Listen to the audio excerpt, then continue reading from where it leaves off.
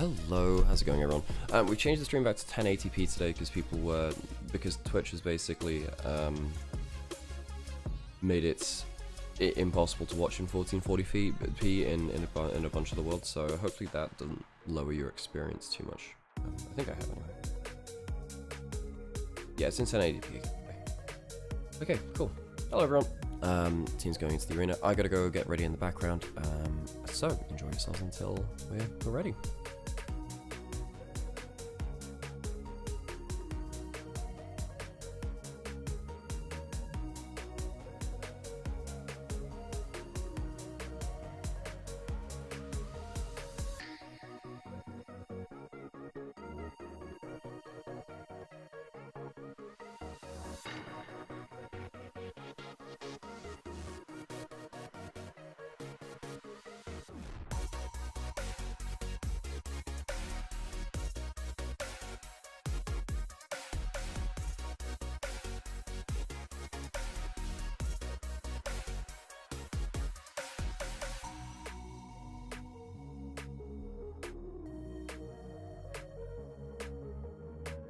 欢迎来到赛前采访，我是主持人洛星。在这里，我们请到了 FunPlus 的中单选手 Care， 你好，先跟大家打个招呼吧。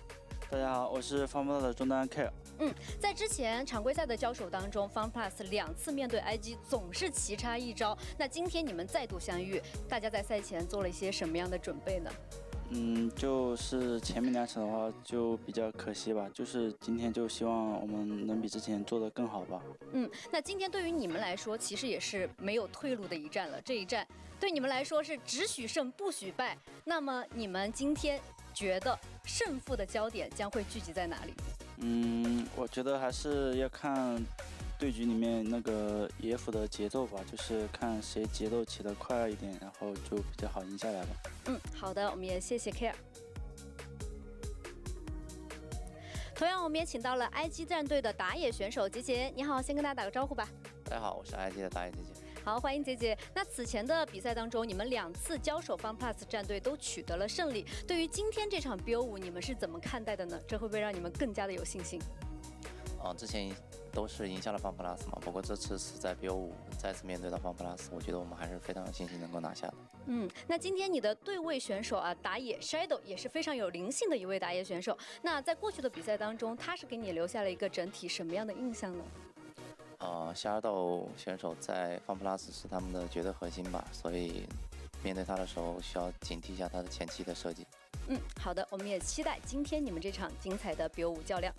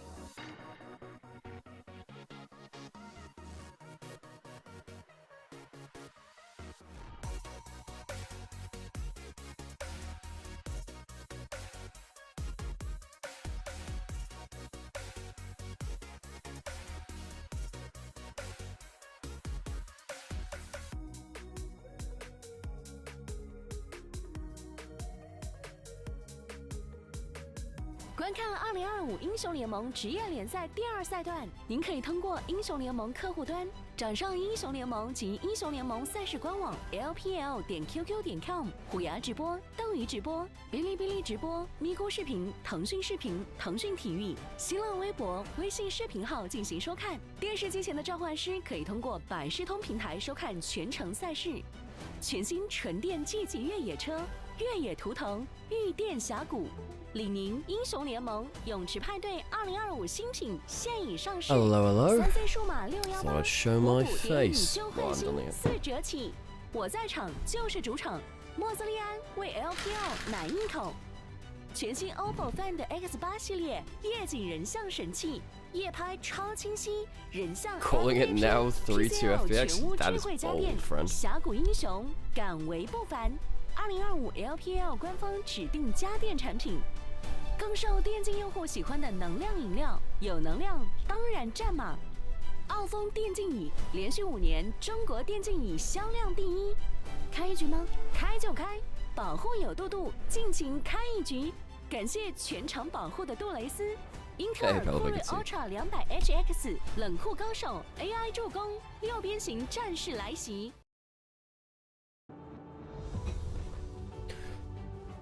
Hello everyone. Thought I should turn my camera 欢 on 迎来 something. 到 that 2025英 needs 雄 to 联 be 盟职业联赛第2赛段 reactivated. 淘汰赛，这里是京东电子竞技 Hello. 中心，让我们有请 FunPlus Phoenix Invictus Gaming。 Invictus Gaming. This is FPX's theme song. Oh no, it's not. This is new music. Dude, I love the music they have for this playoffs. It is so badass. Like, this stuff is just so cool. How can you not 有 get hyped 请 to 上 this? 单 Sheer the Shy。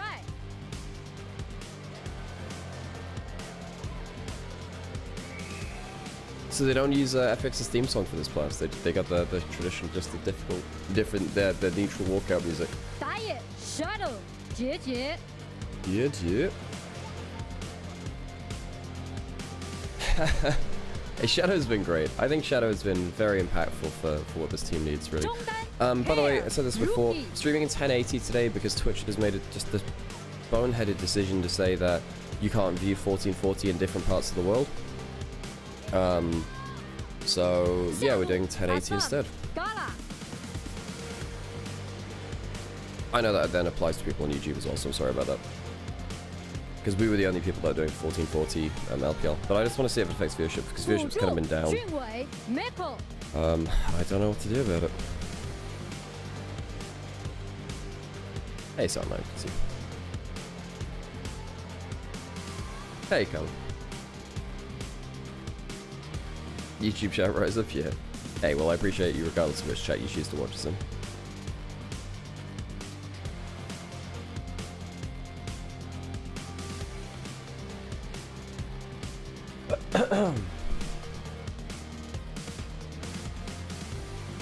LPL 第2赛段淘汰赛第5 Hey, 日 Angie. FunPlus 对阵 IG 即将开始，让我们一起期待这场精彩的对决吧。 She brought confetti with her!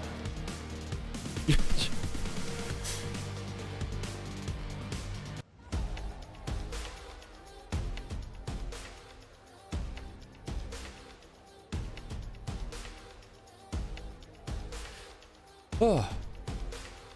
That was a nice little intro onto the stage. So Sam will be coming through at some point. IG coming in as favorites. However, they got blasted by BLG. It was not close. FPX played better against top esports than I think a lot of people thought they would do. What's my prediction? 3-1 IG. Look, I like FPX, and I do think that they played better in their last series than I thought they would. However, like IG are just a better set of individual players. I think if Care has an off game, team falls apart. By the way, Hacker and Shallow Who were having a hey Thorfinn, good to see you. What's he gonna say? Yeah, Hacker and Shallow Who had an Instagram live or something similar to like that. They had a live IRL stream where they were like venting about stuff. And Shallow Who basically Hacker was saying like, yo, your team's kind of like you know, Dockdown with Life, they were kind of, well, basically they were saying that Dockdown with Life completely carried last year's FPX, not Milky Way. So like it was basically just all of their plans were bot lane like has to protect the entire map, and it means that there's no burden on the jungler. So it means that Milky Way looks really good. And now he was really good too. But so that was really interesting, and because that was, you know, Shallow who's the top laner.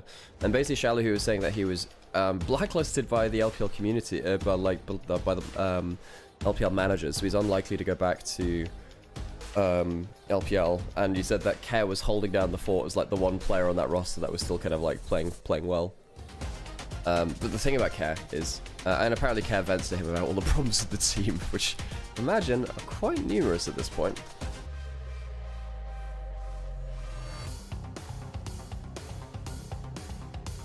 Rookie often faces Faker and solo queue, unsurprisingly. That's cool. I need to go watch some of those replays. It'd be really cool. So into our first champion select of the day. Stuff like the Gwen and Rumble are still up. Vi has often been first ban as well. Talia Pantheon. We get up there, pick some bans, because I often use that to remember what I'm forgetting. It's really hard to get through all of the picks on first rotation. Batting away the Ahri. Now, Cat is a great Ahri player and he plays a lot of it. Surprised to see it banned that way. Talia banned away, so no Talia Pantheon. Pantheon is up though. Isn't FPX just Shadow and Dre Masterclass this season? Sometimes Care is also on that list too. But yeah, typically it's if Shadow and Dre get ahead. I think they're like the two primary characters. I love this track, by the way.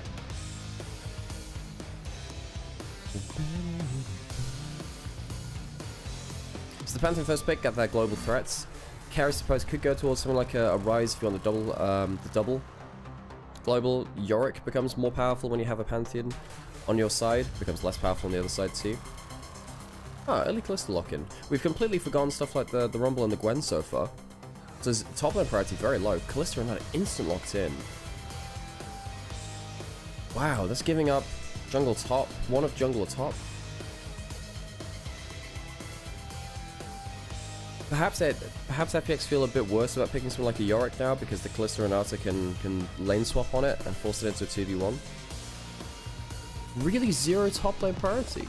I'm very surprised. Typically top laners in the early game are locked in easily, so they lock in that Rumble. Pantheon Rumble's good.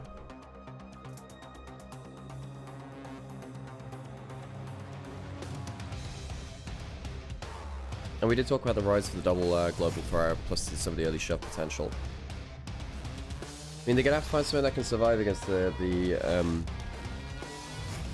Calista and Arta, but what's actually been banned in bot lane? No Varus. You can still go Jhin, you can still go Ezreal, I can still go MF. So I guess all of them are fine. We could go towards the Galio for match global with global. How did FPX get blue side? That's a good question, actually. Was it coin select? Was it coin flip? That's a good question. Yeah, IG with a higher seed than FPX coming into... I guess it was coin toss for lower bracket.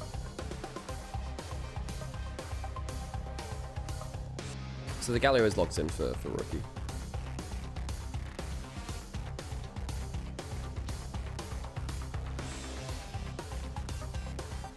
IG, I'd imagine they ban away some of the AD carry picks that could survive, so either... Really, Ashe? I'm surprised it's Ashe of all of them. Ashe Seraphine can't be that good, can it? I know we've seen it a couple of times, but I don't think it's that good. I would have banned out something like the Ezreal or the Jhin instead. Maybe force Kasim into the MF and meaning that they... Maybe out of the MF, I don't know. I don't want them to have the Jhin, if I'm IG. I think you remove some of that CC which can set up for the Rumble ultimate.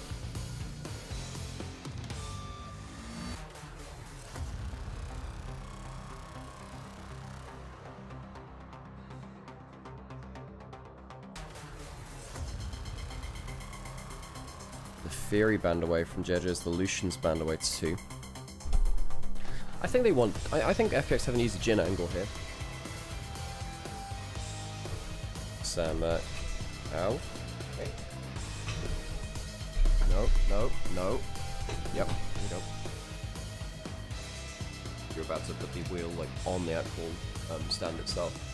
So it would have like, well, yes I know, but like then you just fucking dive-ball in it. Well, but you're not. Okay, Poppy band away from JJ. I'm a little surprised at. You're gonna go for another dash champion? Don't really have another one to. I mean, I guess it would be a little annoying for something like the Alistair if they locked it in for Dway. Hey, Jay, good to see you. Shins out for JJ.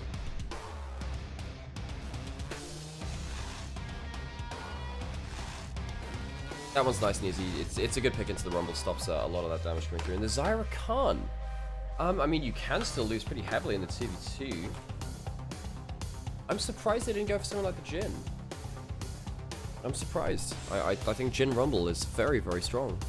Hey, Kuru.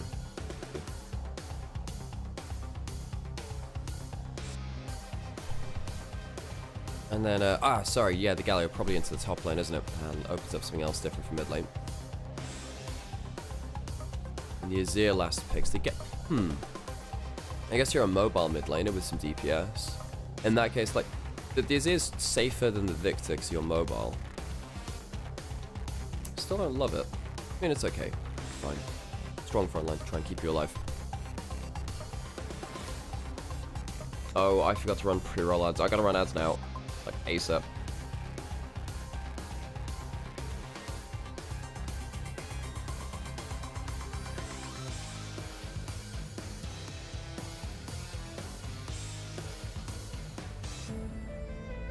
Into our first game of the day.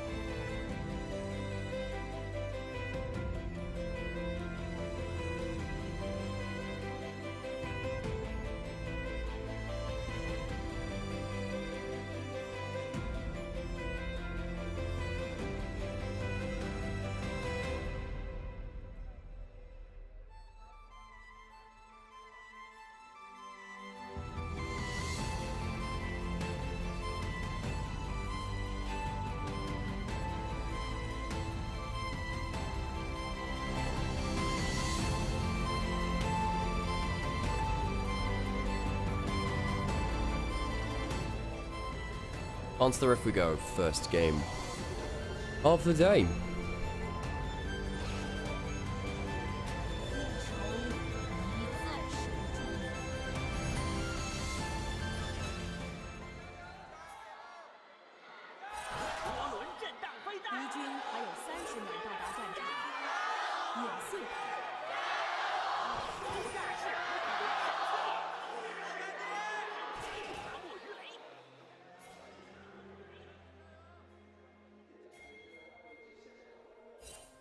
A lot of fans. No surprise, given that it's IG.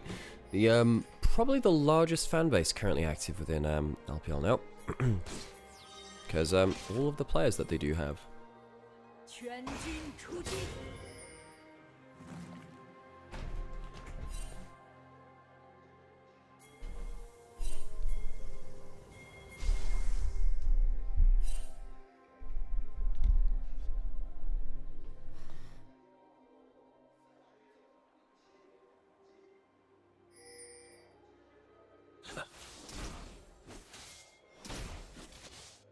Rookie and Cow will be trading Shove early. Both these teams, former Worlds winners, FPX and IG. Neither of them have been to an MSI. No, that's not true. IG went in 2019. I'm wrong. Neither of them have won of an MSI. IG got stopped by Team Liquid in 2019. MSI, of course. And that was the year which the West rose up. With both these teams very changed from those years. Shy and Rookie spent many years away from IG, came back for this year. Garlamako, Jirjit joining the Super Team Initiative after IG were on financial very much downswing.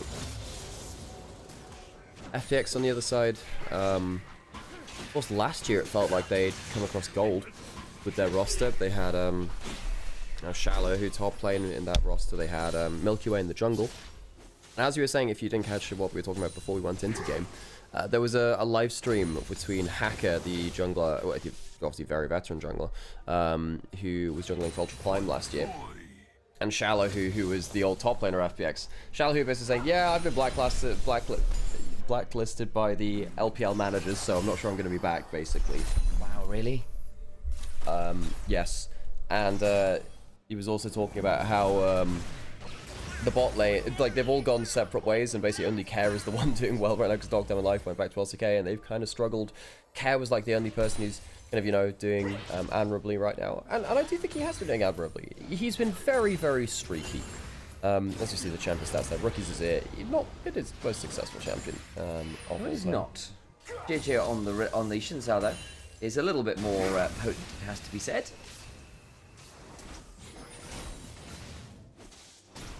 Rookie getting pushed in the mid lane. Rise, very good early game champion right now on point 11. The level 6 spike for him is kind of insane to increase his combo strength by 60% off 40% as it was before, which is kind of insane for the early game. Much so. Shadow.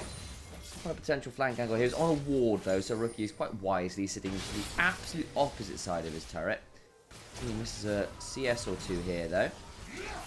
That was 2 of those 3. Slightly frustrating, but we'll get to a reset. Good shove though from Care early on, as we were kind of talking about. JJ was there escorting in as well. Mako gets rooted. Good chunk on him. Shouldn't be anything more than that. Or maybe it will. Well, a deadly plumage rather running. So also heal out of Mako, who's aware they could have just kept running there and waited for more cooldowns, but it could have gotten a bit dicey. A good knock up by Dway. Dway, a player which we have all had our eyes on, I think, collectively. I think. Ooh, jumping forwards again. Does get the knock up onto Gala. Roots as well. Good damage. Picking in the Kalista Rakan late into the draft on 4-5 IG. I think, in my mind, I don't think that they considered this to be like a particularly crazy lane. The Kalista Renata is so lane dominant, but losing a couple of trades like that does mean that you lose a bit of presence now in lane. They had built up a 10 CS lead, and they'll slightly lose that now. Hope their back's interrupted slightly here as well. It's a bit annoying for them. Again, Mako doing some body blocking there, but Dway just being obnoxious as possible. Surprised that Gala cancelled his recall in the first place at all, actually. Thought that Mako would just be able to body block the first one. Not like you can cancel both of them that easily. Gala goes back, first item boots. And Assume will come back after his own recall too. He's got a slight freeze on the way to be able to push that out. Now, typically, this is the point in the game where if you're going to swap lanes, you do it now. But it seems like both teams are electing for standard lanes. Which is a little unusual with the Kalista lane. You obviously can go, yeah, I think I'm going to get out of here now. There's boots to deal with. I don't want to deal with this. Goodbye. And Gala, that's his 600th game in the LPL. Time flies, doesn't it? I remember when he was coming in... God, when was it? I mean, I remember him winning MSI first time in 2021, of course. This guy's been really exceptional for a long time, actually. One of our longest standing LPL players at this point. A good split, I think, on the whole. IG often relying on him to be a bit consistent when some of their solo laners are doing silly things, shall we say. Guy, he jumped on with a shield vault here. Still got that shielded around. Let's get interrupted mid-Justice Punch and hit by the Equalizer. That's a bit awkward and ends up, I suspect, going down here. Does get a little bit of time, but the Electro Harpoons come on through. But a turret shot's there to make it a 1-for-1. Yeah, no, the Shy gets one back, and it wasn't the interrupt on the E, he just cast it backwards. So he went, like, into Shadow for the extra CC. Didn't feel like he could get the E angle right to get past him. Would have been death if he'd done so. So the Shy... left in a bit of a pickle. Probably could have flashed a little earlier to open up the angles. JJ will start up Dragon on the other side. Should be able to do that one. And that will be secured.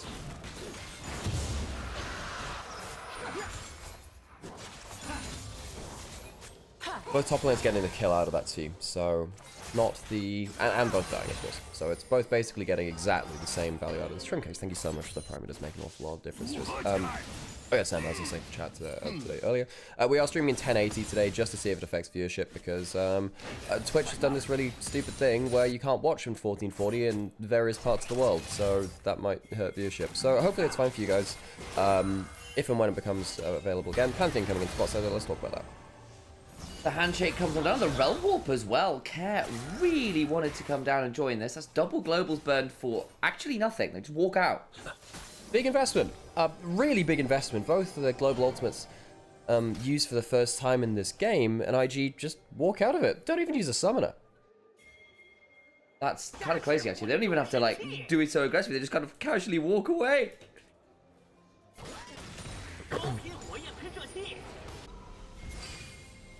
Well then. Turret crashes. Oh, turret crashes. Wave crashes into the turret. That's probably the correct way to phrase that. As the Shy is around, picking up that wave on the whole. Good for him on the top side to pick up that 1-for-1. It keeps him happily in the race after that gank came on through. Cheer still top side, gets a bit of a chunk there onto goal. Doesn't lead to all that much.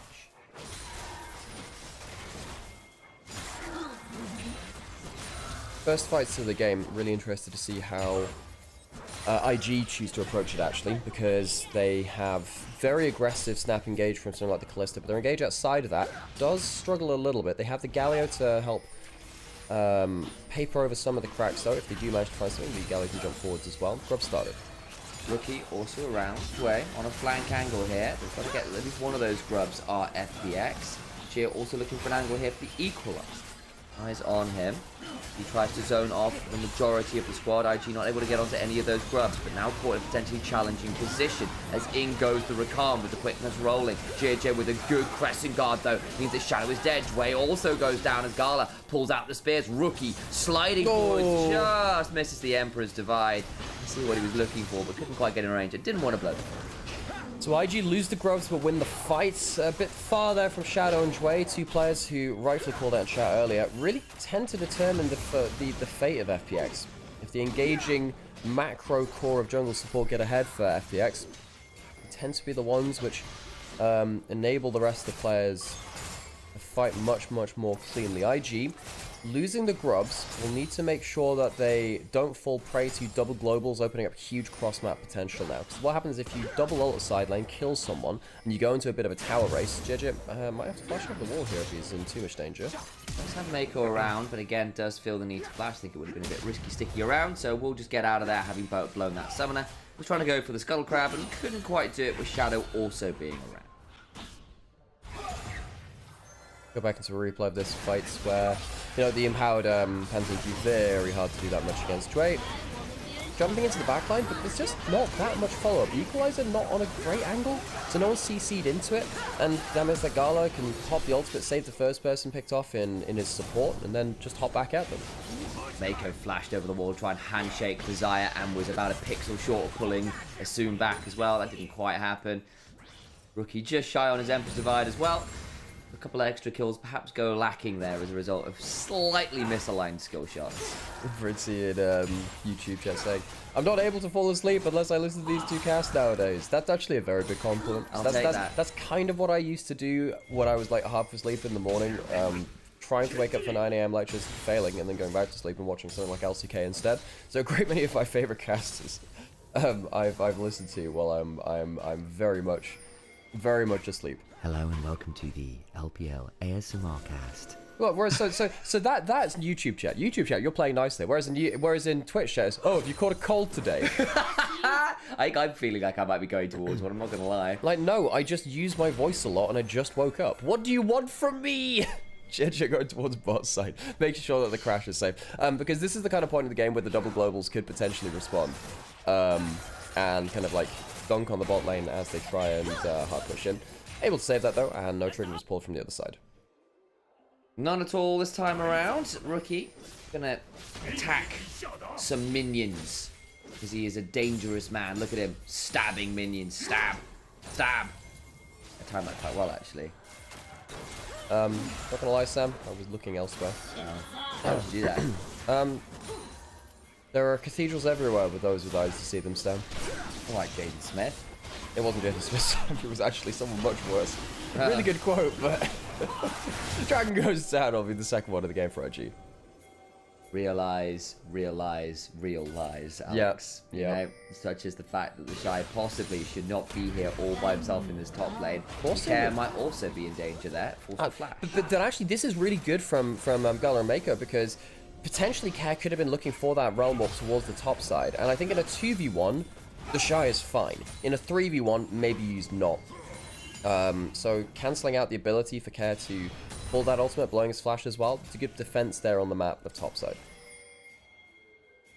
That he is. Gala, potentially a bit of danger. That is not the best Grand Starfall I've ever seen. Immediately handshook, hey there, nice to meet you, take my business card. And Pantheon wonders what exactly he's turned up to. FPX now, what? 0 for 3. They're going for the fight. Sway will battle down Sway, throws down the quickness. That means JJ is actually really deep here. I don't know whether he actually had to go all that far. Misses the wind, becomes lightning, and therefore the bailout means nothing. It was a one-play, IG. You really didn't need to do that. But both junglers just going mad, and now that's opened up an opening onto mid lane. Flash doesn't get Gala over there, cleanses away, doesn't survive, but soon flashing on forwards with the deadly Plumish. Mako finally gets off a hostile takeover, but it doesn't really lead to all that much, and IG lose another. In fact, Mako might now be in danger, but Soon doesn't quite have enough attack speed to continue to threaten Mako. I was a little bit worried there that Soon could dive under turret, use the ultimate to go forgo a tower shot, and then get the kill there too. But FPX, first off, it starts with them getting another kind of Duff global. They've used 3 globals in this game now, and it's not gotten value for them. While all this is happening, Rookie has been in a side lane taking those turret plays, so we get some value. But remember, this is just after Shadow got handshook on the tower. Jada decides it's his turn to do something crazy instead. Hair walks over. I guess they don't expect the Rise to be there, maybe. Maybe they thought he would go towards, he would be further towards bot lane, but even then, he has ults. No, he could have done this the first time. He uses it the second time. Just IG on a macro sense, losing track of where people are on the board. And then they also fell for the oldest jungler trick in the book. You fail one gank and you go, it's fine, I'm leaving. You just sit in the bush for 5 seconds and walk back in again. They left and Care just realm moves right back into mid. And yes, absolutely well called out there as well. Dre, with his W positioning onto Gala, just saying that, look, you're either moving, you're walking forwards into the team, or you're flashing back and still getting caught. Really well played from Dre, who, as we were saying before, so important to this team. As we move into the next part of the game, first items now being hits. Rookie does have a decent amount of gold. The overall gold lead, not that crazy, because Rookie did get a lot of plates traded for the plays in mid lane. And of course, the Shy into double AP solo laners, and then also the Rakan, who's technically into, you know, well, technically kind of magic damage too. The Shy can be a real thorn in the side for FPX.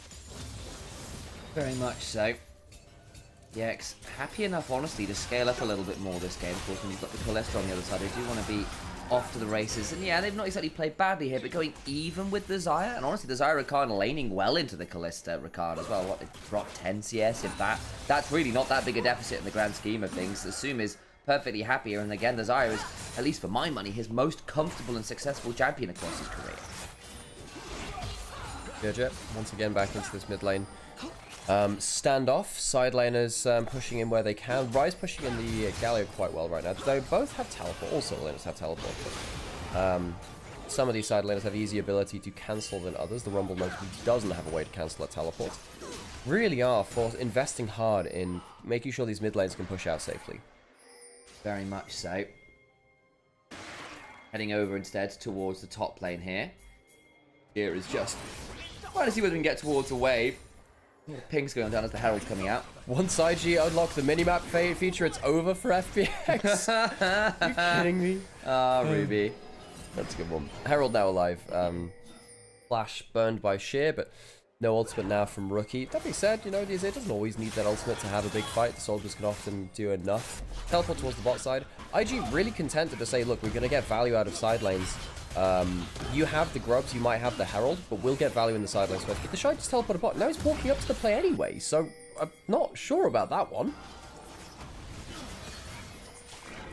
Towards the Herald we go. JJ comes over the wall. Eye is up, and it's Assume with the feathers that ends up securing it. Crescent Guard used early now. Assume in danger, goes up into the air himself. He's actually still within the Crescent Guard. The Shy comes flying on him with the Hero's Ember. Flash over the wall for Shield Durand and gets it onto the Xayah. Hostile takeover. It's excellent to lie Sheer. A lot of value immediately, and that Rumble will die as well. At the very least, Care gets Gala. But it's already a 2-for-1 in favour of IG. Nice pump onto Care. He just get hit by that Justice Punch. Interval can flying on out, and that'll be the end of things, I think. Good combo by Care at the back end there to make sure that he gets Gala. Some extra gold onto the Rise won't go amiss either. And of course, FPX do get the Herald too. So now they have 3 grubs, they have the Herald, and they can break open a tower very easily. In fact, that would be an instant kill onto the mid lane turret. The way that Herald was changed a patch or 2 ago was the first charge from Herald does more damage now, and then any second or third charge after that point does a little bit less. So the initial pick on to Assume, it's a little hard to close it down because they have to invest a lot of flashes into it. but it does end up getting what they came for. It really is just care on the flank there, getting some good machine gun vibes to even up some of the DPS. But of course, by this point, you know, the damage is already done. The Herald was secured, will be used to break open the turret. Does that. Dragon just spawned as well. That would be Invictus Gaming looking for Soul if they can get to it. But of course, having just lost priority in mid lane, they are going to be forced to re-enter the river a little less cleanly than they might like. They're on vision here as well as FPX. That mid lane bush. Trying to be as obnoxious as possible onto the Dragon. Rund getting stacked up. And remember, FPX have lost both of our big grouped up fights so far. Can they find a way to get that equalizer to be the real big difference maker? Yeah, eating a bit of damage. Audacious charge in, gets knocked for the free talent strike, goes down, important kill. The equalizer is down for Chase immune most of it with the Crescent Guard. Already doing as much work as the Shy. Does go down, but it's a lot of space in the front line. Another 3 talent strike gets Sheer in a dangerous position as Gala continues to hop. He's got Bailout running, trying to get the Rend. Will go down if the Bailout gets that kill. Doesn't actually end up going down as all the while Sheer does get brought low as well. It is Assume alone that survives the fight. IG find themselves another grouped up fight. Might be losing a little bit in terms of some of the macro that was being played out beforehand, but this time they do get themselves a real whitewash fight. Gala gets to jump forwards. The equalizer doesn't get a big value either. And of course, at the start of the fight, Care getting taken out very quickly meant that FPX were playing scramble defense right from the off, really. Rookie will even get himself a bot lane out to turret, and now they start to take off, I think. Starts with, you know, stacking up the Rend onto the Dragon. A really good win becomes Lightning. JJ doing quite well, actually, in these fights to get onto a target first. He got onto Assume in the first player around that Herald. He gets onto Care here around the Dragon. Despite some earlier misplays, he's done quite well on these ones. As Gala used that bailout to really threaten, and that Q over the wall is just as accurate as it needed to be. Great vision toggle there as well to show that Gala basically did a lot of that blind, landed all his shots, comes away with a couple kills. The Kalista suddenly right back in it at the spike she needed to be. IG find themselves at Mountain Soul point. When you've got things like a Galio, a Shinta on the front line. Yeah, not bad. Honestly, even Kalista, right? Especially as she starts to build towards things like Terminus and Jack Show. Very obnoxious if you give her more resists. Especially when you have the Galio ultimate over the top too, it just all stacks up, doesn't it? It's just everything. Everything makes it really hard to kill, and then you know Galio House of Cards. Huh? It's like I was stacking up. I was going for House of Cards, and I think a Galio jumping on top of House of Cards, and it amused me. I don't really know that's why my brain worked. It's Galatro. Galatro. Galatro. You know, we were in Thailand at the start of the year. And I was on my Balatro craze back then, and there was just a card hanging from the ceiling. It was kind of like dirtied up in the way that a lucky card was. So like I was somewhere in the Thai mountains, and I was like Balatro, lucky card. It was really because I think I hadn't played that with Balatro at the time, and I just hear Alex losing it. I'm going, what on earth is happening? I have a video. That's great. Anyway, second items have been hit across the board now, largely anyway. A couple of less affluent. Well, I'm actually surprised that shit doesn't have it. Weirdly, guess he might need that for another recall. But okay. IG breaking open side lane turrets. FPX not really able to do the same. They broke open the mid lane turret, of course, with the Herald. They do have 3 grubs. If they could cross map, they could claw back some of this gold. But the problem is they bought into too many big fights to allow that gold to get out of hand, and that means that it actually becomes quite hard trying to, you know, take down someone like the Shy or Rookie on a side lane. It becomes a bit harder now. Might try and go towards the side lane. Shadow Dre going towards top side. Haven't seen a big old global play come out of FPX in a while. They kind of failed in the first couple attempts of it. Bit of a problem that they've started giving up on that now.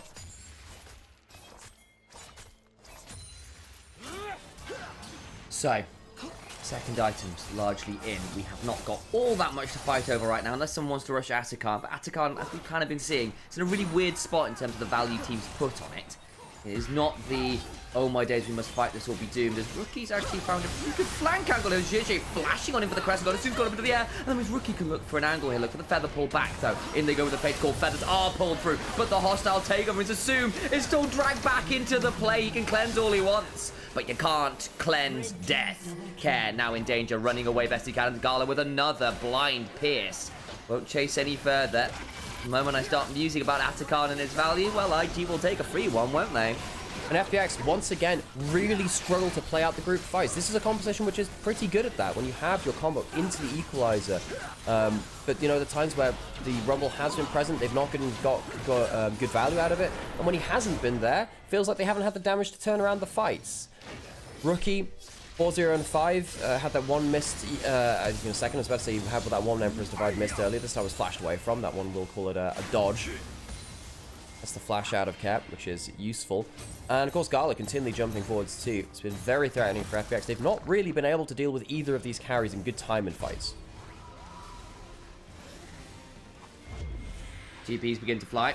Dragon in a minute. Soul for IG now on the line. I think Mountain Soul at this point feels like a bit of a death knell. You've got a Bloodletter's Curse. Congratulations. That's the one bit of pen you've managed to build up so far, and that's not going to change all that much in the grand scheme of things right here. Greenlace Crush is largely upgraded too as well. The Black Cleaver done for Zhe. Just rattling through the items here because it is tricky. At least on the whole, you have got second items done for FPX, so it's not the biggest discrepancy ever. But I think this fight is going to be a difficult one, and FPX are going to be obligated to take it. Care finally gets in towards the side lane. Their first side lane turret taken at 23 minutes, but when you had all 3 grubs, when you got that Herald, felt like you should have been getting dominance on the map in terms of towers taken. IG, on the whole, have been very good at finding fights to stop FPX from really getting value out of the wider map. Dragon is now spawning. FPX are behind a significant amount of gold. They've lost every grouped up fight up until this point, and IG have a soul on the line, so FPX, they'll have to dig deeper to find something they've not been able to achieve so far. Another Grand Starfall, they've not been all that effective so far. The Equalizer bluntly sucks. Now Care's in danger, running away. GJ is split off, though, here into the quickness. Will finally throw down the Crescent Guard, but it's not actually getting that much safety right now as he's slowed down. GJ under the turret gets some work done, but they don't keep him alive. Care is traded. The hostile takeover is pretty good, but Mako is taking a lot of damage from it. The Aegis comes on through. In comes the Redemption. Where is Galio? Only turning on up, but Rookie and the Shy with a heroic Emperor's Divide brings down the whole squad. Gala brought back to life with a bailout, and they brutalize the 5v4. The 4-man wombo combo of the 2018 World Champions. Rookie and the Shy. Slide, glide, Emperor's Divide with a heroic twist onto it. They'll get Soul, they'll get the bot lane turret, and IG have been so much better at FPX in the grouped up fights. I need to see a replay because the Shy just meanders down the river and the Rookie goes, finally, I can put out the bat signal. We'll get a replay of that, of course, so we'll have to have a look at that again. Of course, we'll take a look. Care initially goes for a play around the flank, but he gets slowed by the Rylise, which has been a much more common item on the Azir. And he gets handshook out of the ultimate at the very last second. He goes down. One of the big pieces of the engage from FPX goes down with it. But, you know, you think, well, 1 for 1. FPX finally gets something. Maybe with their ultimate remaining from Dway, they can, well, not from Dway, but maybe with their last kind of combos they can get into it. But 4-man wombo combo, Emperor's Divide, heroic entrance, airborne for enough time to get some frequent flyer miles. Really good combo from the solo laners. That was really nice. Of course, the Shy wasn't there at the start of that fight. He was elsewhere. Wanders on down, and then Rookie puts up a 7k damage team fight. Not bad going. At 23 odd minutes in the game. GG will hop on and nab away a Gromp. Shadow now forced to run away. Can he run away far enough as Rookie goes sliding over the wall again? Mako flashing on forward with a loyalty program. Fakes the handshake and allows them to get the kill onto Pantheon. In goes Dway as well, but he's then just immediately handshook afterwards and dies as well. IG with another couple picks.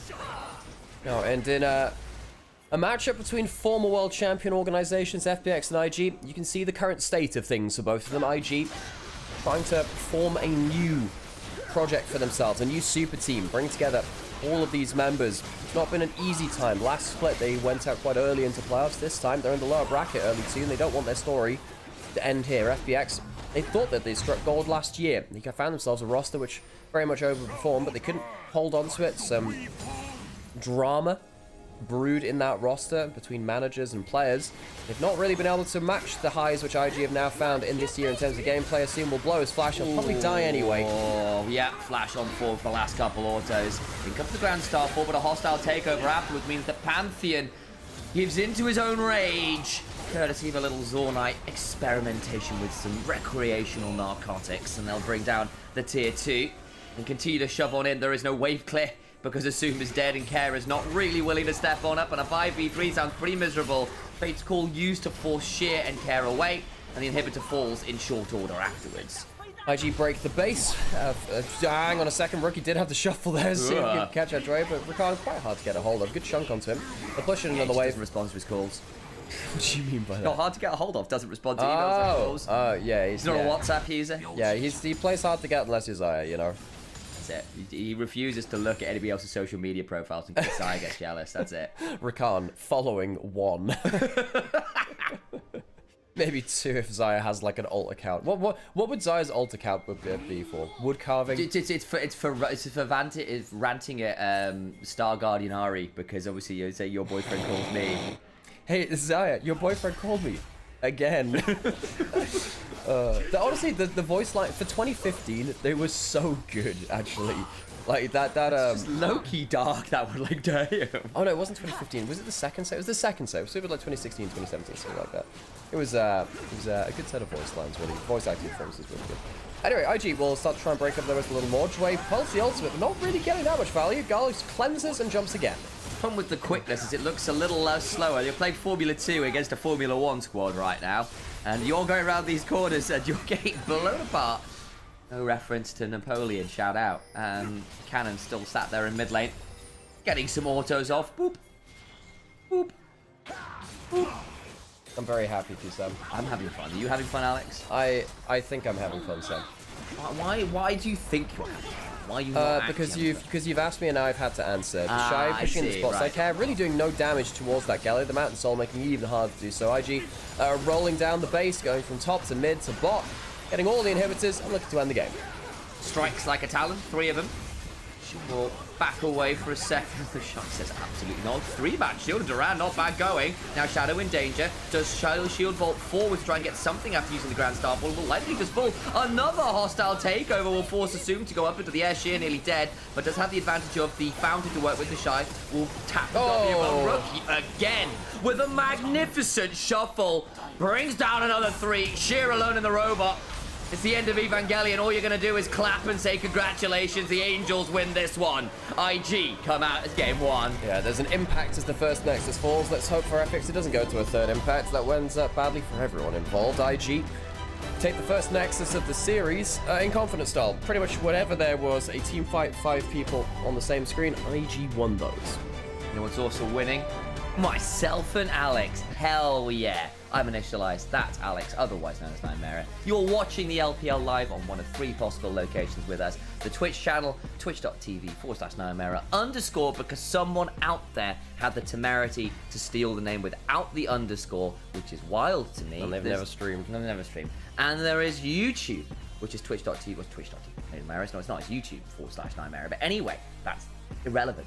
The other place, of course, is Anivia, who we are collaborating with to bring this out to as many people as possible, and it's a pleasure to have you all in here. Thank you very much for the Prime subs we got in the game as well, guys. It is much appreciated. For those of you back home who do love the LPL and do want to support us, please do consider subscribing on Twitch in some capacity. It does keep us all afloat here, doing what we can. And again, thank you for all the followers. We're nearly at 9k followers here, which is pretty damn cool. Yay.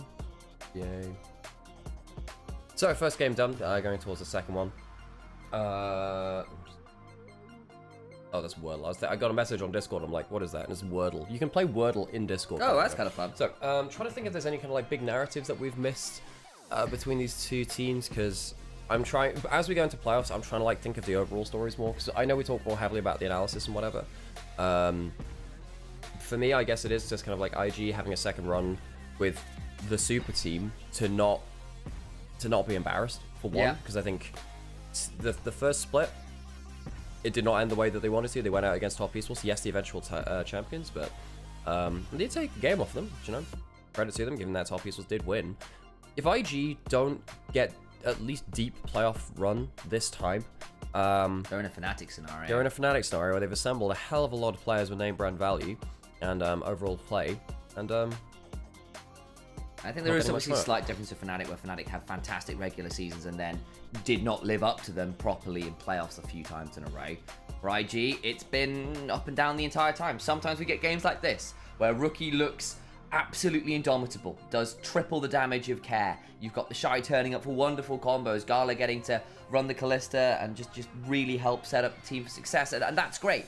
Then we get the other side of IG, the next game nearly guaranteed, where someone just runs it down and the team looks way too lost, way too over-eager, and all of the plays look a lot more questionable. I think consistency has hurt them in the long run of things here at the LPL. Right, I am gonna go take a break, folks. Go for it. Another coffee, and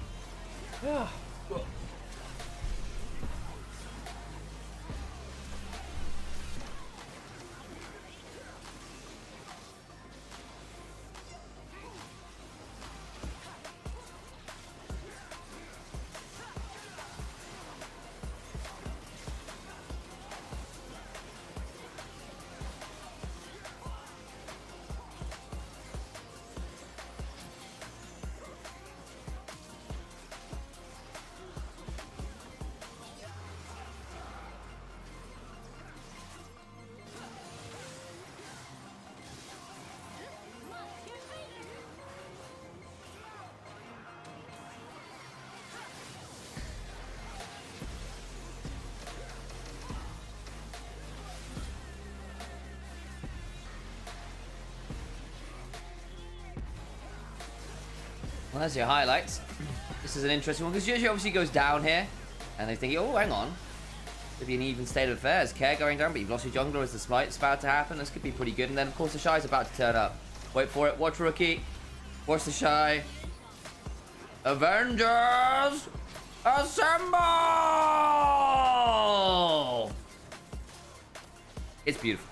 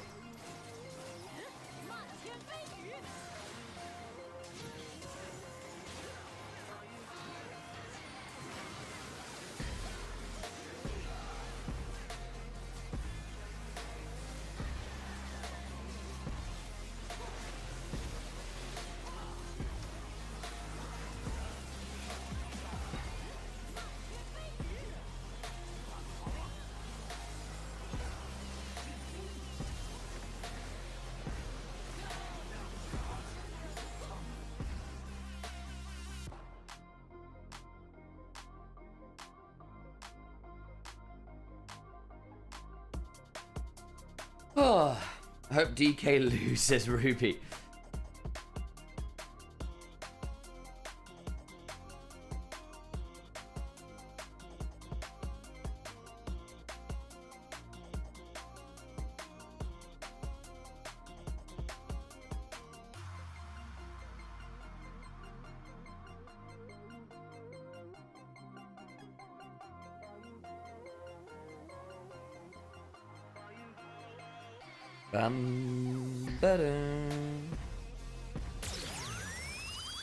How y'all doing, folks?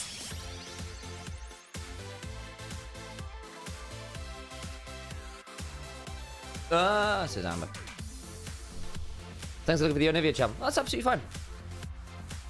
So yeah, we are live on YouTube on multiple places again, Karma. But nice to have you in here.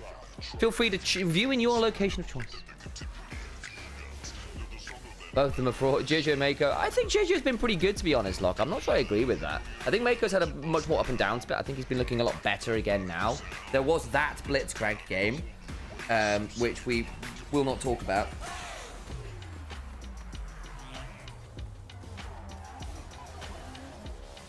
But outside, but I think more recently he's been pretty good again. I think JJ's actually been pretty good. Yo, Austin, good to see you. How's life? Sounds like Sam. That it is indeed me. I'll say hello. Alex is on break with me. Nothing. How's life, guys?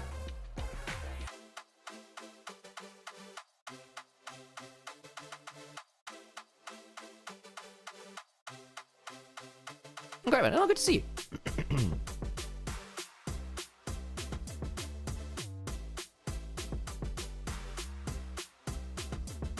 Yeah, IG, Mako's playing super on point this game. I agree. He played really, really well. 6 out of 8. Yeah, 1 for jungle. Yeah, GG actually had a really good game too. I agree. 1 for top. Yeah, the Shy was good. Yeah, I think but Rookie is probably the obvious choice here for me. Learning how to distinguish your voices only took me 11 streams. Wow, yeah. Freguson, what is that? What is the club, by the way? Because obviously I've seen people mention, and but I don't know the hands here. I don't know the context. So what actually is it in terms of its voting rights?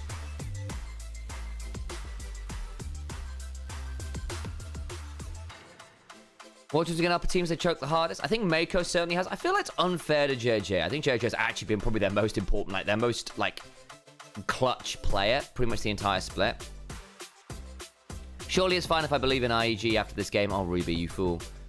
Oh, I've got Amber's in chat. Is this Korea or Japan? This is neither. This is China, actually, this league. It's kind of fun. Though, obviously, we started by commentating Japanese League of Legends, so we certainly have a lot of love. I used to live out there as well. So I used to live in Yokohama, is the other thing. So I was a resident of Japan for a little while. I had to run some ads, actually, as well, while I'm thinking about it. If you don't want the ads, folks, you need to hit the subscribe button on Twitch. That's the plan. Samsational, Samtastic. Hello, Vatasu.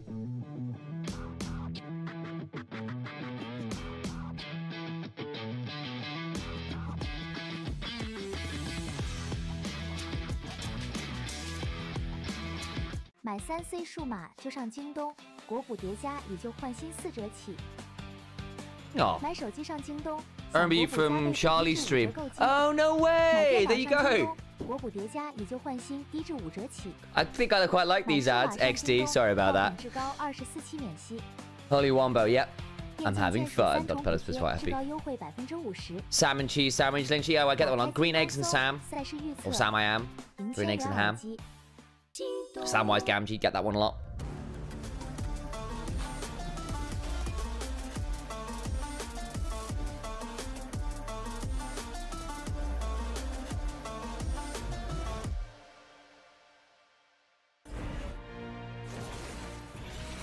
Yeah, good to see you from Charlie's stream. We do love Seku here.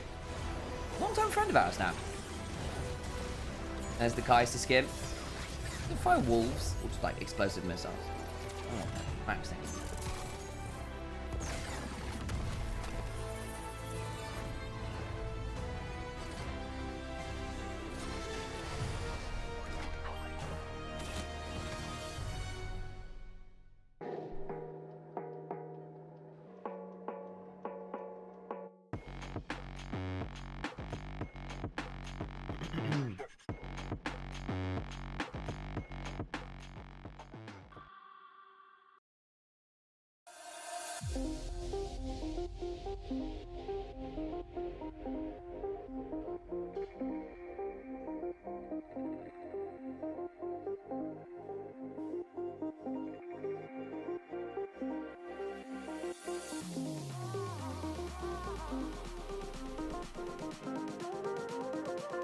I wonder if LPL players will use it a lot when it comes out. Yeah, it'll be interesting to check.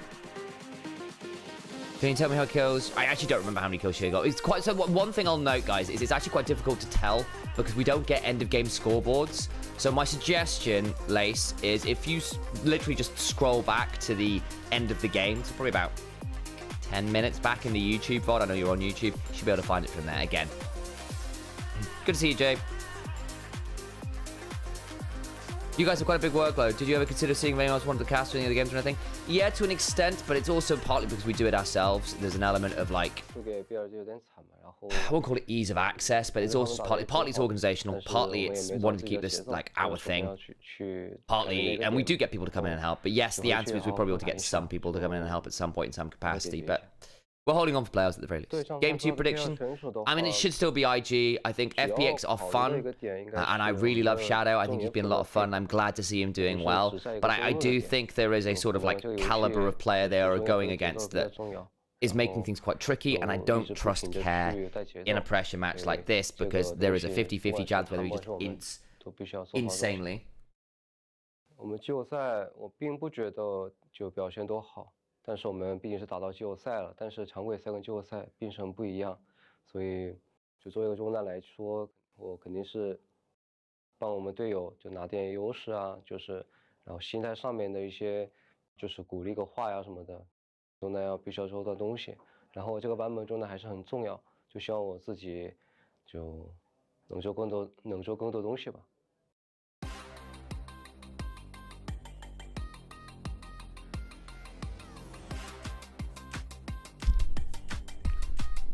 getting ready for our next game shortly.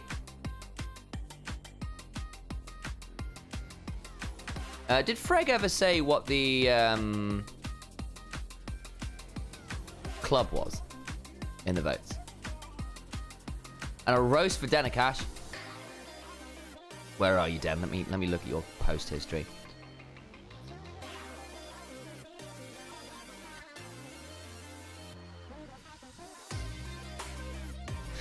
Alex, we need a roast for Denakashi. I'm just trying to find out. I was going to click on the name and see.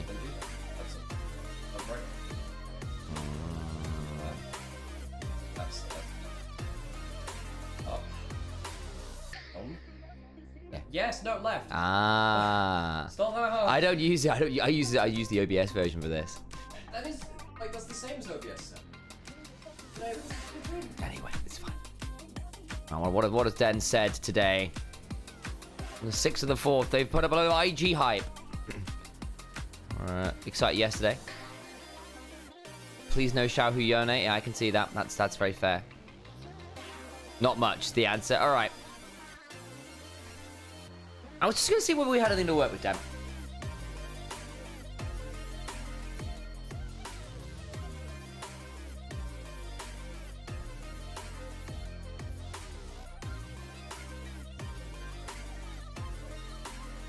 Alright, Dan. You have decided in your infinite wisdom to support Invictus Gaming today, which, as we all know, is a form of self-mutilation and torture akin to being a KT fan. I don't know who hurt you. I don't know why they hurt you. But you just need to have more love for yourself. Because clearly, you have no self-respect if this is a team you're putting your love and life on the line for. And I can only put my heart out to you and say we're here for you if you need support.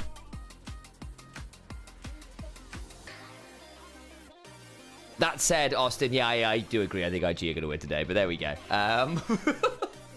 But therein lies the trap. Therein lies the trap. Ruby, true words have never been spoken. Yeah, well, Ruby's also in that unfortunate fandom.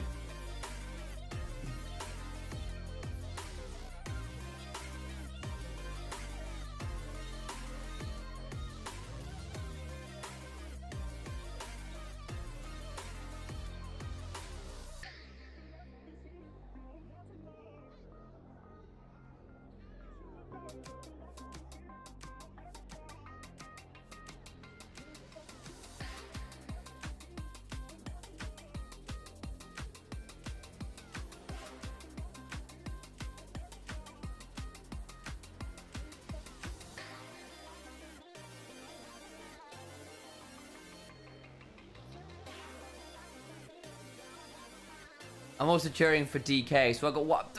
Den, why are you doing this to yourself? You think Sheer and JJ are having a good game so far? I think JJ is. I think Sheer's having a rough time. But that's no... There's obviously a chance I can turn around. Hey, Thorfinn, good to see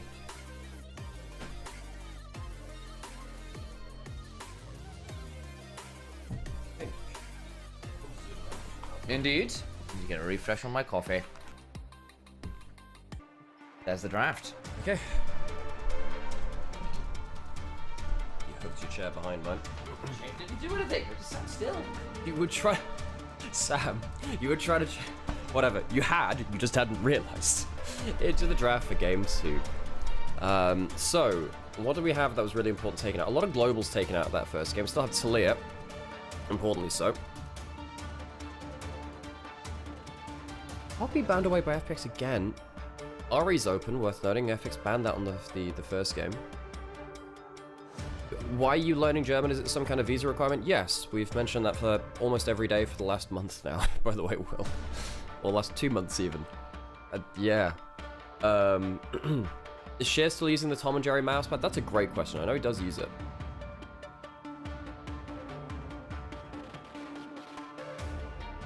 Talia locked in. Vi separated from the Talia because that's like the combo which is left. Rookie's happy taking the Silas though. Silas Vi is also really nasty because it kind of guarantees your abscond abduct lands on a target. I mean, Neferi's good into both of them because you can press W onto a lot of their stuff. Gwen can press W onto a lot of their stuff too, actually, thinking about it.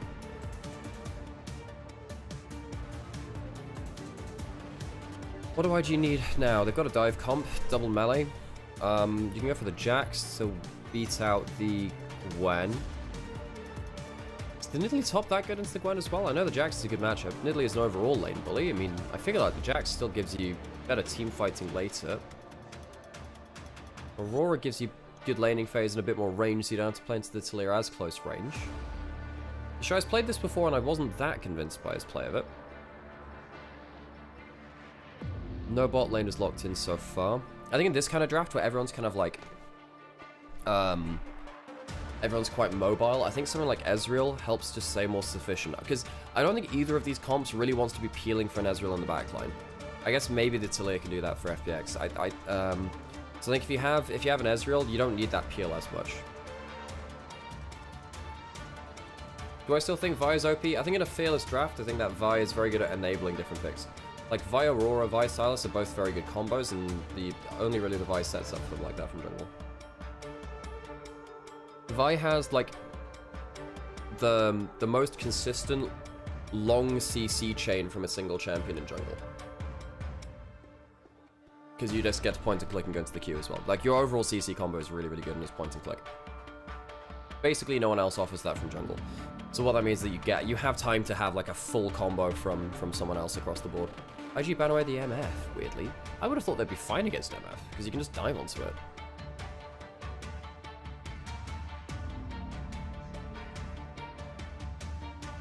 Kai'Sa away from Gala. Again, I think Ezreal's really good in these kind of drafts. Ban away the Alistar? I mean, I think Jhin, Ezreal are the two which I think of. Well, okay, Lucian's in there too. Yeah, I forget that Lucian's better again now. Yeah, Lucian should be added into that. Again, someone that's fairly self-sufficient, very mobile. We are on the patch where Senna is very strong. I don't love the Senna in this draft. Well, no, maybe I do. Maybe Senna's okay there, because you can make a tank much tankier. I'm going to assume... I don't think that's a real hover. Surely they don't lock in Samira. No, the Senna is much better, I feel. Samira, I mean, is pretty good into melees, I guess, but... now you get the... Now, the good thing about the Senna is you make someone much tankier.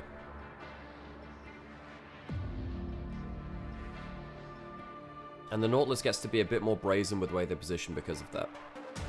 Problem is, the Senna is still actually quite vulnerable. If I click R on you, you die. I guess what FPX is saying is that if you jump on the Senna, Gwen, Neferi will run back at you while Nautilus kind of disrupts your engage. Warm for Mako. That's a good laning phase pick. But it doesn't help to dive. At all, really.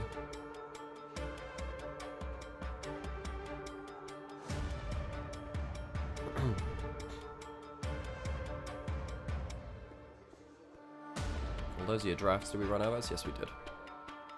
KT picked Javik. Nice. I'm happy for them. Happy Pride Month.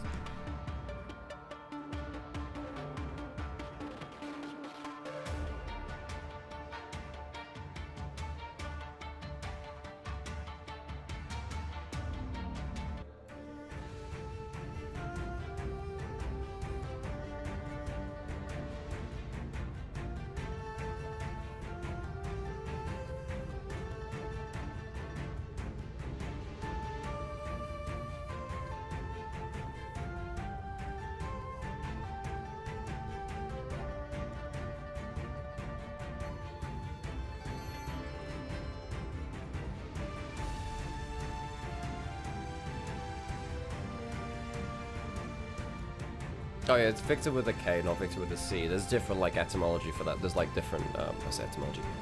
As, yeah. If you spell it with a C, it's tapping into a different, like, culture, basically.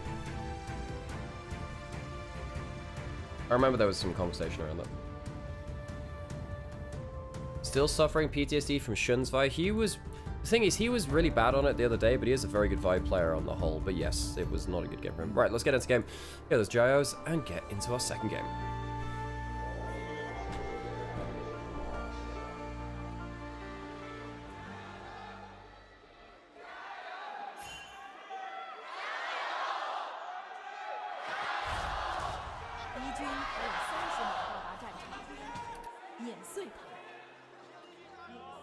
An errant Lagand, yeah, thrown in there. Any funny business at level 1? No. Not with the Nautilus, not with the Braum. I guess the thing is, the Nautilus does want to hook into a Braum at level 1, but the Braum doesn't have a great way to start a fight unless Salah starts E at level 1 too.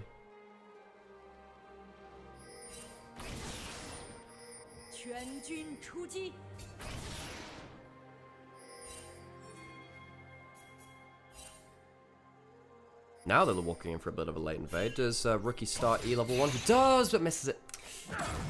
Now suddenly Cat can walk back. Hooks put in. We did say, hey, it's pretty hard to start the fight as the Nautilus into the Braum level 1, but if they leave themselves out of position, that'll definitely help you. Rookie loses the flash and starts E and has no HP now at level 1. Starting the Doran Shield gives him a bit of regen, but he can't farm a Q. Rookie's in a bit of a rough spot.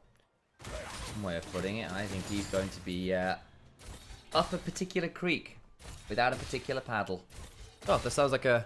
Well, without a paddle, you know, if you had a paddle, it sounds like a lovely experience. It's to be a lovely experience. I think the smell might be a bit funny, though. Ah, that's a shame. Oh, all of this environmentalism would have helped us with saving our waterways. Gala is going to get the passive onto Dway. Got a comment about renationalizing water. I mean, we should, but... That wasn't actually what I was saying, but, I mean, yes. Old water companies accountable, by the way, and industrial waste. There you have it. As Rookie eats a lot of damage. Ow, ow, ow, ow. But again, he's doing his alright to at least get to level 2. The problem is, Kare's still got half a mana bar to work with, and Rookie has to be a little wary here. Things like... He'll be teleporting now. No, he's teleporting back now. He just needed enough gold to, like, actually have something worth backing for. So Kare realizes he can't, like, go into turret without, he can't stop the back without going into turret. So Rookie will come back with like a refill or a Dark Seal or something like that, regen on his HP. And yes, it sucks losing that teleport early, but you need to get it back in as soon as possible to kind of like normalize what should be a more even matchup in mid lane. Slightly frustrating win rates there for FPX, but I do think a few of them kind of lied to how good some of the players are. Dway has pulled off some absolutely incredible Nautilus games. We had a whole highlight reel of 30 seconds of him in one play where he got an MVP not so long ago, where he just buffed through absolutely everything with Nautilus hooks and Shadow. Reminder, 17 kills versus JDG. Long ago on that Neferi, so we're able to do some good work on it, as assume. Senna as well, doing his best to follow up on Dway there. Looking to see whether someone will be over eager stepping up then. Yeah, he forced the E out of Garlop. That's who he was aiming for. Shadow on the bot side taking that scuttle. And Gray just hanging out in this brush. Lands a hook this time. He's got more HP to work with. Gets that slow. Doesn't get the passive back onto him. Just doing his job of just slowly whittling down the Braum. All of those pots are now gone. I'll note that Assume and Dway both have a health pot, of course, but having the Senna in your lanes means with the piercing darkness you can find healing.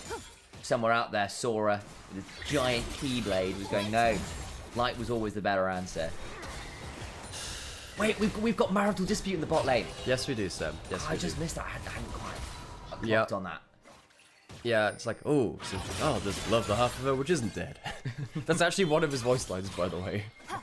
Because basically Lucian, hang on a second, he will get tanked up by that Dolly.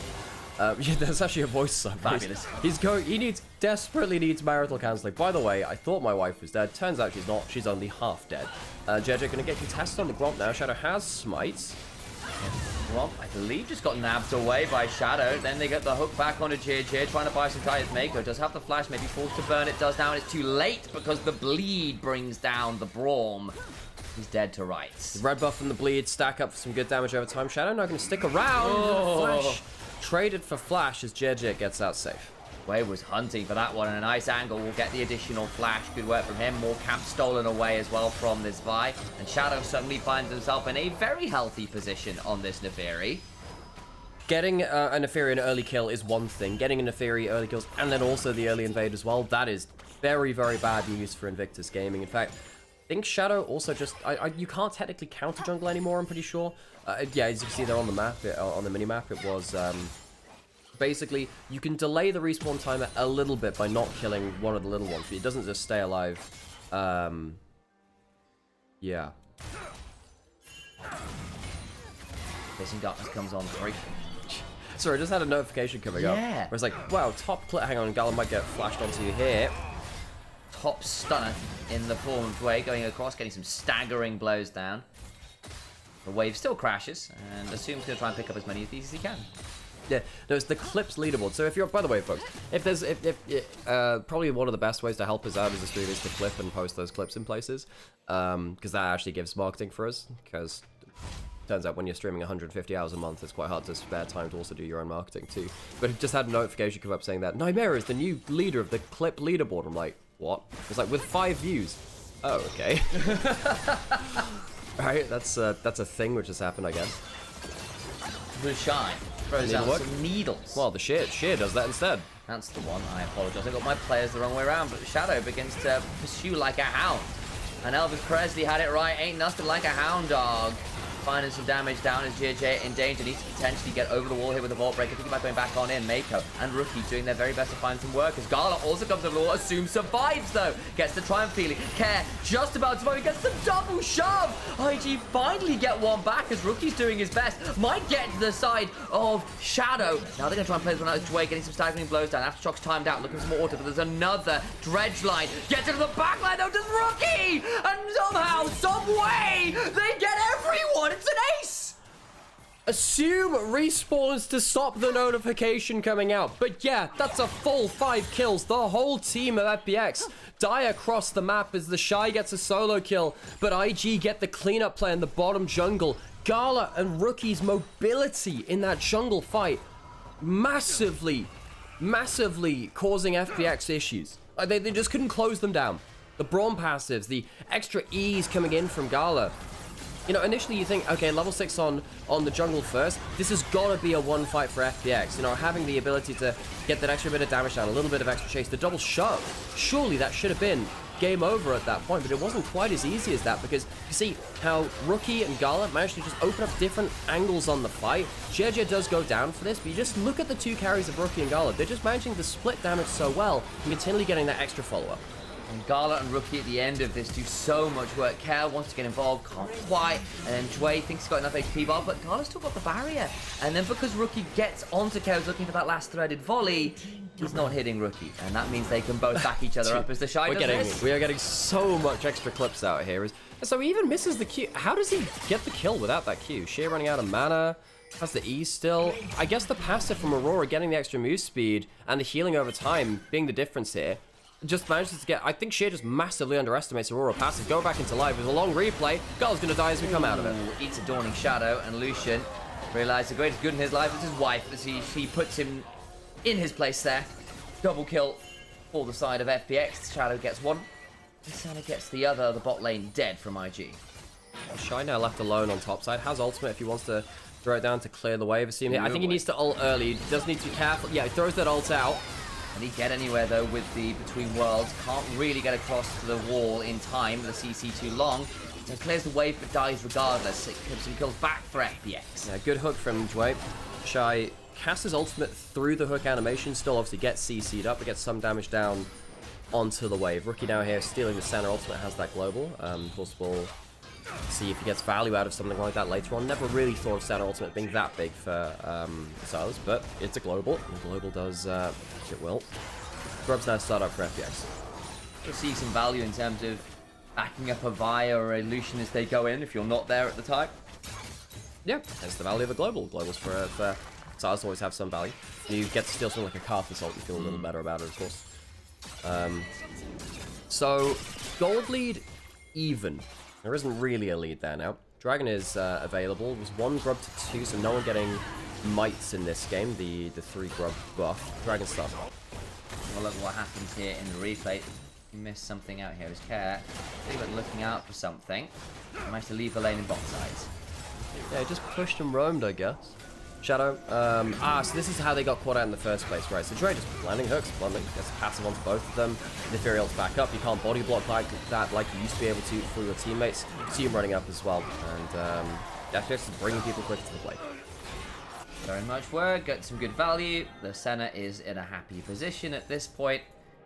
There was a graph that LEC did about the amount of souls at the minute with this version of Senna, on average at 20 minutes. I think you're looking at hopefully about 60 if you can make it there. from what we've seen so far. So far, Brazil not in a bad spot. 35 odds and a couple of kills. Yeah, no, especially since it tends to go up, the more you can move around the map and kind of collect souls from off the ground and stuff. You do need to sometimes get involved with your jungle play like that. Two real ways that you get a lot of souls, really, as farming center. It's either kind of, you know, following around someone else that's farming for a little bit in jungle, or of course double tapping champions in your lane. So if you're fighting a lot, it does get you more souls. Very much so. Assume.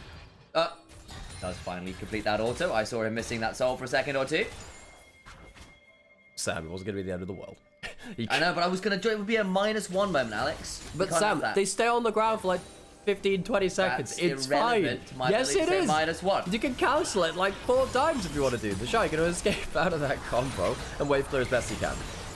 Gets stunned up by the weirding, pushing him back across the unravel. There's a real follow-up there, so just managed to clear the wave out okay. Is going towards what looks to be a rower build here on the Aurora too, so a more burn style build, a bit more of a cycling build, trying to get through some of those autos and passives rather than just straight up burst with things like the Loop Shadow Flame. I've seen occasionally on the Aurora too. Yeah, I think particularly in top lane matchups, you just need to be more self-sufficient. Gank squad appearing around mid lane. They're on a ward, so Gala's hanging out to the right side of the lane to escape that. E-pop, I assume, to make sure the follow-up auto doesn't come through. Also the Black Mist, I believe, is the name of that one. No pearls to be found. Best start believing in ghost stories. You're in one. 2.5 minutes or so until the next dragon. It's just a bit of a holding pattern for now. First 3 kills went the way of FPX. They got that mark towards the feats of strength, turrets, and objectives still to play. Yeah, JJ spotted on a ward heading up here, so FPX do have advanced notice that JJ's coming up here. Shadow's around, so is Mako. Could be a 3v2 under the turret. Needles now coming on down. JJ gets inside the Hallow Mist. The Dawning Shadow comes on through. JJ now very deep. Goes down. They have gone way too far. Call of the Pack comes on through alongside the Hound's Pursuit. And Rookie goes on down as well. Too far from Invictus Gaming. How many kills did you say Shadow had in that game? 17. Well, he's at 5 right now, and it's only 13 minutes in.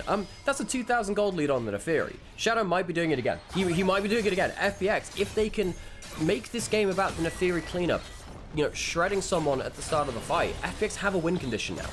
They very much do, and I kind of blanked on how much gold that Neferi had gotten, and 2k gold lead at 13 minutes is pretty monumental. That is the gold lead for FPX right now. Good place to have it. You know, some champions, you don't care for gold leads as much. Neferi, when she's ahead of the game, completely changes the playstyle of the champion. You get to jump in a lot more brazenly. You tend to get a lot of HP with your first items too. Survivability is what has made Neferi not just an okay assassin. JJ, my dude, that's a bad blast cone. Calls the Pack, make sure he has a lot more doggos to go around. It's the Tiliag that gets that kill, but another pickup as JJ is kind of looking a bit lost here. I think last split, in split 1 of LPL, I thought JJ was kind of the rock that was holding this together. He was the consistent one.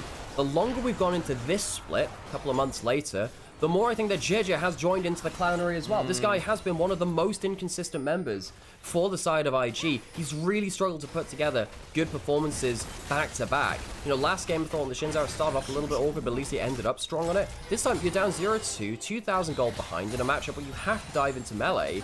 JJ has given a win condition over to FPX. Yeah, I remember chatting in the break a little bit saying, look, I feel like at the very least JJ has been very clutch for IG at points, but he has been a bit up and down. I think that is a fair descriptor, right? Like, we've seen fantastic things from JJ. I don't want to say that he hasn't had highs, but it does feel like they have had a bit more up and down performances in general. One of them, it feels like Gala's kind of taken over his role as the person who you could rely on to at least be solid. EP's come topside, Herald in 20 seconds, clearly wanting to play around this top side of the map. As Rookie also now resetting for that TP. A little deep. Joey needs to be a bit wary here, actually. About to get jumped onto. The abduction comes on through. Stolen depth charge is overcome sheer, throwing out some needles. Acupuncture session looks pretty brutal as the dogs come to play as well. Who let them slip?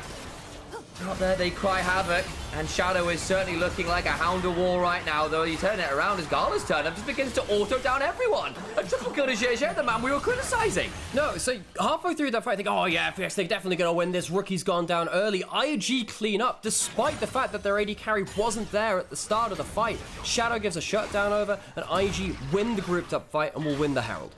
Care wasn't there as part of it as well. It becomes a sort of 5v4 in the end, because everyone else from IG does turn. Very surprised at that, because, you know, it is level 11 Talia, who's now threatening Gala, actually. Gala needs to be a little scared here. Does have the flash in the barrier, though, so should be safe from death, just whether he lost these summoners. Spotted Care's ult cooldown coming up now. That's when it came up, so it wasn't available in that last play. Gala's very low, gets the barrier, flash, Care gets it. Xie was around, I think they were trying to bait it, and it all goes wrong. Gala overstays, and you were saying this guy was the consistent one. Couple of flickbacks now. Care trying to pick up some pieces for his team. See what Gala was doing, had the barrier, was trying to bait Care to overstep with Xie and Mako roaming on in, and overplays his hand a little. Means that FPX can suddenly set into this mid lane, maybe look for this turret. Dragon's just spawned, and you're down your AD carry. You up. Care does have his ultimate. Ultimate's coming back up for FPX besides the longer Dawning Shadow cooldown. Dragon will be taken by FPX. I don't think there'll be a contest of this. It will not. Worth noting, FPX do in fact have the feat strength as well, having claimed the bot side turret already, so they are now with those upgraded boots. Have a look at the replay top side, because I thought Joey had gone a little deep here. Well, initially it seemed from the way that we were talking about it, we were saying that actually it's IG going to yes. Because IG, I mean, Rookie hadn't got a reset, he hadn't spent his gold, he had no mana, the center ult comes through the play, but the more you look at this, the more you realize actually Jeje's managed to get onto the backline, and Shadow hasn't actually been able to explode the amount of people that he'd like to, and of course at the end of it, Gala's the one to turn up. The Braum gets value in the extended fight with passes too, and a triple kill to Jeje means that while we were, you know, bemoaning the state of the jungle matchup, it's now much more playable. Very much so. And Shadow picks off Rookie, and that's all and good. The problem is the rest of his team dies, which is a bit problematic. Dragon was picked up by FPX, worth noting. I think actually looking back to that last fight, I wonder whether FPX were thinking, well, trusting in the fact that Rookie would reset, because you know, the Shy had teleported into his lane, thinking, oh, I'll pick over that lane, I'll take over it. Too, yeah. So you can spend gold and come back in with full mana and HP and items and stuff. So maybe they thought they could bring up Care later. Maybe that's the reason why Care wasn't at that fight, actually. Trying to play on the instincts of your enemy team, play off the playbook a little bit. Didn't quite work out there. It does give IG a breathing room back into the game, gets Xie back on an even keel. Actually makes him hit the richest member of Aventus Gaming right now, which is kind of crazy, but there we go. A lot of shutdowns going the way of the fight. We'll be building towards a Black Cleaver as fast as she can. Once you start hitting that item, well, I think actually, there's no, I mean, you do get some extra value towards the Lucian, of course, so you get to shred some armor for him. It's just a nice item for Vi in general, that Black Cleaver, because you stack it really well. The Denting Blow, it's getting some value too. You might go for a big old gank onto Xie here. Does have Flash and Needlework, so it's a little hard to block him down. Shadow on the top side as well, so don't really want to be tangling with that Neferi, unless you've got a good plan to shut her down. Aladmesh just comes on down there. Comes the Weaver for Xie, also around, teleports in time. Now Xie is going to reveal himself, but it might be too little too late as the Shy flashes, goes between worlds, tries to escape. Decent job of a flash for the Hound's pursuit. Brings down the Aurora. Caught under the turret, but can eviscerate away, and Shadow happy enough with that one as Rookie. Going to clear the wave best he can, as the rest of IG come on up. Greedy from the Shy. You can't hop through the minefield. You had to flash early. Chooses not to. Shadow manages to flash to get in range for the ultimate too, as the Shy dips back into the play. Misjudging the play a little bit there as the Shy. Rookie does get out, clears the wave behind them, so they can't shove too far. But all the while, the turret still falls. Happy enough, a 7th kill for this Neferi. That's the thing though, it's like, yeah, you clear the wave, but realistically, they were going to push the tower. They get the tower they came for anyway. They very much do. We can look back towards things like the dragon that will be spawning in a couple minutes, and that gets interesting again, because some of those items are starting to come on through. Eyes on Assume as well, who's well over that 60 soul mark, coming up towards the 20-minute break point we've been asking for, so second item complete there as well. The scaling for FPX is also pretty potent with the Gwen and the Senna. Shadow, Dre walking into the brush here. Rookie has the Nautilus ult. All the pack, Nautilus ult comes on through, does get depth charge, needs to potentially back away, drags them over the wall though, and gets needs Care to start to help out a little bit. JJ gets over the wall though, but he's into where Xie was. Hound's Pursuit allows side of Shadow to keep hunting Mako. Got the dogs on top of him. Hound's Pursuit again. Another kill to the dogs. Shy goes down. Makes it the triple. How far can he go? Gala bleeding out. So much eviscerates away. Look at the Dark Daggers. The barrier comes on down. He goes down. He's got the Quadra. Where is Rookie? He wants the full 5. He won't be able to get it. FPX will still walk away with 4 kills onto the dog though. 17 kills was his record versus NIP earlier this year. He's at 11 in 20 minutes now. He has a kill every 2 minutes in this game. Shadow showing up on the Neferi and giving FPX hope for the series. Damage comes on through. I'll pick up the Atacard.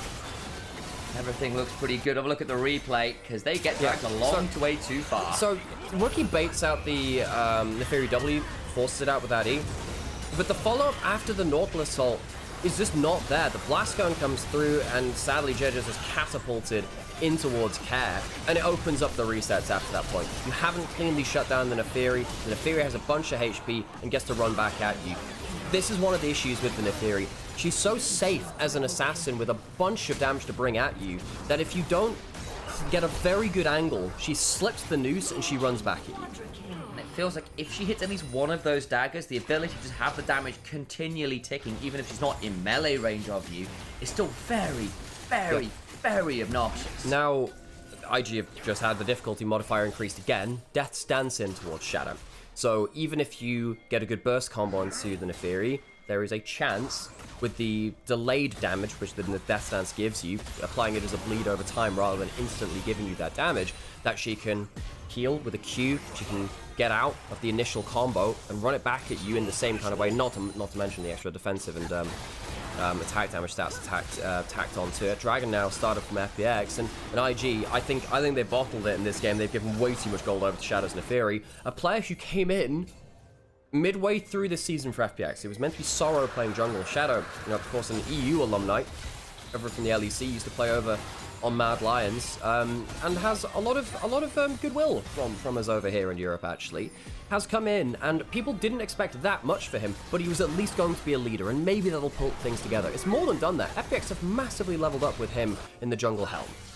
They really, really have, and that puts us into a interesting position here, I think, now for IG, because they won game one very handily. This one is looking pretty doomed, all things said and done. This Neferi is nearly unkillable, and we're not really talking about the fact that Gwen is getting quite strong at this point. The Senna, as we've noted, continuing to just pick up souls, pick up damage, pick up items. It isn't getting easier either with the game. It's like, oh, we can way out the Neferi. We've got our own scaling options. Like, you asked to spike for mid-game with this comp. You've gone for the Lucian. You've gone for the Silas. You want to be brawling at this point. And how are you going to do that right now? With difficulty, Sam, with difficulty. So, 4 minutes until next Dragon. A little while for IG to try and recoup something across the map. I think IG must, sadly much like the last play, look for those quick picks. I don't think if it comes to a 5v5 now, you cleanly win. I think it's too hard to shut down the Neferi if the Sen and Nautilus are giving heals, shields, and disruption in terms of CC towards the divers trying to kill off Shadow. IG need to find a way to pick off one or two people, take a numbers advantage afterwards, and see if you can get yourself an objective or a tower or something like that. Nice, that's a weirding cross off onto Care. Good damage. Yeah, and will be actually pretty good spot here. He's got the 2 items complete. The Shy, the only person on the squad to have a lead right now individually, up 700 gold, and good for him. Yeah, you can do quite well in individual lane. He can't necessarily do as much in the 1v3. He's on weak side. We're going to have a cross map. This play here. On the other side, the Shy might get done. Flash for the abduct. Sheer going to get shielded by the Dawning Shadow. Rookie now low as Sheer trying to buy some time, waiting for the Kingslayer option. And Rookie gets to hop on into the Petricide Burst, helps out that one up, but that means weak side. In they go with the Hound's Pursuit. The Shy desperately trying to stay alive. The exhaust was good actually onto Shadow to prevent the kill. Well, now need to back away from this turret as Jway also left very, very low. Yeah, the Brawn passive and Spellbook, just to say, like, where did that heal come from? The Spellbook and the Brawn passive saving. So IG do get a kill on one side. They'll get mid lane turret, opens up bot side. And we did say, hey, IG, you need to find a split play across the map. Try and find a kill where you can. They do that, and they get a tower. So that is exactly how IG should play the game from this point. Work from them. But at least find something back. Help bring the goal back a little bit. They forced a lot of the wave down bot side to disappear. And the Shy survives. Didn't have to burn his flash, worth noting. But then again, so did Jway, and that can also be pretty valuable considering how aggressive Jway has been on the Nautilus so far. There's that replay in the picture-in-picture. So it was once again the ult going forwards from the the Aurora to get some wave clear down. Of course, Aurora doesn't feel great about that kind of situation. The Shy using that W backwards does not see the Talir out of the brush. Not flick back though. Here comes Shadow. The Hound's Pursuit comes across. The Shy gonna throw out as much damage as he can with the 2-fold hex, just out of range of something. Oh, it's so close! He doesn't quite bleed out and survives the dive. The stand behind me from Braum applying some extra resist. Maybe that's what ended up helping just at the very end. Lucky to get out of that one alive. There was no Guardian, of course, on the Braum, which often saves you in situations like that. The attempt on his life left him badly scarred, but he has never been stronger. Emperor in the top lane doing some work here. Really throwing out Force Lightning. Doing his very best regardless. The Shy hops across the Veil. Looking for a potential angle here regardless. They do try to defend this tier 2. It's so damn low. I think it should just fall now. Dway goes into melee range. Throws out the depth charge. Dawning Shadow comes across. Gala chunked out a little bite. The Weaver's Wall now coming on down. Okay. Potential of Share. Care does get the shove back. JJ now in danger. As Rookie finally turns back on up, but they've killed off the jungler. Important moment for Share now coming on up as well. And IG can't punish Care's very aggressive Weaver's Wall. I was very surprised that Care wasn't punished, but I guess the cooldowns just weren't there, and FPX are able to force a big clump. That's where they're winning. They get the value once everyone's on the same screen. IG, they can make plays, I think, with the Sylas and the Vi in a side lane. But in plays like that, it's much harder for them to stand their ground and find the same success that they have in the split map. We once again return to that jungle matchup. Shadow on 12 kills on the Neferi, almost 4,000 gold ahead individually. Jeja has bounced between great and awful plays in this game. Shadow on the other side has just been this looming dagger in the dark, which IG have either had to avoid or try and shut down. It's not exactly looking like a set of great options for them with regards to that. The later this game goes on, Dragon now spawning would be third Dragon for FPX. Be the idea. 10 seconds on that spawn. FPX in position in the river. Care looking for a potential flick back on someone. Zoomjway also now roaming on over.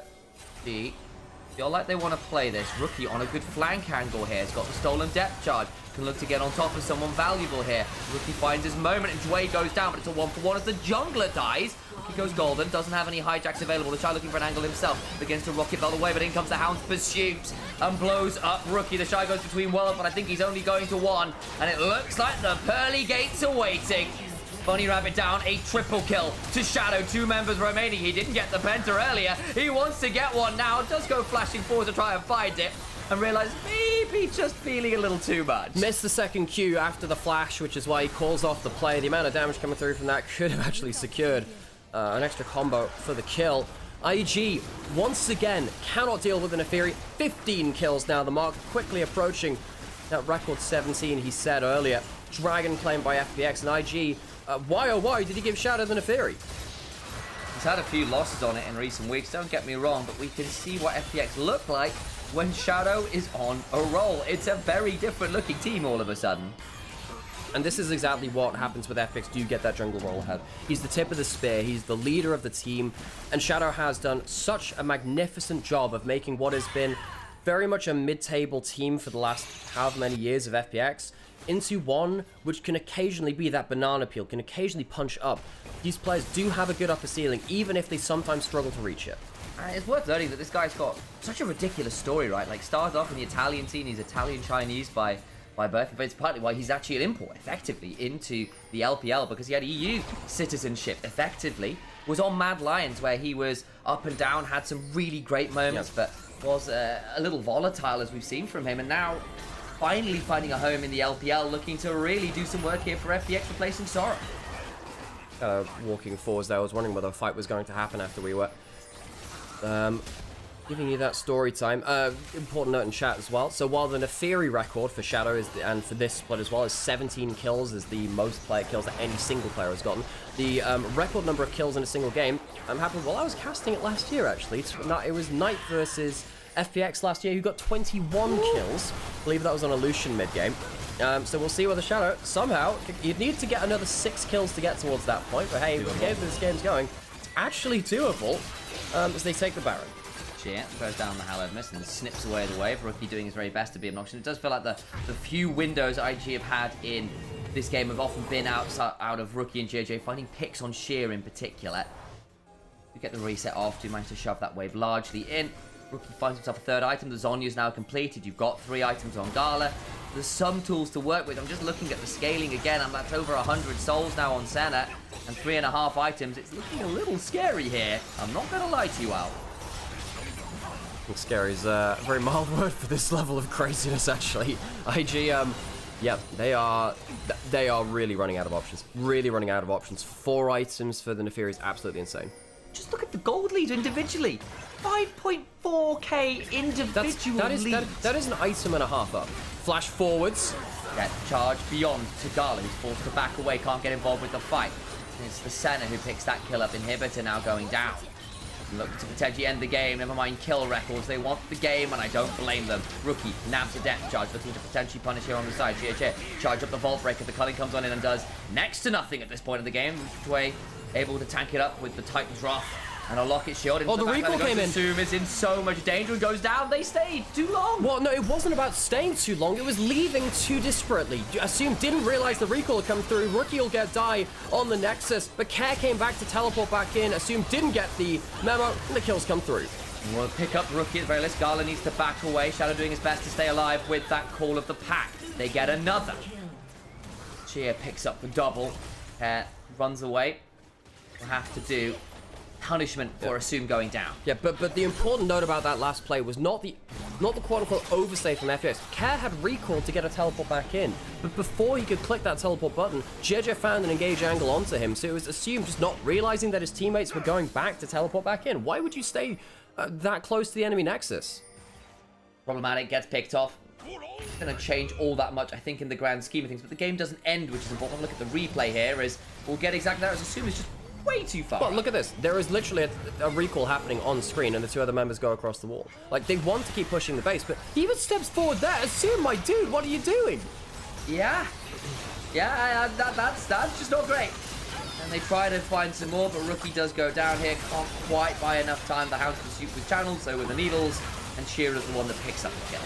So sadly, Shadow doesn't pick up the kills there to increase his own individual kill count, which we are keeping very close eye on right now. Still at the 15 mark. Still needs 6 to match Knight's record from last year of the most kills in a single LPL game ever. And of course 22 or above to beat it. Got another BF sword in inventory. Not sure that's going towards something like It'll be a GA. It'll be a GA. Bloodthirst would kind of be hilarious too. I think when you go, well, you don't auto attack enough to get much value out of it. So it'll be the GA. Which is annoying as heck to kill the... Oh, the Shy! Dawning Shadow comes on through, forced to flash. Needles also fly forward as Gala was hit by the Dark-in daggers. And so he's left bleeding away a little bit there. Inhibitor now under siege, goes down in short order. Assume at this point his autos begin to hurt quite a lot here. 10 seconds on Dragon. Ocean Soul, when you've got a center on your team, yeah, not a fan. Yeah, Assume almost at the 120 soul mark, which for some reason people are saying is a massive breakpoint. It's just another range increase. There's a lot of extra damage. Maker Court doesn't. Uses the cleanse from the spellbook. Comes the Hound's Pursuit, and there's Shadow getting a 16. Looking for some more. We'll use the call of the pack to buy some time. Rookie goes golden, but there's the Hound's Pursuit again. Gala's so split off. Can you run away? No, you can't. Eviscerates for another. Care running away. Rookie's in danger. Pick up at least 2 more. 17. He matches his record as Sheer. Hunting for the Shy. But it will not be anything that Invictus Gaming can do to keep themselves in this game. The Nexus turrets are falling. Who let the dogs out? FPX cry, and IG just go boo, boo, boo, boo, boo. The kill record will not be matched today. Shadow will get 17 kills on the Neferi to match his record on the champion, and FPX strike back to give us at least 4 games today. Did you like my Who Let the Dogs Out? I have to say, I didn't quite get it until you did the Who multiple times, and I was like, oh, I get it now. Yeah, I thought it was quite clever, personally. I thought that IG, I think it was a good mental representation of what's going on in IG right now. Because, look, it was a very dominant game from IG in game 1. They won every single team fight in the first game. Second game, not nearly as easy for them. Just massive jungle diff. You know, JJ had some okay moments, but Shadow was just taking off as soon as he got those early kills. Get hydrated, yes, and posture check, yes, Solo, you're correct. That is what we should be doing. Hello everyone, I'm Initialise, this one's Nymaera. We are brothers. Thank you for coming watching the LPL here with us on one of 3 different locations. And I'm not sure exactly what's happening with the LCK, because they had the tiebreaker scenario between KT and DK. I'm not exactly sure if that's finished yet. But I don't, yeah, we shall see. Our eyes on it. They are still in game 3, but thank you for the shout out. I appreciate it to my channel. Pleasure for having you all in here. For those of you who can as well, please do like, comment, subscribe on the YouTube. If you see cool clips, please do make them. Please do share them. You see cool things. It matters a lot to our ability to keep doing this. And of course, for those of you who are Prime users or Twitch users, do please consider subbing to the channel as well. It does help keep us afloat here. Yeah, and of course, go follow Sam's socials as well. Couldn't do this without him. And yeah, we'll keep doing what thing. Do you need a break for anything? I could use a quick run to the bathroom. You can go do that then. Go do it now. Do that. I'll return in short order. Cool. There's some headphones. I'll leave the door open as well to let the... Well, I don't need the headphones. I'll just give them to you. Yeah, I know. So when I'm not using, I tend to put them up here. It's just easy. Sam? I tend to put them up here. So if I'm not using them on the whole. Yeah, well, it doesn't. If it's up next, it's the same side. Okay, I need to run some adverts at some point. Wait for the highlights and the MVP. Do you even know what a gentleman sweep means? It's for the higher seed team. IG is higher. Is that a thing? I've never heard that term before. Actually, the gentleman sweep. Has anyone else heard of that? The gentleman sweep.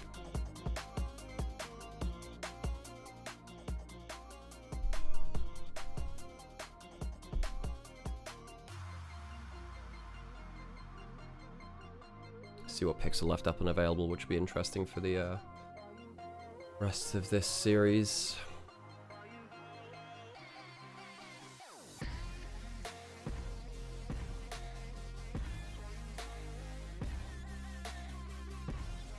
That is a lot of damage from Shadow, what the hell?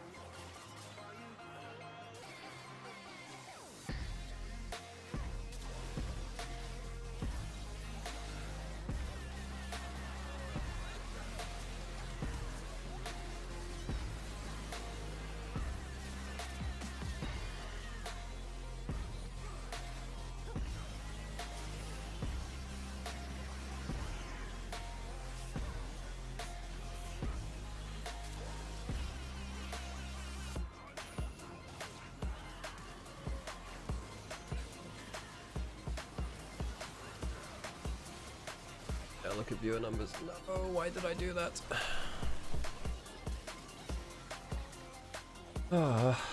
So it turns out streaming in yeah, it turns out streaming in 1080 hasn't changed viewership at all. If anything, it's made it go down. Well, ain't that annoying?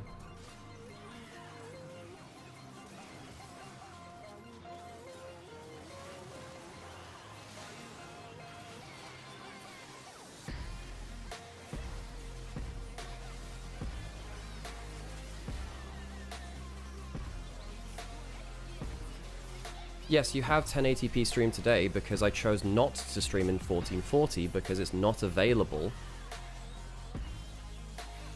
No, so I've changed it to 1080p today to hopefully mean that more people get to watch in higher quality.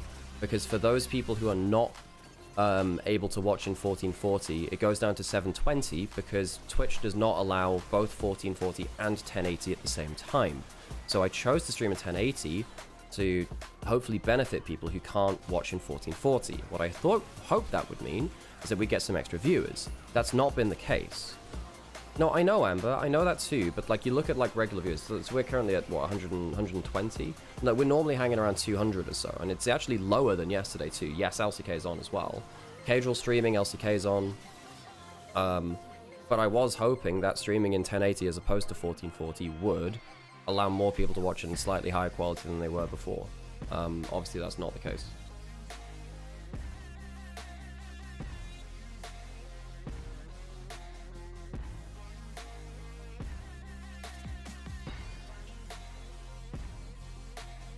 Has it gone to game 3 for DK? I think it has.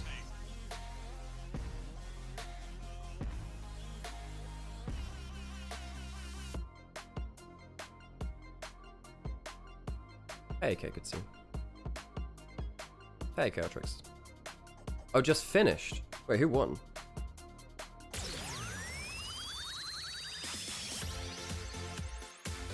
Wait, KT won? Are you kidding me?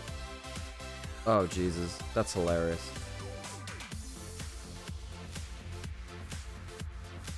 DK's fall off is just ridiculous, man.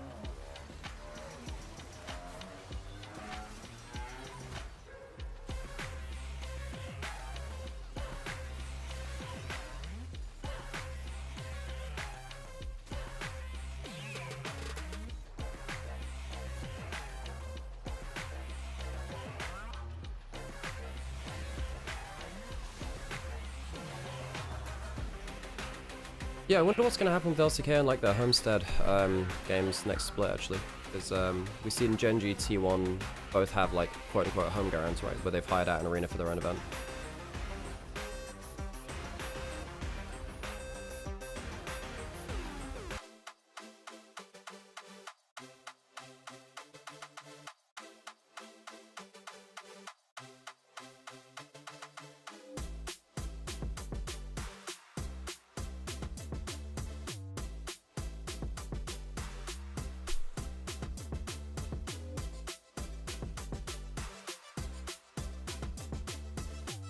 Okay, I need to run some adverts, so I'll do that now. We can do some words on stream, maybe.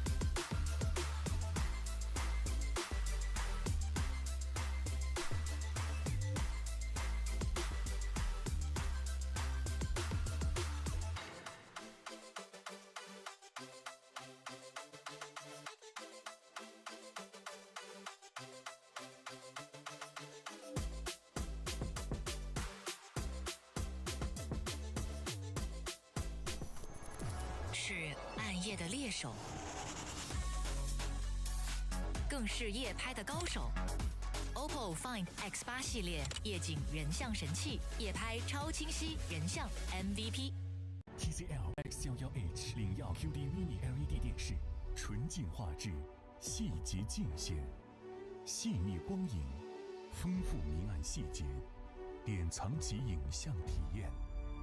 TCL 皇冠战马。 更受中国电竞用户喜欢的能量饮料，更受年轻人喜欢的中国能量饮料。中国电竞，当然有我，有能量，当然战马。奥方电竞椅，职业战队的选择，连续5年中国电竞椅销量第1。奥方 G7 专业人体工学电竞椅，22项调节，提供腰颈肩全方位支撑。上官方旗舰店搜奥方 G7。今晚碾压局。 你的车就这样了吗？或者说，开局吗？开就开。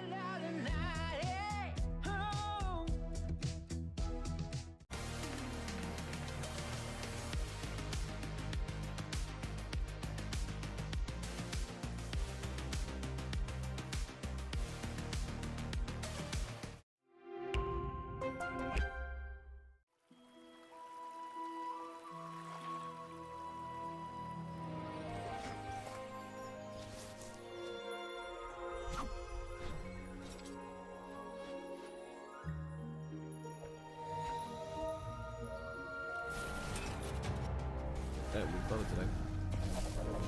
Dennis, how you doing? Good? I am surviving. Good. Basically, the LCK series has ended now, so we'll see whether we get a bump from people coming over from LCK or a drop because people go watch casual instead. It happens. It does, but like we're once again like lower again in terms of viewers today, because like normally we're at 200 instead we're at about 130 or something. Which yeah, we make less than minimum wage doing this stream. We do 150 hours and we make, I don't know, I don't think exactly how much money we make per month. it's actually kind of depressing putting in like 150 hours per month to try and bring like good quality broadcasts and not even make minimum wage for it. It's pretty hard work. It's hard work, and it just, I don't know, I've been getting super down over it the last few days because I put 3 years of my life into LPL, consider myself one of the most knowledgeable people on the region in the world. I think we're both tier 1 casters, and even though we're super consistent, even though I think we deliver a good product, even though we have the clean feed and we stream in good quality in terms of resolution, like the numbers just aren't there and it's not growing. Yeah. Which, it's very difficult. Pedro makes less than minimum wage but is fine with it. That's not true at all. He makes an awful lot of money from stream, I'd imagine. Anyone with a big amount of viewers can get a ton of viewers, a ton of money from sponsorships and stuff like that too. Did you ever consider seeing if anyone wants to help cast any of the games or anything? Yeah, we have occasionally brought on people, but it's still, I would still have to be the person turning on my stream and setting up the settings and stuff like that, right? So it doesn't actually change that much in terms of how much sleep I get. And like, I would still have to be changing the scenes and XYZ. I guess I could give out stream keys to people, but yeah. But like, yeah, you know, I put 3 years of my life into whatever.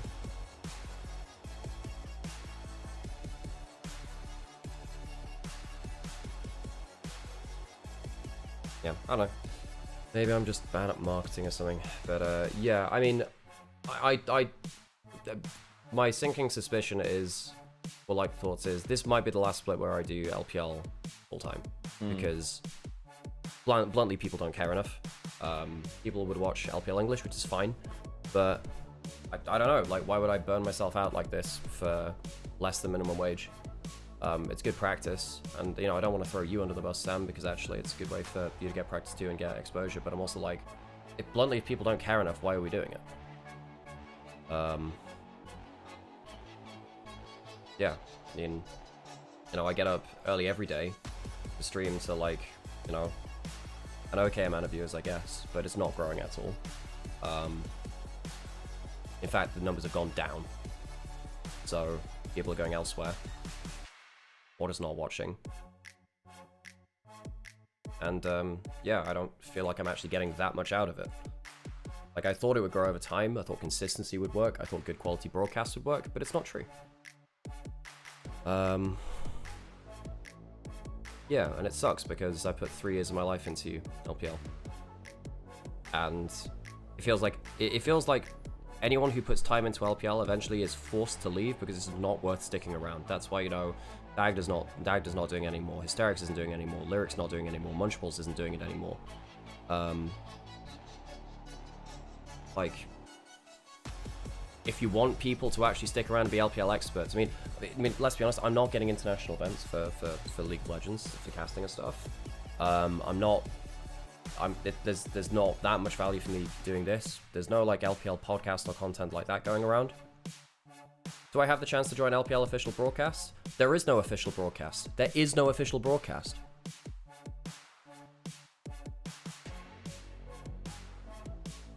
And they didn't ask as well, the LPL fan broadcast, they didn't ask when they were setting things up, they didn't ask.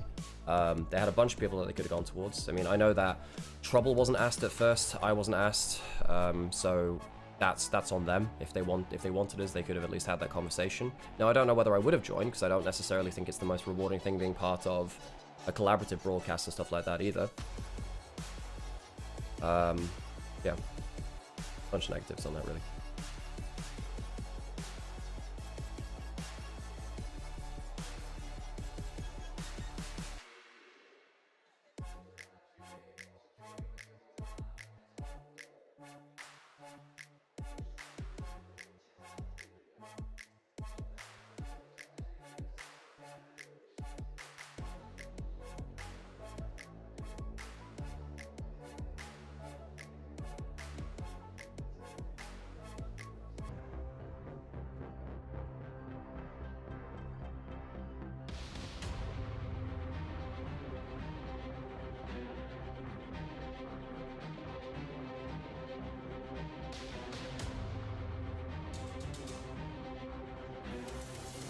Well, into draft here for game number 3 of this best of 5.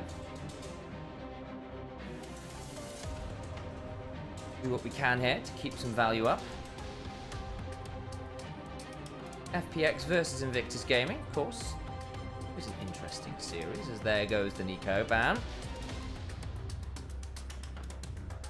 Varus Annie off the table. Yorick also banned away.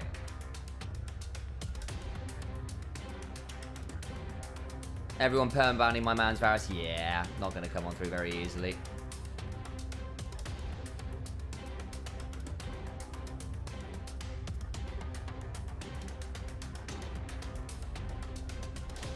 Poppy, first picked there. Good for him.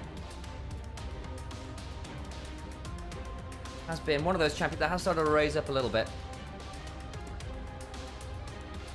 Misfortune Cow coming on out as a potential option. Does seem like one of those ones that does tend to go back to. A lot of our players do like it at some point. Come on, FPX only has a 100% win rate on it. Yeah, well, Hilo, that might be why he's not giving it.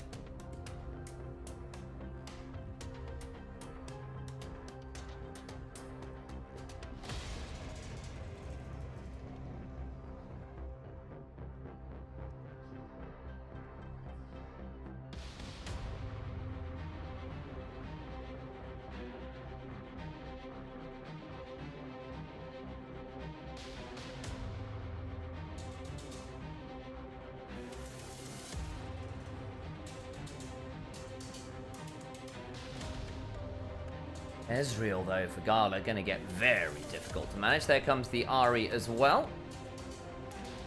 Good skirmishing core now for Invictus Gaming. Missed game 1 draft, by the way.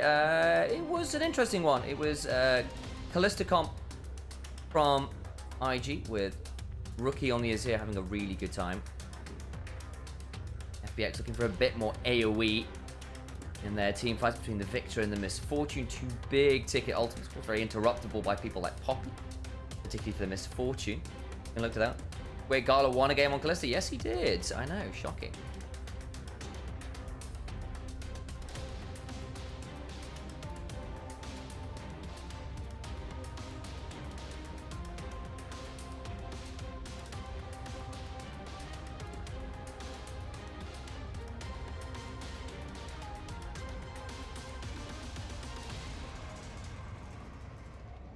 Looking for a bit more there as they come through on some of these bans.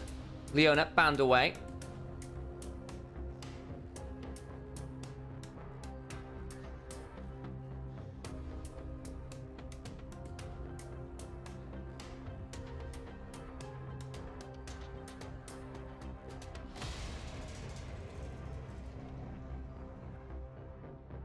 Some of those engage options in the jungle. I think Shadow obviously has put a lot of time into Szechuan as one of his go button junglers. Where's Ruby gone? Katie won against DK, my god. Nidalee banned away against JJ. There's often been a comfort pick. Of course, actually I say against JJ, it's this shy. Of course it is. Nidalee top lane specialist. Break glass, engage, emergency type picks.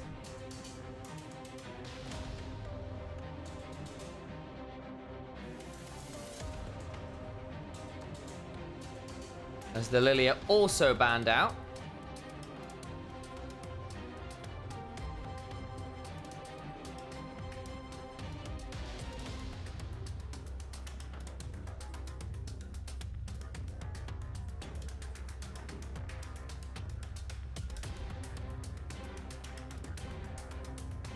What are we still looking for? Top lane here for sure. Jace is up. It's kind of fallen away a little bit. We've not seen so many people looking for the top lane Jace as we once did. It's going to get locked in here. Still very potent in its own way. Another damage carry. You are a little shy on engage here. The Alistar's not bad. We're looking at something like a Maokai, something like that. You can play defensive with people coming into you well enough. If people like the Ahri and the Poppy are obligated to kind of come on into you.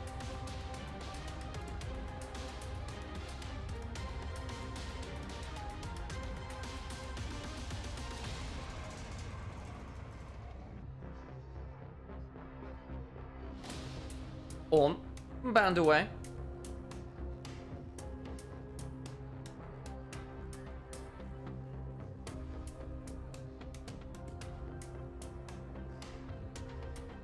Wukong gonna get locked in, and so JJ on that comfort pick. Big team fight wombo now with the Wukong, the Poppy, the Ornn, all of those R buttons coming on through. Your damage is a little bit more burst reliant, right? You want the Ahri ult, the Wukong ult, kind of landing at the same time. Your consistent damage, a bit more reliant on people like the Ezreal.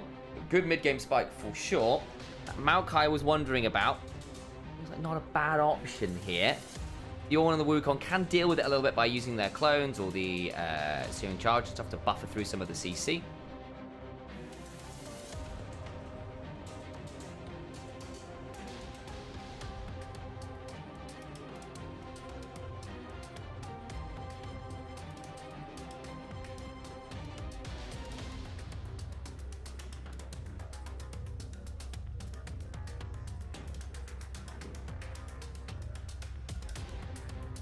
We are now ready for roll. Our drafts are locked in. FPX, big wombo combo team fight. Gonna try and play around the zone control they have with the Maokai, the Alistair, the Victor. Big ticket team fight ultimates, a bit more pick reliant, dive reliant from Victor's Gaming. More agency, I would argue. The Shy on Ornn. Well, be not a carry option.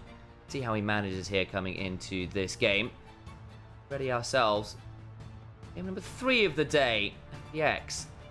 Good job of coming on back here. Found their way to a good position.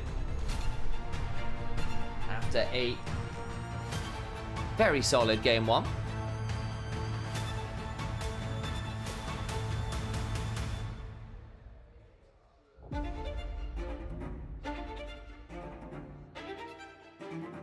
Ooh, very nice music. I'll flick the camera over. Get our nameplate up and rolling. And ready to go.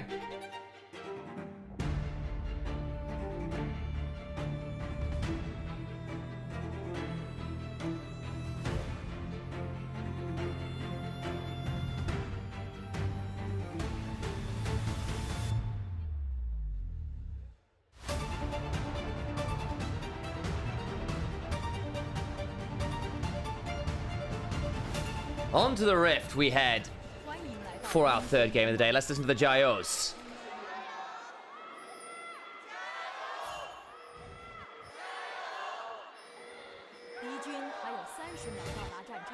Ooh.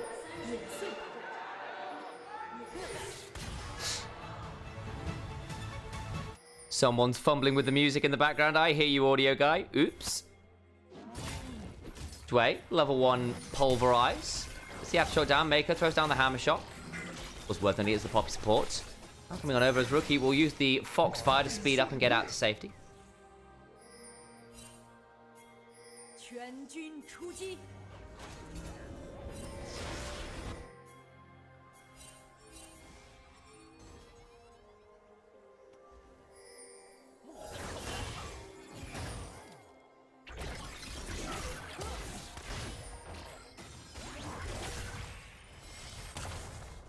Bit of a chunk there onto Shadow, who cries a bit about his life.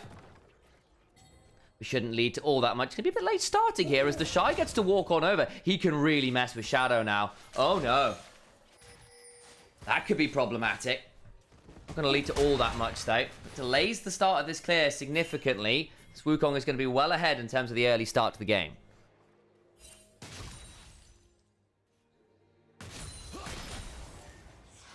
Well ahead indeed. FPX doing their best to get some value here.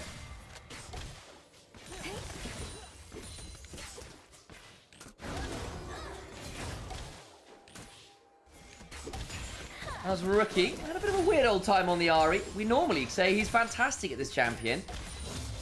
Particularly if you can find those pockets of vision to pounce out of, but not had the easiest time this split.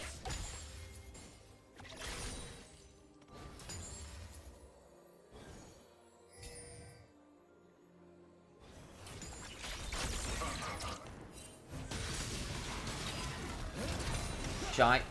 Eating a big chunk there from Sheer.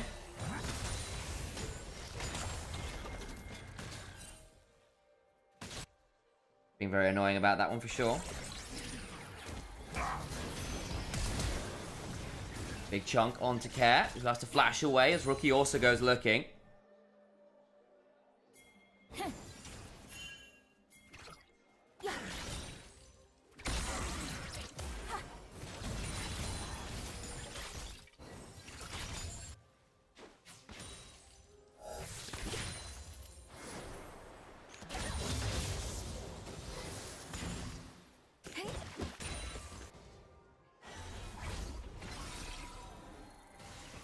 Bad going there is Cat. That one away a bit.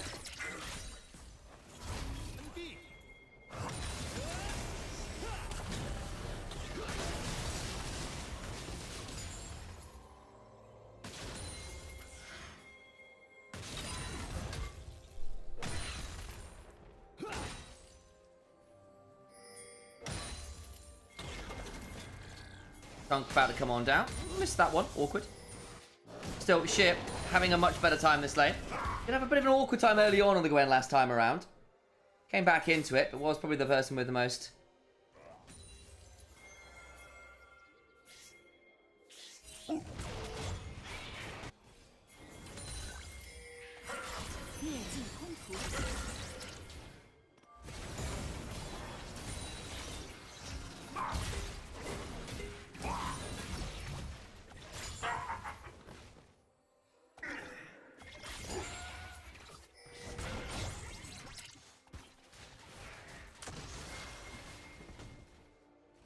Mako. I think we will wander up the river here. Might be looking for a bit of an attack here onto Shu, who has shoved pretty hard for this. Gala also, of course, having gone into this lane swap to get out of things and save the Shy a little bit as well. But Shu into a potentially tricky spot. Hit by the hammer shock and the heroic charge, but gets to walk away. Nothing else required. Gets out to safety.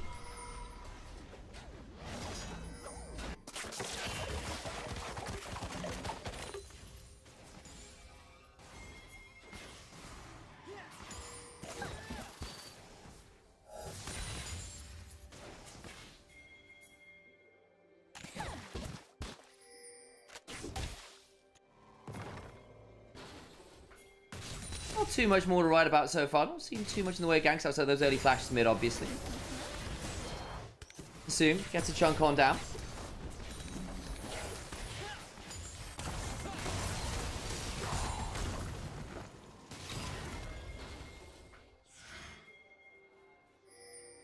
As Rookie gets a bit of a chunk across here, doing his best to be valuable. To the skies goes Sheer.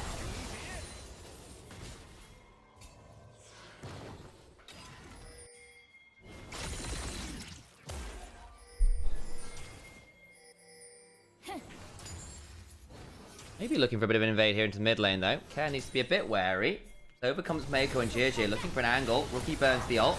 They get the steadfast presence. Care can do to run away. Ignited. Last order would do it. Wait, there's a shield from the Siphon Power. Still gets out. Takes the flash. Avoids only the one turret shot. Flash over the wall from Dway. Looking to make sure that JJ is trapped here. Overcomes Sheer as well. Blastcone taken away by the auto attack. And JJ will be traded, making it the 1-for-1.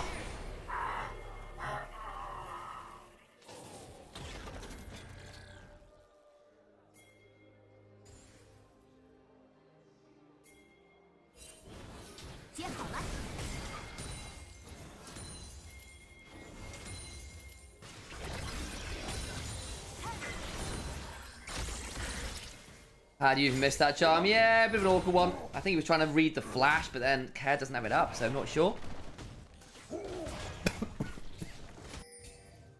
Excuse me.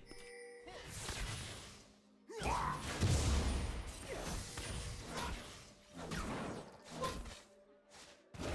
get myself some more water in short order, I think. Shadow. Starting up this dragon. And also around. Dragon gets that one. Also, Dragon gets one. Shadow gets that dragon. No real contest. Grubs up in 35 odd seconds. See if we get a bit of a contest for that. Guys, I'm going to run away very briefly and get myself a glass of water. So do give me 2 seconds. Hopefully, no actions happen before Grub starts.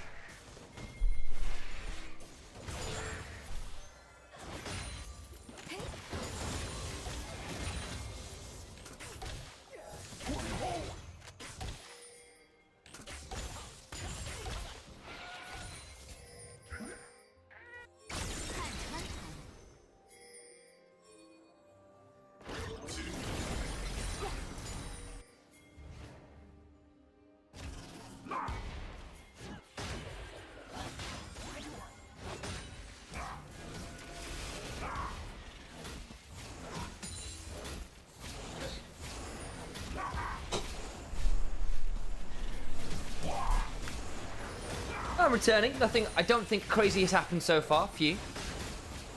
And now some water. Tickle. Tickle. I don't know why I went with tickle. Yeah, in the back of my throat.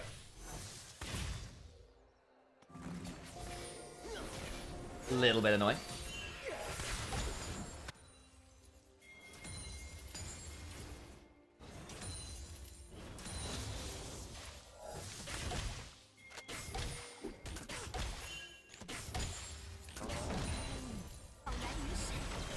Rookie looking for an angle onto Care. Nearly gets it, but a flash on him prevents it from working. His Shadow was there to defend. And Rookie's dive goes wrong. Nice response from Shadow. Zoom. Ult to the mid lane wave to get some wave control, and we'll reset here. Good work from Shadow there.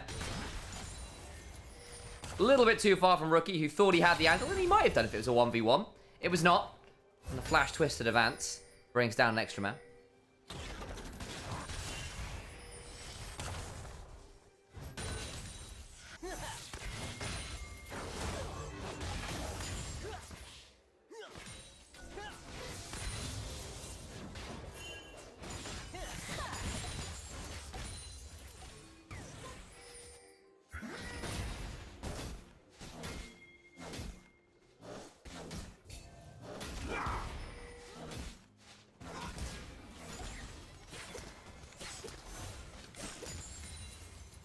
Two minutes until Dragon.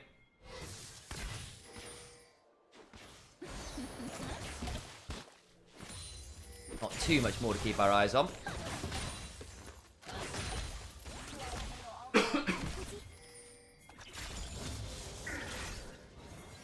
Cadrill's cursing IG and DKI. I suspect he might be. He often does.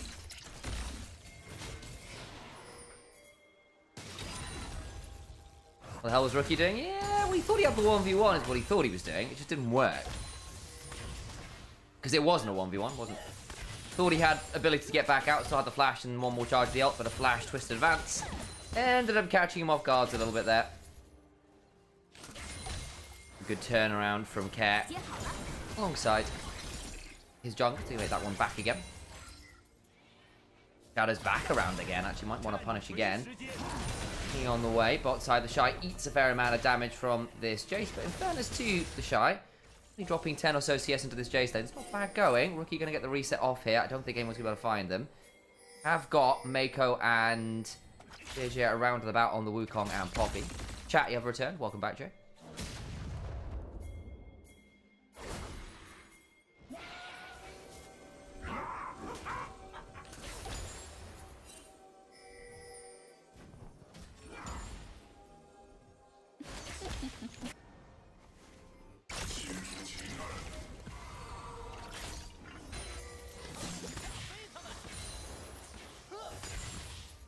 Gonna look for something here as well.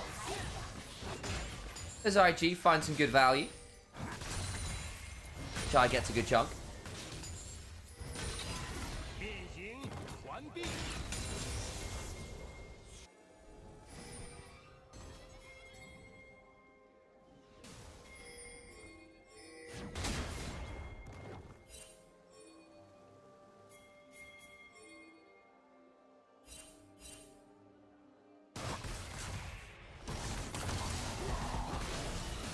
Chip throws down a big old chunk.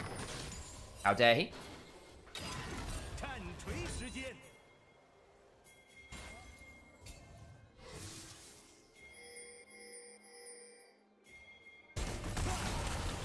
Shy might be in a spot of bother here. Don't think it's going to lead to all that much. So it's Jir off on a side angle.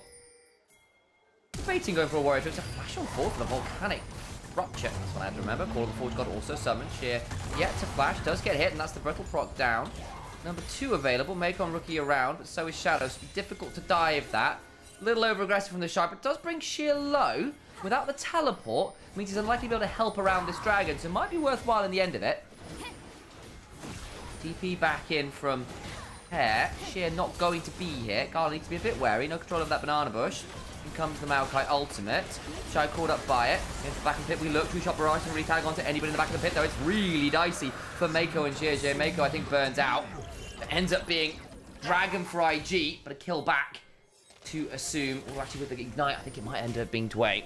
So not the end of the world, I suppose. But still, that's the 3rd kill, and therefore a marker towards defeat strength. And good for them.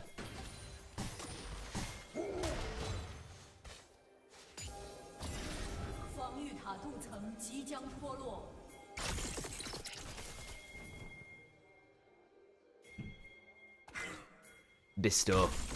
Drinking some more water. Rookie might require a bit of that to help this particular medicine go down. It's painful stuff as Rookie just about gets to ult away. Does have to burn his flash.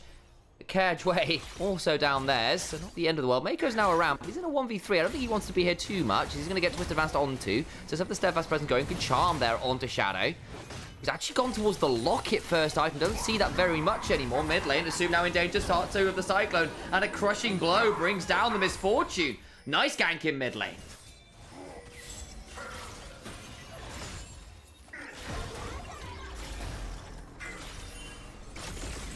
Mako going to hold on to this bot side wave. Rookie has to drop the wave. Bit annoying for him, but does survive importantly.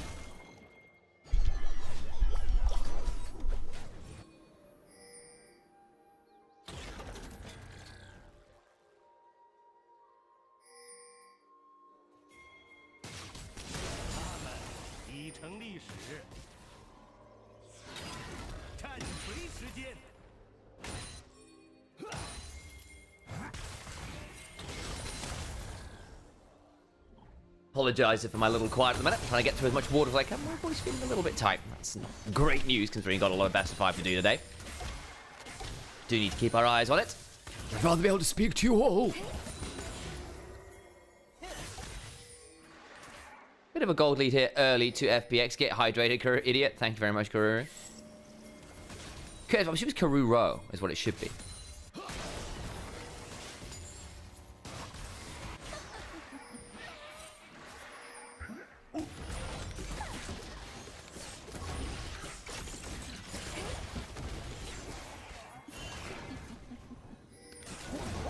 Alrighty then.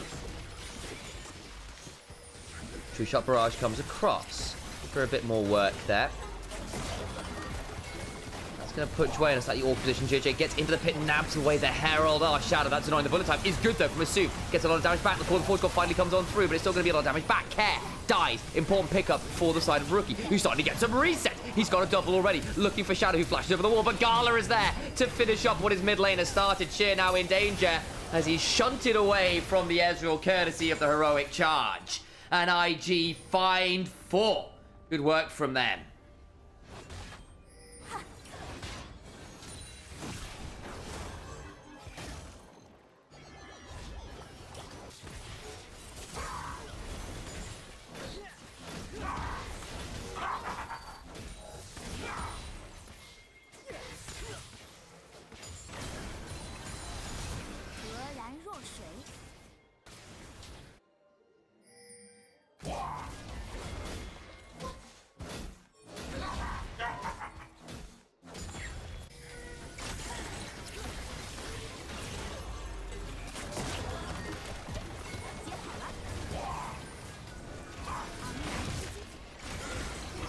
Here's the replay again.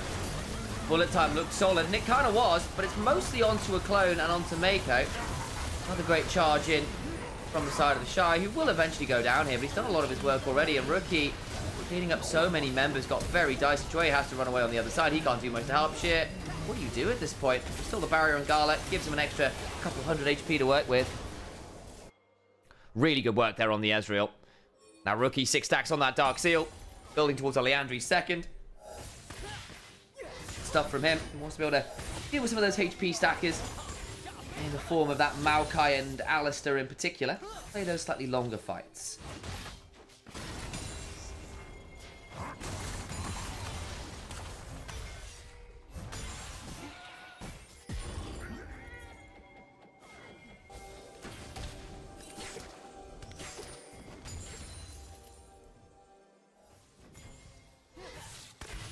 IG with the first turret. Got themselves to feats of strength. Always feels nice when you get upgraded Ionian boots and the like. More ability haste always feels very good on people like Ahri and Ezreal. Dragon about to spawn. Herald drop mid for that counterweight pressure. But onto the dragon we go.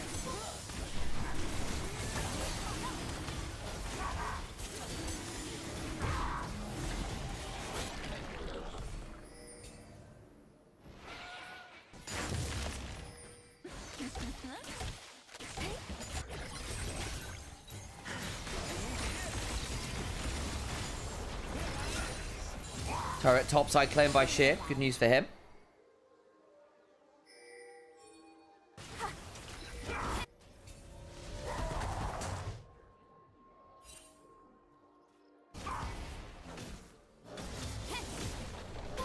Ordering the turret best we can.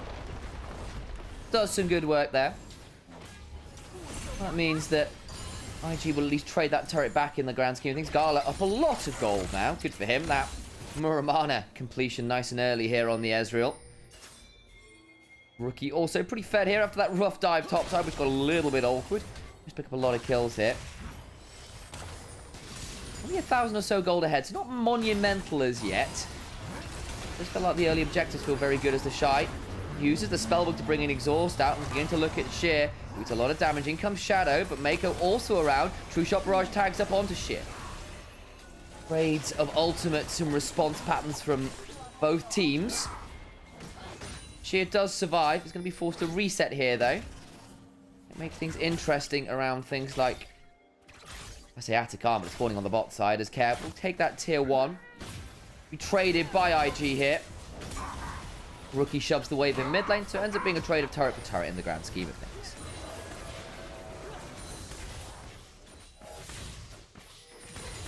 Orcs have stopped concentrating in LCK now, so it's over, so the Chem Souls start appearing here. Now, well, that's what Orcs does, you know. His power is unmatched.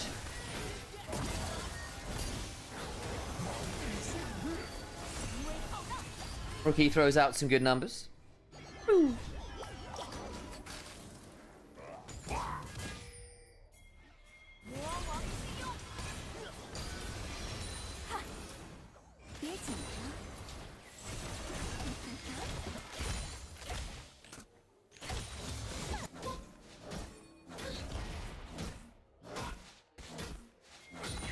Good chunks there from GG. He nabs away that Scuttle Crab. You chunk out a Scuttle Crab? I guess I've said it now. So there you go. Atakan up and available.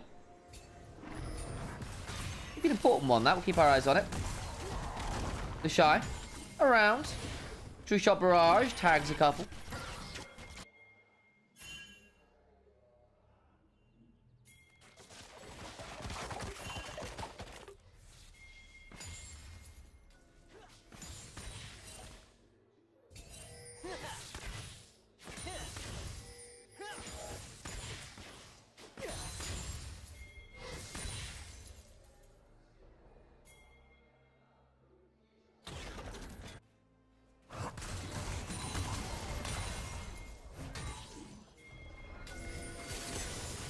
Atakan started by IG. A half until next dragon as well. So this could end up being a bit of an important fight. Down a half. Are FPX interested in contesting? They got wards down in the alcove in lane. I think Rookie just got spotted by that ward, so they have to have an idea he's there. The charm lands nonetheless onto Shadow.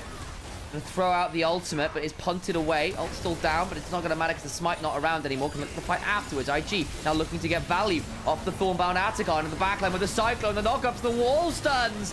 And Care wasn't careful enough. Mako flashes away. Joy will at least get one back, but the back end of the play looking difficult. To the skies goes Sheer, can't kill Rookie, who gets the passive healing. And Shadow goes to the realm after his namesake. Yugi Moto would be best, please. A triple to JJ on that Wukong, as the Shy just stands there and builds a few extra bits. Blue team has scored an ace. What a bouncy castle Care was put into. Unfortunately, he's a bit tired of that. One has to go home early. Birthday party over.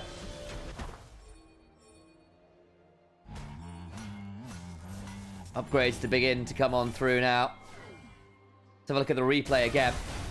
So initially it starts with the Keeper's Verdict, knocking the Maokai away. The Rookie goes on forwards, flashes back up, but he get the Charm on Winsum, importantly. True Shot Barrage triggered him. They managed to get Care knocked into the wall. Way flashing on forwards to get that kill. And Rookie does finally get jumped on there. Thought he managed to get away with the passive healing. How does he end up going down? Just Sheer with a shot blast from downtown. Yeah, it is. Good for him. A little bit awkward for Rookie trying to get the kill. Back towards the Dragon we go. Dragon should be secured by GG, so point now on him. True Shot Barrage across multiple people. The Just Grass not finding as much value as JJ. Warrior tricks it into Nimbus Strike, brings down the tree. Charge into the wall on Dway. Stakes thrown down and well aged. JJ gets another flash over the wall from Care, keeps him alive. The damage carries back away from FPX, but down 3 members. It's looking increasingly dire here for FPX. Baron's up and available in a minute, so it's not something that IG can look at, but they can still shove up this mid lane and look for the tier 2.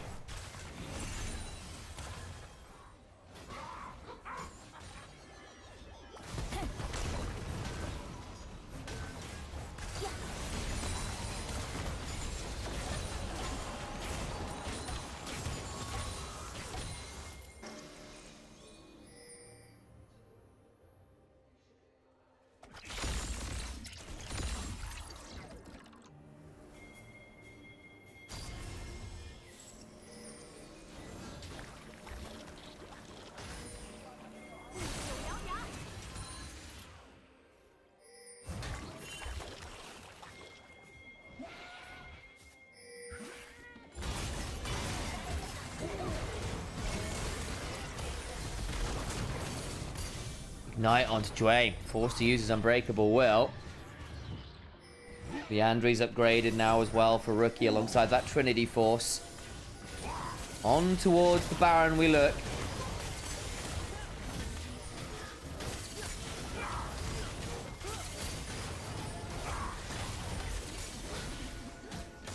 Shadows around, doesn't have flash, still looks to get in here. Keeper's Verdict, wound up, lands, not quite on a shadow, but he's still knocked up in by the Shy, who finds that option. Baron secured as Shadow is kept out of the pit. The Call of the Fortune Bog reactivation gets across multiple people. Care shunted into the wall again, the 3-shot barrage. Tags assume, Cyclone finishes him up, and they blow up 3.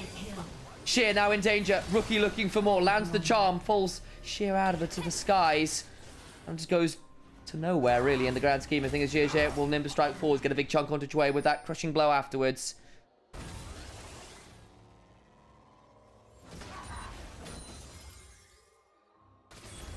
You can look to break the turrets, can IG. This game has been, after a contested early game, pretty damn favoured. GG pulling a shadow here, 5,000 gold ahead in the jungle. What a turnaround from him after an awkward game 2 on that Vi. He had about one point where he came back into it, but this, much more like it again. Is it just blue side once more? Is that what's happening? Every time.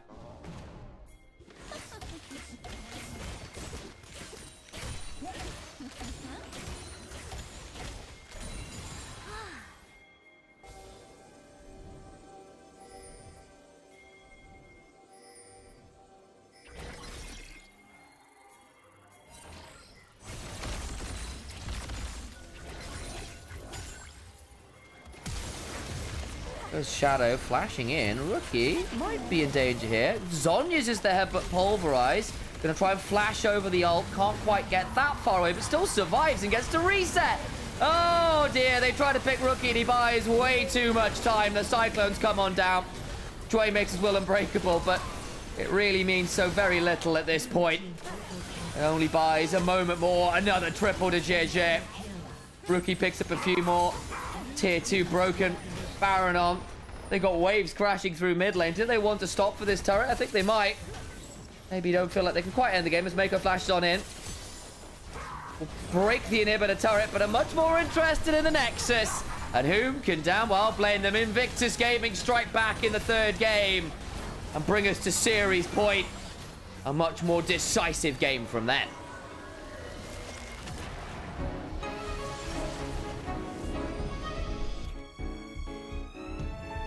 Game 2, a bit of a blip, but this feels much more like the IG we are used to. Good value from them. FPX, what a disaster. Yeah, I can't deny it, Gunnerpawn. Not fantastic. Not fantastic. Rough stuff on that front. Hello, folks. I need to turn the camera back on. Boop. Where are you, camera? How do I turn you on? Oh, maybe it's this one. Ah, that's the one. Found it. As we are preparing for our potential final game of the day. The Shy getting a lot of the MVP vote. He did have a very good on game, to be fair. Some really cool knockups.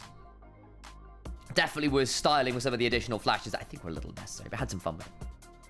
Probably him or JJ. I think JJ also had a really good Wukong game. Rookie was pretty good. Need some more water. Good grief. In fact, guys, I'm going to run away and get some water. Tell me who the MVP is. I'll be right back.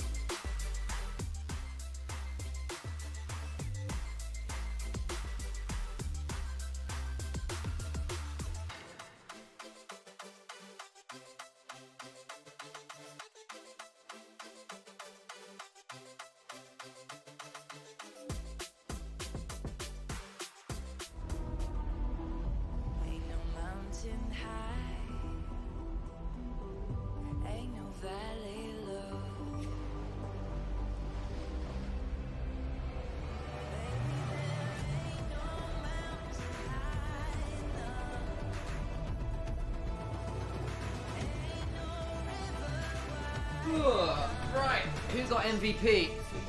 The Shy got MVP. I didn't see. I have not put adverts on yet, actually. Do that now. Adverts have been initialized, which is appropriate considering my name.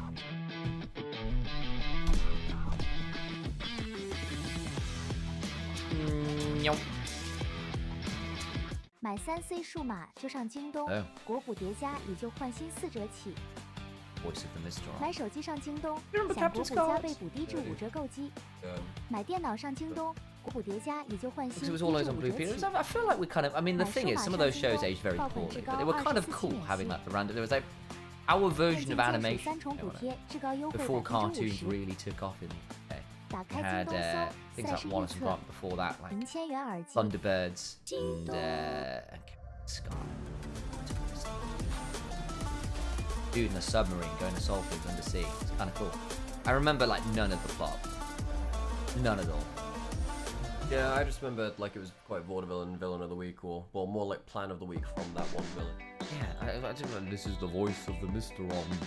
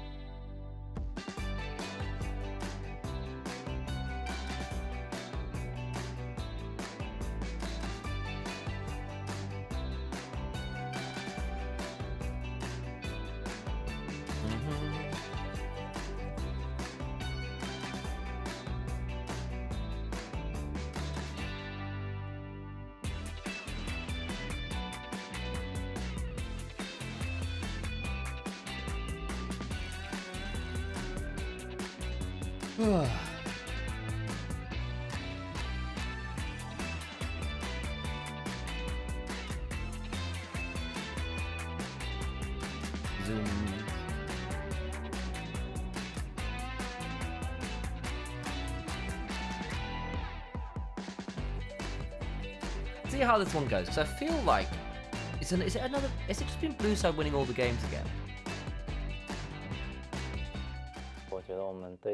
No, because IG won game 1 and FPX had side choice.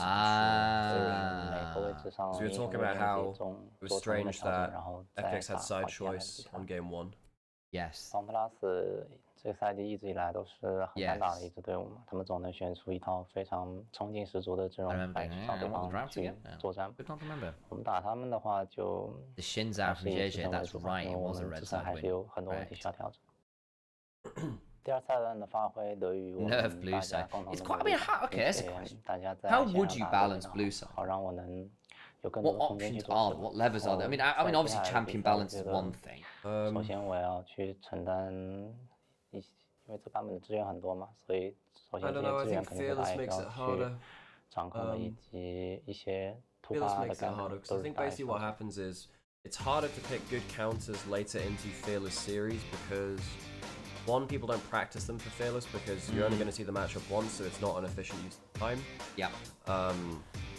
And two, the later you go into the draft, the more bans you get to use. You can ban out specific counters, so it's safer to blind pick. Later into a series on the whole. Yeah, I kind of agree with that. So I'm trying to think what all right, game design time. Let's see what we would do. So I think what no, but the problem is like I don't have the numbers to say because like I'm going off of vibes, right? Yeah, exactly. I mean, this is a vibes question. We don't have like the Riot internal numbers for Red Side, Blue Side, and a bunch of numbers that would actually give us more info. Very true.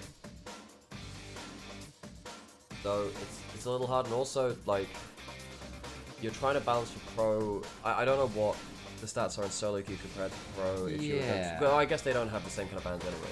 I guess for me, I suppose yeah, that's fair. I think for the purposes of this question, to make the system a bit more closed, I think I'd just say balancing for the context of pro.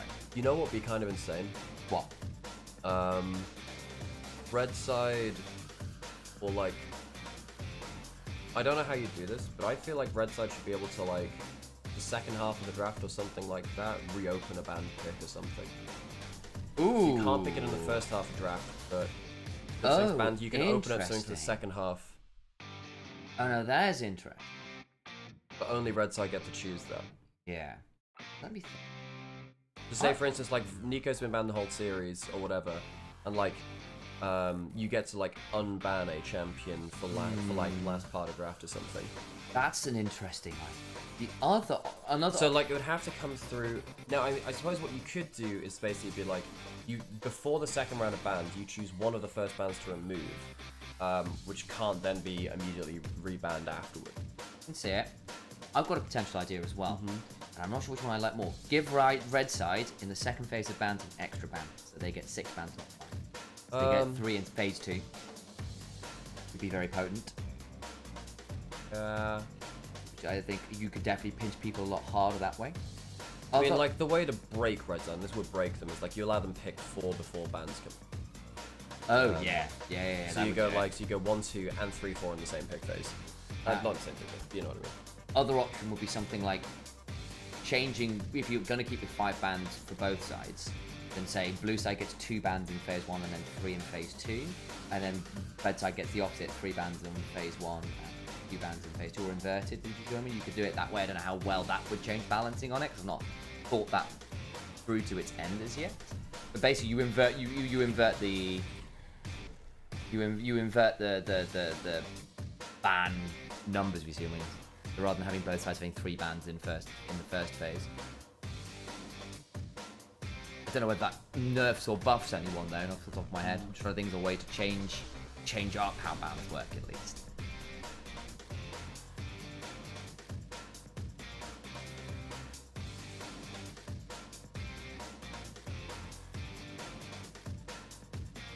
Any other options off the top of your head? I like the idea, but opening up a ban would be interesting. So would you have to use one of your bans to do that instead? The price would be you have to give up one of your bans to unban another champion.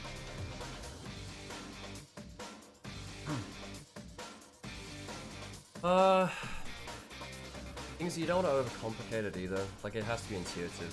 Yeah, so I'm just saying, like, you could then like have like use one of your bans, so to speak, as the resource.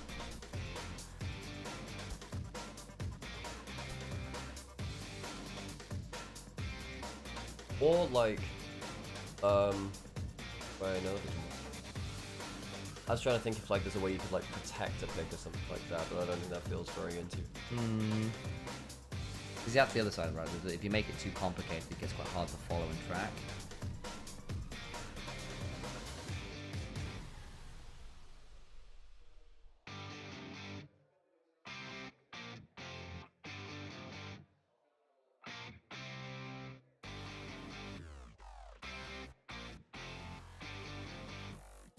Ocean like me? Yes.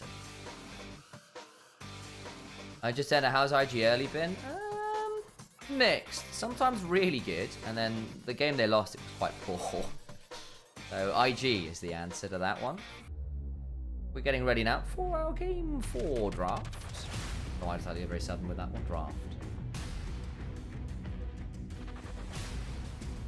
So, elimination game for FPX now. IG almost ready to go through to the next round of the lower bracket. Let's check out the bracket actually, just exactly where they'd end up. Okay.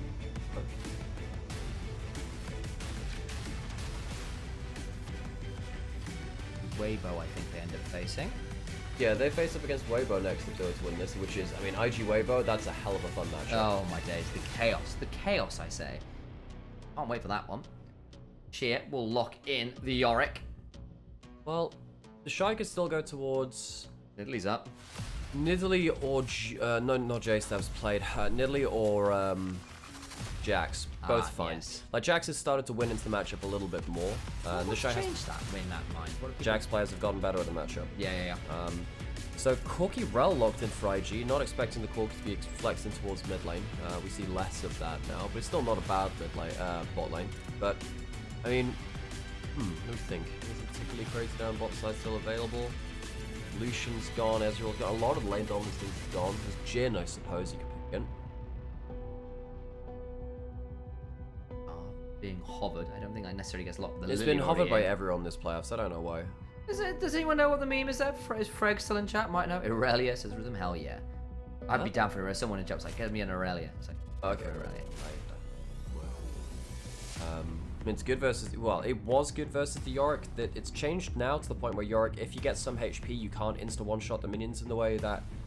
okay, so you can't just queue through the ghoul. No, in the early levels you can, but basically the ghouls get extra HP based on your HP, so they're harder to kill later into the game because they're not, because it used to be one auto attack from a champion onto the ghoul would insta-kill it. That's no longer the case. Cho'Gath has kind of been a pseudo answer into the Yorick. The Shy playing towards some tank options today. Got the MVP on the Ornn last game, looking to play into this. The idea, as I understand it, is that the Ghoul dying just gives you more off the Cho'Gath passive.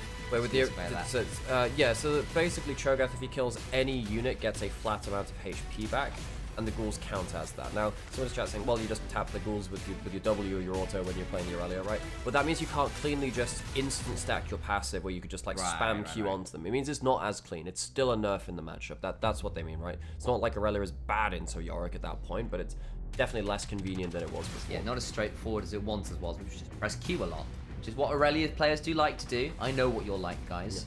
Someone asking, the Shy plays Cho'Gath. He played a game of it before and he lost. I believe it was also into a Yorick. I think that's what it's generally been into, yeah. I'm not gonna lie, Cho'Gath into Yorick, like, for me, it's basically like you lose as the tank, but at least you get to sustain a little bit. I still don't think you have that much presence in the matchup. I don't love the Cho'Gath into the Yorick. I've not seen it have that much success in LPL. And was Sion up? Sion was up. Been another option again. No, it wasn't. It was banned. So it was. They banned it themselves, actually, as well. Interestingly, didn't want to give that one over to Sheer, who has actually been a very good Sion player, in fairness. Diana being hovered, and we have seen it kind of lurking as a potential option. Only seen it the once so far, I believe, this playoffs, and that was from Shadow, actually, of all people, which is quite funny because we know who it's against. Still being hovered here, interesting. So we're going to wait on this, and it's locked in. All right, okay. Now, technically flexible, could be into mid lane, but I doubt it. I mean, Diana mid is like a surprisingly good assassin. People forget how much damage that champion gets, and FPX have a chance to figure out what they're going to do into now what is quite obviously a dive combo. Very much so. So, Jhin gonna get hovered. Certainly a decent option here. Can help set up with the Lily. You can kind of go fishing for picks with your W's and your bowling balls and all these kinds of things. Elise, also a fun option here. Would be more pick. Don't see a lot of Elise anymore, but maybe saying, I need to be able to find some value early or we're in trouble here. In which way I trust on things like the Nico and the Elises in that kind of vein, but they're all just fun hovers right now, so I'm going to wait and see what we end up with. Some entertaining engage / pick options being hovered, and it is going to be the set. Moonfall comes in, just, yeet them out with your Ra. I'm a little... Well, and now you also have the set into the Cho'Gath too, so the giant HP of the Cho'Gath can end up damaging you. I'm a little bit worried for the Yasuo Diana playing into some very good anti-melee champions like the Sets, the Yorick, and the Lilia. But if you do manage to nuke the Lilia in the initial combo, and she doesn't escape that, then obviously your magic damage goes with it, and becomes a little bit harder to play against what could be an armor stacking team. Yes, though. Diana Yasuo. Fun knockups. Fun things. Rel, Cho'Gath, and Diana can all do it. You can all blow people up with a big wombo combo. Magnet Storm, into Moonfall, into Last Breath, and also, explosions, for those Michael Bay. Yeah, for those of you who remember back to the good old days of OGN, Rookie was one of the truly great original Yasuo players. He was always good at that back in near the Champions release. Him and Dade, yeah. Him and Dade, yes, amongst others. And yeah, it's great to see him back on the skill-intensive champion, which we don't get to see nearly as much of anymore. Yasuo has had this issue where he jumps into a play and it looks great when you're like level 6 to like level 11 or whatever. Yeah. And you get towards a certain point in the game where you jump in and all you've done is you've self-CC'd yourself. The first time you fail a Yasuo Diana combo where you pull the trigger and you die, the game tends to end after that point because the combo doesn't get any easier and you're more likely to fail with that the next time. Our eyes on it. A very entertaining draft from the Victor's game, I will say. FPX, damage in their comp. Engage is a bit more situational. See how Dway does on the set. Good pick here with things like the Jhin W's and the Lilia bowling balls. Conditional.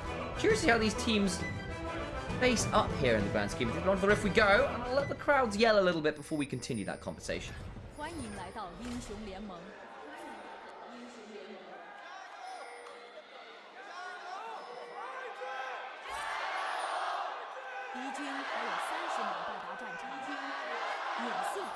The IG chant leader today trying to take on JDG's chant leader. That's some good Bale-esque growling going on there. Night Rain's just come on out. Maybe more people are being inspired by Elden Ring NPCs. They've weirdly not added a duo mode. You can only play as one player or three. It's very FromSoft. It is. They don't really. A lot of their stuff doesn't make sense. Someone replying in chat. So look, folks. So people are asking whether Rel ult counts as airborne. Can Yasuo work with that? Yes. The rule of thumb is if something displaces a champion, Yasuo can ult off of it, because any kind of displacement, whether there's a Thresh hook pulling you, or a Blitzcrank hook pulling you, or a Maokai like bopping you back with a Q, stuff like that, that counts as an airborne. A displacement is just airborne with a slight direction to it. So set E also works for it too. Anything which shifts your character around against their will, Yasuo can ult with it. Does it work on Renata Handshake? Yes. There you go. Yeah, it's a displacement against your will, which is an airborne with a direction. It's just, it doesn't always show you. Yes, it can work. Rookie. Gonna eat a fair amount of damage here early there. So this is what Scout showcased in 2023, and Tristana mid players have done a lot of over time, is you don't start with the bomb for level 1. 1, you can't always proc it without Hail of Blades, and 2, it pushes the wave faster than you'd like. What you do is you Q start, use the lethal tempo in this case, and you get a very strong trade onto the champion without over pushing your wave. It allows you to get control of the lane matchup, not over push, and then crash on wave 2 or 3 after, once you've had the good trade. Especially when you got things like ins out and stuff in the game. Not this time around, obviously, but you can put yourself at risk of those level 3 red buff ganks if people go from one quadrant to the other. 0 and 3, unfortunately, on the Tristana. Not a great show he got at this split, apparently. Which is crazy, because he's actually been very good on the champion. In fact, I want to say... oh, no, I think it was Fofo, not Cap. But, yeah, no, that was on a game on a Tristana, which is one of only 6 major region players to win a game whilst also having all the kills on their team. Gala eats a lot of damage there. Not quite down until the bouncing grenade comes on through, and Gala just oversteps in the bot side. Way goes on in, uses the exhaust, and Gala kind of just goes down. Yeah, Gala, cleansing, getting hit by another piece of CC, and yes, you get the tenacity, but the damage lands with it. And Jhin, a very powerful laner. This is one of the reasons why we're not seeing as much stuff like the Corki Rel. There are a lot of strong laning phase champions, like the Jhin, and in this case, the Set punishing too, which can be very good in certain bot lane matchups. And IG now have to play from behind in the bot lane matchup. Very much so. Rookie will dash on through as many things as he can. Dway, he's got to pull back onto Mega. He's taking some turret shots there. We'll be able to use some Ferromancy to crash down, and Dway throws out a Haymaker. I feel like I want to see Set in a Dragon Ball anime at some point, or maybe like some. Actually, I'm gonna hold that thought as JJ has actually turned up in mid lane topside. Shadow's done the same versus the Shy. The bowling ball does go just wide. We'll throw out a feral screen, but not before the Q is channeled. And the watch out Eep comes on through, but the Shy flashes away and does survive. Had some Vorpal spikes to work with, but that's about it. Still love Broken Covenant. Gala in danger. Flash over the wall, and the Nimbus cloak speed up with Gala in an awful position. That is very, very bad for IG. They are falling apart in the bot lane matchup. The Corki Rel is not strong enough in early lane compared to the top string of AD carries, and Jhin, I think, in laning phase is still amongst them, despite him not being as high prio as some, like a Varus or something like that. The Jhin, and in this case, the Set versus a melee support, getting huge value. Dway pulling this out after we saw it being played by Erha, by Weibo, getting great laning phase results. Yeah, needs to be a bit wary here. Rocket jumps away. Mako won't be able to find the ingress though. Rookie sweeping blading through the wave. Okay, was a little bit wary, and rightly so.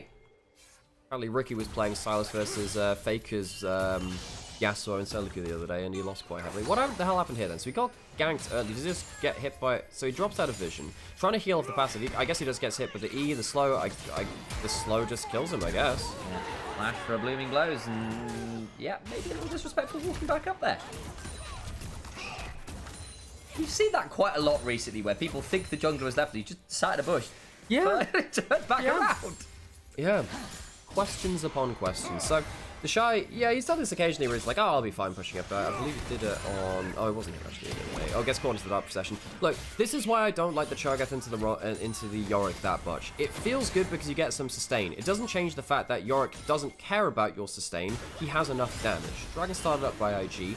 1,000 gold behind at 6 minutes. They need a huge comeback now from this early game. They need to find a big early fight, particularly from this mid-jungle 2v2. If they hit 6... Drake goes into the pit. JJ's low, he's not 6, he's in danger, gets face broken into the haymaker. 25 stones away is actually now really low as JJ gets out of the pit. This is looking a bit better for Rookie because he's down through the buster shot to buy some time for the last press. Comes through, flash over the wall from Mako. Gala gets the kill. JJ now running up to the Crescent strike, running, dodges away from the deadly flourish, and they get 4, a triple to Gala. He's back in the game. The lanes were losing from IG, but they win once they group up. JJ and Rookie massively outplay, and that's before they had their big combo available. Rookie managed to get an ult midway through the play to get himself an extra shield, get a bit of extra damage down, and stop Care resetting, getting out of the pit, and making things much more palatable for FPX. We get a replay on that one, because I thought after Dre got in the pit and got a face breaker Sam, that, there was some Sam, there were fun Yasuo mechanics. There will be a replay. You may have a point. Yeah, but if Yasuo is doing cool stuff, we will get a replay. So the thing which I want you to pay attention to here is, you know, Dway obviously getting a huge intro into the fight. When you don't kill the set, but he takes damage, you really are threatened by his damage. JJ hops over the damage though, gets some extra things in there, and the kill gets Rookie level 6, which allows him to use the Beyblade Keyblade. Had to use it on another target because it was locked out of the Tristana. Gives him the shield from the ultimate, allows him enough damage to turn around the play. Flashing the Q away is damn cool. Unfortunately, there's a lilting lullaby topside. Cheer will be traded though as both junglers get their opposite numbers in top lane. JJ now at 1 kill, 4 assists. I don't think he's running domination as a secondary rune, otherwise he'd have all of his 100 stacks. Walking Claw's not able to get the stun this time. The Shattering struck back. Of course, remember, the Q does break shields on Rel, so it can sometimes be kind of nasty into the set if you mistime your W. Yeah, absolutely, it can be. That means you have to use the Q onto the set at that point instead of using it CC elsewhere. How bad does it feel for Assume and Dway to be 1,000 gold down onto the enemy AD carry after winning the 2v2 so hard? Gala was 0-2. That lane was over. It was so doomed. It's really not anymore. I didn't credit to IG for finding the fight they needed, but I feel for Dway and Assume. They have had quite a good game, but that fight was so close, but not killing JJ. Rookie getting the level 6 and just hand stiffing that flash Q to get the, is it Keyblade combo off? Is that the name of it? There are a couple of different ones. I can't remember. Never been great at identifying them. The Keyblade is the one where you, okay, there are a couple of different ones. So basically what he ended up doing there is you use an E onto a target, start your Q circle animation, but you flash before it completes to get a knock up onto a different target. You often do that on minions. I believe it was the Keyblade. There's also a Beyblade combo, which is... Where you let it rip, just fart while you press the R button. No, Sam, you're ruining my analysis. Where you get a knock-up and you EQ before you press ult to deliver an extra Q stack onto them, which is really nice. The Sheer is going to get that over. Yes, the Crescent Strikes landed the Moonfall, the last breath, and Sheer does not have anything he can do about that one. Well, a couple of minutes ago we were saying, oh, IG needs to mount a comeback. Well, the comeback is on now. Rookie does have an E through the target if he needs to. Rookie hasn't taken tower, I guess he's fine there. Wow, flashback. He hasn't taken turret aggro yes, he has yet, now. and he has now. Flash on forwards, and Shadow gets the kill back. Nice work. Dre really trying his best here. Very good game on the set support. Both him and Airher having great games on that recently. Of course, Airher waiting in the next round to face off against the winner of this series. IG, after clawing back the early gold lead, looking a lot more confident now. And we were saying, hey, they needed to have that comeback. They've managed to get a lot of gold in pocket. I think the Corki now getting ahead of the game is a big issue for FPX. They don't have the best way to get on top of that Corki in fights. Don't, but at the very least, they have had the likes of this Lilia get involved and not allowed there's Diana to run away with the game. 3 kills already, 4 Shadow, as we've said. When FPX is doing well, it's largely because Shadow is doing well. 3 kills early on a carry jungler. I think that counts. We already saw what happened in the Nefiri game earlier. Got another 17 kill game on the Doggo. See what they can do in a different animal champion.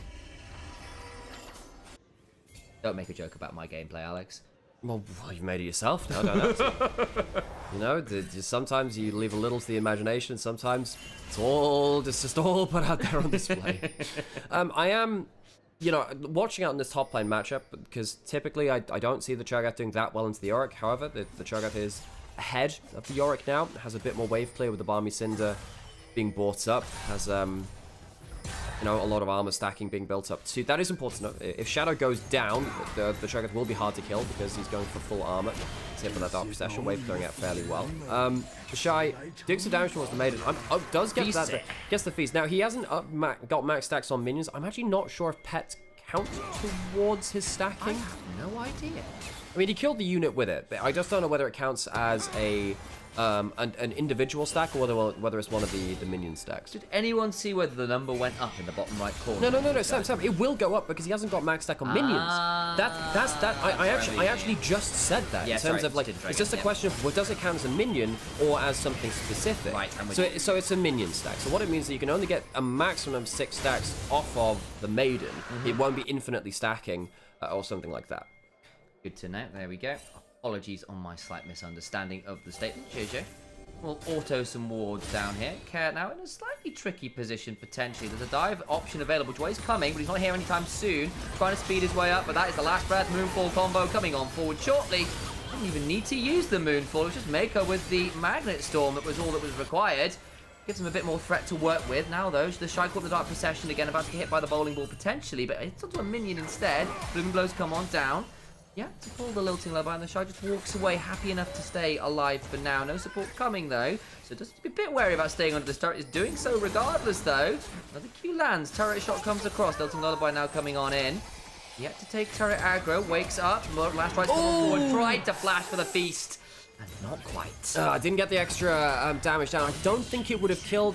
Maybe if he could have killed another couple of minions, it would have made a difference towards his regen from his passive. Couldn't quite manage that. And Shea getting an assist feels a little bad for him. He would have liked to get that kill to get ahead in that individual matchup. But Shadow getting gold, definitely not what IG wants to see either, as the sole magic damage source on the side of FPX. Absolutely, both of these junglers have been all over the place this game, getting involved in pretty much everything. Upside though, Rookie gonna try and interrupt this back. He's teleported and he's found the reset! She's been interrupted! Windwall comes on down, beginning to stack up the autos and will slide on through, and Sheer dies as he's caught Rid reset. That is a good win there for IG. The Yorick is not getting that much gold, and that's an important thing. You've got some plates there on the top turret, but, you know, Rookie getting that kill onto him, a couple of kills before that too, do start to stack up, because the Yorick should be accruing gold, getting towards that 2 items and being a threat in side lanes. Not been so easy. This is a teleport in from Care. JJ's coming up, Joy's going to protect. Throws out the Crescent Strike, doesn't quite find it, will rocket belt away, throws out a smite to slow. While the Shy is bot side, just munching away on some minions. The first turret also went down there. They've got the first 3 kills. YG got the feat of strength, and you're running things like Yasuo loves those berserk throws. Feels pretty good. You got the Sork Pen boots upgraded for JJ as well with his rocket belt. You're at a very strong point in power here on these 1 items, as IG at the level 9 mark in particular. Ourselves something to work with on this bot side. Ashir throws down the Dark Procession. A little bit lost where I was going with that, but the Shy will just attack the panda. Stacked up to a lot of armor now. Of course, there's a lot of percent HP on the Yorick, and he doesn't really care about tank stacking after a certain while, but it does slow down his ability to kill them, even if it is fairly inevitable. If to get back towards tower, it's fine. Both Yasuo and Diana, very good tower takers. The Diana, very good at cycling through that passive. Worth noting, the reason why Diana is getting back a little bit, farms jungle quicker now with her passive. I think it's now less like a 260% increase. Might go for a combo here. Cool. That's only a 1-man. Gets Shadow with it, but JJ is exhausted. What can Rookie do? Facebook comes on down. Mako's coming on over, but it's a little late. Throws out the cube, buys a bit of time, but it was the curtains, trying to find an angle onto Care. He's gone very deep. Lilting Lullaby for the flash. Rookie goes over the wall, but Shadow still gets it with that passive. Mako burnt out as well. They've overplayed an FPX. Rise from the ashes and turn IG into their former state. JJ only hits 1 with the ultimate. Should have flashed to confirm all 3, and I think IG would win that fight. The exhaust from Dway came down too to deny the little bit of damage that they did get afterwards, and IG, after playing well in the last few minutes, just threw a handful of kills back towards FPX, which get them well and truly back in the driver's seat. 6 kills now for Shadow, and I want to reiterate something you said in draft, and it will hold true again. If you fail the Yasuo Diana combo once, that combo goes wrong once, it don't get easier. This should have been a flash on towards Care and towards Dre as well. Like, you can get a 3-man ultimate there by investing the Diana flash. He chose not to, maybe thinking he had a little more range or thinking they'd step a step forwards. They don't get the 3-man combo, and they completely fall apart. Now, that is definitely a good point to bring up. You know, if you fail the Yasuo Diana combo, especially when you're ahead of the game, it gets harder to do the next time. I think they got another failure in them because it's so early in the game that the combo's been pulled, but giving this much gold over is a problem. And in fact, actually, no, maybe I take that back. Shadow has a Seekers now. That gold has been afforded to him by that failed combo. Big win there on that front. The gold is pretty much even. You've still got Dragon to play for, Soul Point and Ocean Soul when you're running things like Cho'Gath and Yasuo as well can be very obnoxious in the side lanes and stuff. Herald, a potential here for FPX. Wanting to rush that one down. Do IG want to contest this? I think they'd rather just set up the Dragon and give up this Herald personally. Got them those 3 grubs as well. So, in a decent spot in terms of their ability to use their side lane win conditions appropriately. Did get a turret there, did care. Suddenly exploding in gold lead was kind of just behind the Yasuo, but that win in that fight into getting that turret has kind of brought them into a minor lead there, so good news for care. Good objective damage coming through from IG. Again, the Diana very good at killing things in the jungle now because her passive now applies at 260% effectiveness versus yeah, it's went from 225 to 260. It's a big increase in her farming speed, which allows her to farm as well as we've seen that. However, on the other side, you know, FPX have used that Herald to take top lane in a turret. Care is getting closer towards what I assume to be the Infinity Edge second item. And Care, look, it's quite hard to escape the Yasuo Diana combo with the buffer, because what happens is, like, if you get hit by the Diana ult and then Yasuo ults immediately afterwards, there's a chance that you actually get your buffer interrupted anyway, because you start jumping and then it gets reapplied anyway with the suspension. It's quite hard because the Yasuo needs to, like, immediately press the R key effectively, but it's quite hard to escape the Yasuo Diana as the Tristana, basically. Alright, well, bring that one down. It's actually at 5 stacks now on this Cho'Gath, getting tankier and tankier. Again, the game is close. Soul Point was secured by IG as well, so for all that play topside was problematic. Down 1,000 gold, and those are big issues. You are still with this win condition here. So it's not like they're out of this game. It's not like they're not non-threatening. It's just you look at the mid-jungle and go, oh god, there's just suddenly 1,000 gold ahead after the last 5 minutes. And Yasuo Diana have always been very, very snowbally. I remember back in 2022, the durability patch. Before that point, Yasuo Diana was everywhere. It was very explosive. Linus playing it. Linus was playing it, who's now, of course, up on Team Vitality in the LEC. And he won the NLC playing similar stuff. It was a split lane. It was after the durability patch afterwards. But, yes. Problem is now, champions are tankier now, less likely to get completely one-shot than they were around that kind of time about 3 years ago now. And if you fall behind the curve, with champions being a little harder to kill, when you've got triple actually, Ninja Tabi coming over onto the middle 3 members of FPX, it gets a lot harder to pull off this combo, especially when you're behind. Diana has at least got her own arm guard to work with now. It's not in a bad position with the level 11. You can still well pull this combo off. Rookie, though, would love this second item completion pretty heavily here. The Immortal Shield Bow makes life a lot easier. You just get hit by the spell seed, but remember, you've got the Wind Wall. It's not that easy to guarantee something like the Lullaby. It's all like Q3 landing. Dway doesn't want to take that forward, understandably, but a couple good angles there with the Steel Tempest. Dway flashes for that one, though, and Dway is dead. The exhaust comes on up. It's a little too little, it's a little too late. The Lilting Lullaby only hits onto 1. Shadow very low, needs to be afraid as another Q goes flying on through. Buster shot, though, and an auto brings down Rookie. Rookie goes too far and can't get that last knockup. Once again, the Yasuo Diana put a little bit further behind. Yes, Dway goes down on 1-for-1, but with the Yasuo dying, it's not helping IG get resources on their main engage combo. It looked so good for a second or two there, but to look for more, and Rookie just eats a Buster shot and a shot, and a 4th shot, I believe. Might have been a dancing grenade. I think it was just a regular auto attack. Like, he's not that tanky. I don't even think it needed to be a 4th shot. So, the 2-man combo comes through. Exhaust from Dway denies some damage. And yes, Dway doesn't get the proper W, which is nice. But, you know, Rookie doesn't manage to ignore as many ults as he likes. And then it is the 4th shot going forwards, actually. But even then, they had so much extra healing. The dancing grenade comes through to it. All the point and clicks follows him through the journey. Both AD carries just turn and hit their buttons, and Yasuo does not have an Immortal Shield Bow yet, and all the flow in the world wasn't going to save you there, I think. Minute and a half until Dragon comes up, Atakan spawning on top side of the map. As IG do have themselves Soul Point around the corner, and a Cho'Gath with Ocean Soul is disgusting.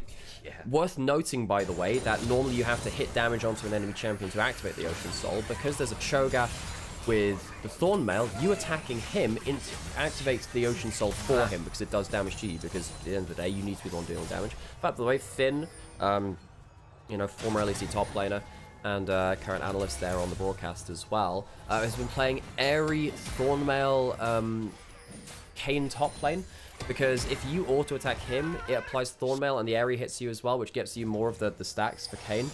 Just atrociously annoying. Now, yeah, it means that you're don't get a rune for later into the game, basically, but it means you get your form really quickly. Like, he was showing me through his cooking account, where he kind of goes and does weird things. Yeah, Karzik's top lane. It's Karzik's top lane with, like, Ignite Teleport. Yeah, he does that into some like squishy matchups. Gala might run into Shadow. Shadow's quite fed. 6 kills, as we've been saying. 2.5 items, has the double mask stacking combo, and does hit the splash damage onto Gala. Valkyrie away, hit by the deadly flourish and the burn afterwards at this point. It's beginning to stack. But what that ends up doing is just giving some poke onto Gala, a very important point, because we do have 10 seconds till the dragon now. There is a combo available from JJ and Rookie. No flash for Diana, which makes it harder to land. No exhaust from Dway, though, which means if it does land, it hurts more. 2 items also now done for Rookie. The Immortal Shield bows come on through. Got a bit more crit, got a bit more safety. Gala trying to find his way over to the play. Sheer now also coming on. Careful. Make sure the auto sends Gala slightly the wrong way. Slows down this dragon take a little as well as he goes wide. Shadow going to play this one out. Gets engaged onto. Will go Zonya's mode to buy a bit of time. Dragon secured by the Lilia. Buster shot buys some time. The move ball comes on through. Trying to play. Who drags Yasuo out the back of the pit? And he's dead. Now that everyone's going golden, in goes Shadow. Gets another kill. Gala at least gets one back. But the Shy is in a 1v4. He'll die. Invictus Gaming. Looking not very Victus here as the curtains are called and Gala escapes, but he's the one member to do so. Gala lives to tell the tale, but IG do not get their soul. They lose 4 members, and they only get Sheer in the return. They'll lose a tower too, so FPX take a huge game-changing play around the dragon. We were warning about IG's combo looking like it was falling far behind. It's only going to get more difficult beyond this point. FPX take this victory, roll into 2 towers even. IG fall 5,000 gold behind. I'll look at this again because it got very dicey for a second, but the Zonies from Shadow buys him so much. Well, Rookie doesn't pull the trigger onto him. He doesn't want to pull that ultimate, partly because at this point in the game, if he ults the Lilia there, the double AD carries kill him in the duration of his ultimate, because he can't put down the wind wall midway through his ultimate. And yeah, the Zonias comes through afterwards. Rookie obviously not feeling confident enough to go in to continue that CC chain. Perhaps a mistake, perhaps a problem with the Rel not locking up the backline instead of the Lilia is there, but Shadow put himself into the right position, gets a 7th kill, gets a Dragon Steal, and IG will have to wait for another 4 minutes now to see if they can come back and look for a steal. Trouble comes in fours, apparently, because they're now 4,000 gold behind as well. That's getting problematic, I think, to say the least. Again, Care having a good game on that. Tristana there hops into the pit, Buster shots 3 members back as they're looking for some of their melee autos, and it just doesn't get easier as Dway as well. What an ult out of that pit as well to prevent the Yasuo finding more value. I mean, that was like the cherry on top. I actually don't think that changed the fight that much. It was very But it was cool. But it does look fun, for sure it does. It looks fun. Of course, Baron spawning not too far into the future. Atakan available on top side. You do have a 2-item Corki who's doing quite well for themselves, but Gala, in the lead up to that last play, was just randomly mispositioned out from the rest of his team. Kev bopped him into the wrong spot as well with the blast cone, which meant that he couldn't necessarily position himself perfectly before the last fight. IG, if they had a more traditional mid-jungle at this point, I think they'd be feeling quite happy, because they do have a Cho'Gath who's in a good spot and an AD carry who doesn't have that many threats onto him in the backline. You know, FPX don't have that great backline access, but this mid-jungle has to throw themselves into hell, really, to get any value, and FPX are punishing that. Once again, return to that statement that was made in draft saying, if you fail the combo once, it gets ugly. They failed the combo once, and it's just gotten harder and harder and harder. And we've yet to see another big multi-man Diana ultimate. Atakan's being started. Invictus Gaming do know about it. Got that one ward around that is unspotted. Do they want to contest this? Rookie has TP, is laning against the Yorick, though. Looking to reset. Atakan just taken. They don't want that fight. Would rather, I think, save a lot of their ammunition for the dragon that's spawning in 2 minutes. So FPX, you know, they get themselves that small bonus. IG, they don't want to commit everything towards that play. They have Diana Flash. Is an issue that, you know, the Diana Flash is up, but the exhaust is too for Dway. He's just saving it for the Diana combo. And given that the... now, there are... sorry. This is... I say this is someone who used to play a lot of Diana, had a lot of Diana main friends, actually. JJ does have some secret tech available to him now, where you go towards the flash combo, immediately hit Zonia's, so you can't get exhausted. So that's because you can't target someone in Zonia's, so you can't target them with the exhaust. So what JJ can do is go for that flash combo, immediately hit exhaust, hit the Zhonya, so you get the full damage, and hopefully that means that Jue's exhaust isn't going to be the game changer. See if they can pull that off in a minute. I think FPX, they have a lot of extra tools to play around. We are looking for slim angles for IG now. Because let's be honest, if a Swell Seed lands, a W lands from Jhin onto someone who's taken damage, that could honestly be IG's team fight over before it's begun. Maybe an ER flash into Zhonya's might be the way forwards. Rush value, always quite high if you can find a good angle in. Guy looking to sweep out some of these wards. Quite get that one, unfortunately. And again, one of the issues that you can start to play around, reminder, is they do have the Cho'Gath Feast on objectives. Quite hard theoretically. The smite, I think that's partly why the boss shot last Dragon fight was quite important. Yeah, for sure. The Sheer is trying to contain the Shy up towards the top side of the map. With that in mind, I think the Shy will try and wave clear a little bit. The Sheer Sheer hasn't ended up running this game through side lanes in the way that FPX potentially would have liked to do. The Shy will try to clear out one more wave and then teleport down. Dragon spawning in 20 seconds. FPX, on the other side of it, they have a 2-level lead in mid lane and in jungle too. They have the combat power is so massively in favor of FPX. IG must secure the Dragon. That is the only way they come through this game. Left one over, started at the ward at the back of the pit though, making sure they understand exactly what's happening to FPX. Picture in picture. Sheer and the Shy fighting out, looking in the back, throws out the Wimble, looks for a Q3, needs to be a bit afraid of Jue, who does get the moonfall combo! That's not bad looking, they get one! They've gotten care! Shadow goes golden, Gala survived. What about Shadow in the back of the pit? They do manage to get the Dragon, not quite as Shadow steals it! And it's all looked so great, and still it's not enough. It looks close until you realize JJ had died before the smite. It wasn't a 50-50. Shadow easily picks up the Dragon, and while the combo looked okay, JJ didn't get the Zhonya's down before he ended up dying, or indeed got exhausted too. It's a feel-good moment for a brief moment, but then the Dragon goes down. IG miss another chance at Soul, and FPX might be forcing us towards a deciding Game 5. Somehow, someway, it was always going to end this way with an Invictus Gaming squad, wasn't it? Black Cleave was finally done for Gala, but I hope we get the replay. It looked brilliant for half a second, and then Shadow survives, despite the fact they got care. Have a look again, because Rookie's going to flash on out and find the angle back on him, but how come JJ doesn't get to... I think he's put asleep is what it is. He managed to get the Moonfall off, and his Lilting Lullaby at the same time, so can't press Zhonya's. You should be able to. I mean, there was nothing I really see seeing him. So that's a mistake there from JJ. Goes to sleep afterwards. Big mistake. You can't afford to make a mistake like that in the key moments. JJ has a composition it's hard to play into, but now 2,500 gold down. That's hard for any jungler to play into. Very challenging. Baron now in as well. Worth noting as well, you know, if the Shy didn't teleport down for something like a Chomp Secure, I wonder whether you just give up an inhibitor for the chance of that. I wonder if that's better, because it only gets harder the more times you lose it. You could have increased that. This is your way out, right? Getting that Ocean Soul. That's your way out of this. They failed 2 Dragon fights back to back. Now FPX very cleverly playing around, you know, Shadow being very hard to kill actually with this being this far, with this kind of lead being this far ahead. Yeah. And IG, I think they've mis-executed on the Dragon fights very heavily. I tend to agree. Get some autos down on the tier 2. They throw out the Swell Seed. Way. Potentially dangerous spot there, but again at this point the set has been such an obnoxious part of this game, right from level 1 practically. Shadow could actually flash for an ultimate, you know, I was actually worried about that. Here goes the combo. Oh, gets the care. He does go golden, flashed away, says that, but now Jue's in danger. The Lilting Lullaby back is pretty decent. Turn around with the Magna Storm, Shadow's very deep, goes golden himself. Now in danger, trying to turn this around. The health bar desperately low, the curtain's being called.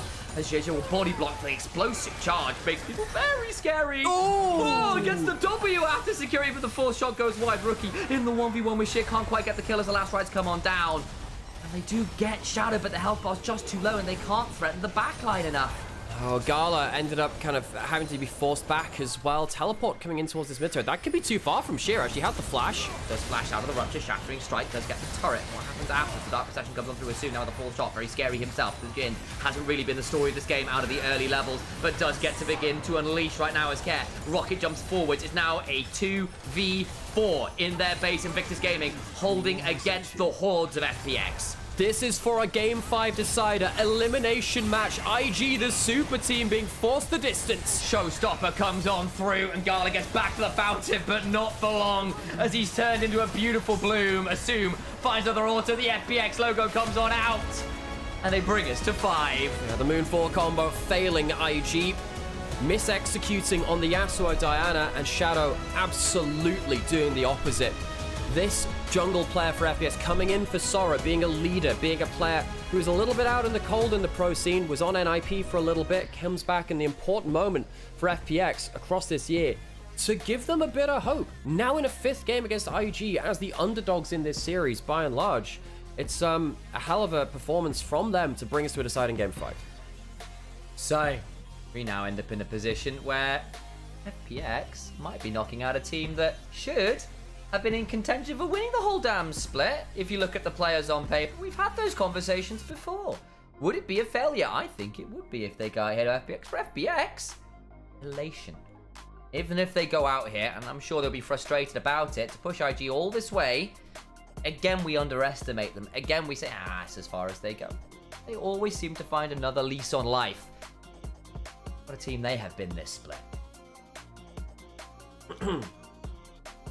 So we'll have ourselves a side select 1v1 now for our last game. And a chance to seize that blue side. I believe blue side 3-1 in this series. Yes. IG won game 1. Blue side has won every other game so far in the series. That's pretty great going. I will leave you to it for a second. I will return shortly. Cool.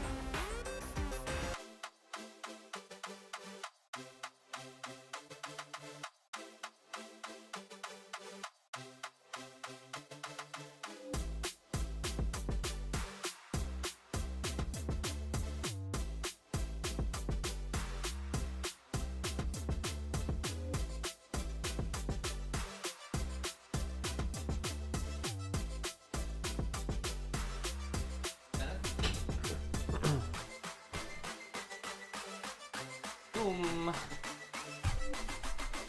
How are we doing, folks?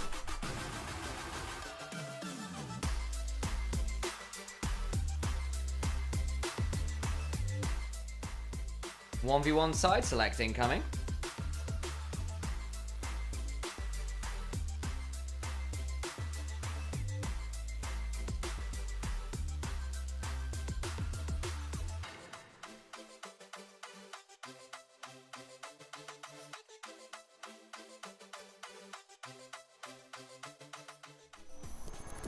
是暗夜的猎手，更是夜拍的高手。OPPO Find X8 系列夜景人像神器，夜拍超清晰人像 MVP。TCL X11H 领耀 QD Mini LED 电视，纯净画质，细节尽显，细腻光影，丰富明暗细节，典藏级影像体验。TCL 皇冠战马。更受中国电竞用户喜欢的能量饮料，更受年轻人喜欢的中国能量饮料。中国电竞，当然有我，有能量，当然战马。奥风电竞椅，职业战队的选择，连续5年中国电竞椅销量第1。奥风 G7 专业人体工学电竞椅，22项调节，提供腰颈肩全方位支撑。上官方旗舰店搜奥风 G7。今晚碾压局，你的车就这样了吗？或者说，开一局吗？开就开。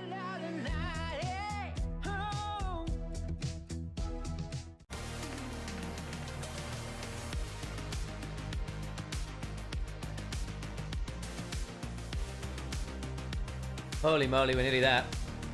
Need to hit the control. Do we need to run some ads? No, we don't. Zoom. Around a bit. There. That'll do.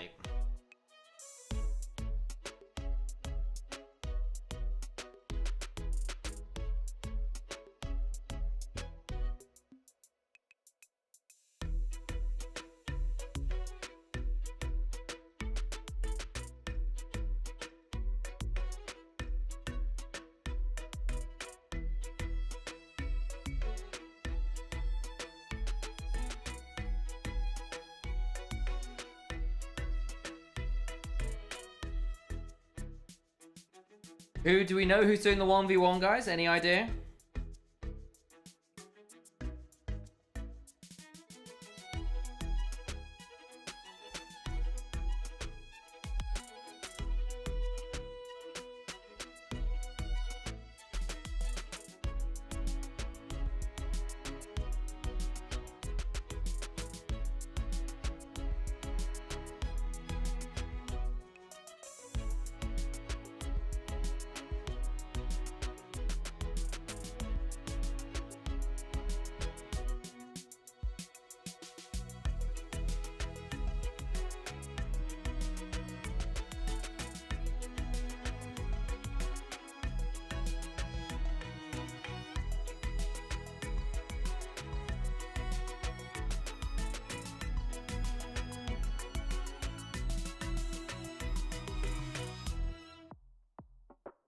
Struggling here to get some ones here. Oh, L's the fake letter.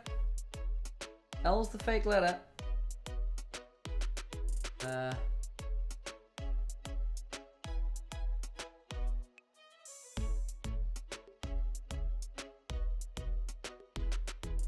Inter. Nice. Game over. Do it for the content. At this point, just let FPX win. Yeah. I mean, it might happen. It's IG. Here we go again. Oh no, whoops. Sorry. Sorry. 输比赛的话，我觉得就是大家的小细节没有做得很好吧，然后后续就是需要把这些部分给提升上来。再次对上 IG 的话，我觉得他们后面打的也挺好的吧，然后就注意一下跟他们打架的细节，然后我们要尽量做得更好一点。再次对上Rook 学员的话，我觉得注意一下他法师的选择吧，然后要尽量在边线的时候把他给摁住在边线吧。第二赛段表现不错，我觉得是因为我们大家都很想赢吧，然后在游戏中的决策也都挺一致的。就接下来比赛的话，就大家放开打吧，就是尽力就行了。Need to move the thingy back. What? How did I do that? That was wild. Didn't mean to full screen that. I think I hit a button that does the full screeny thing.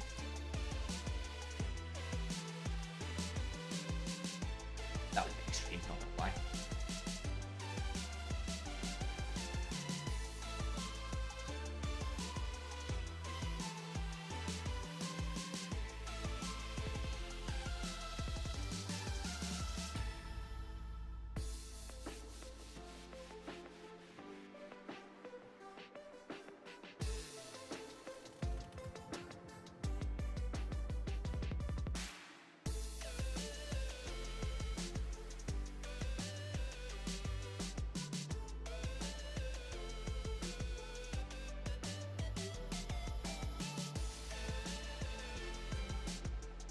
Nice work. I think we're going to be a bit tight on time here, so I'm going to put this down now. Bring the camera back up while we're waiting, eh? There we go. Wag, that's an actual word? That's crazy.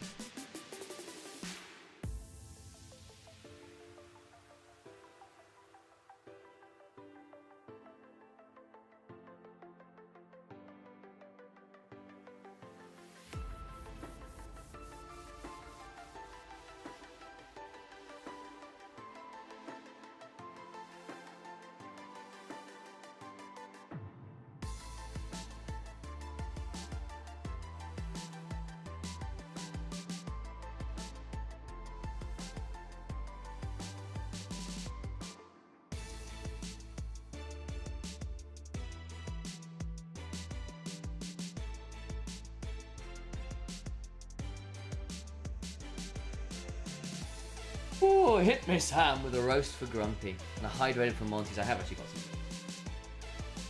some. What are we hitting you with? Grumpy. I hate to tell you this, but even from this side of the screen, many miles and leagues away, I can tell you smell really bad. Go wash yourself.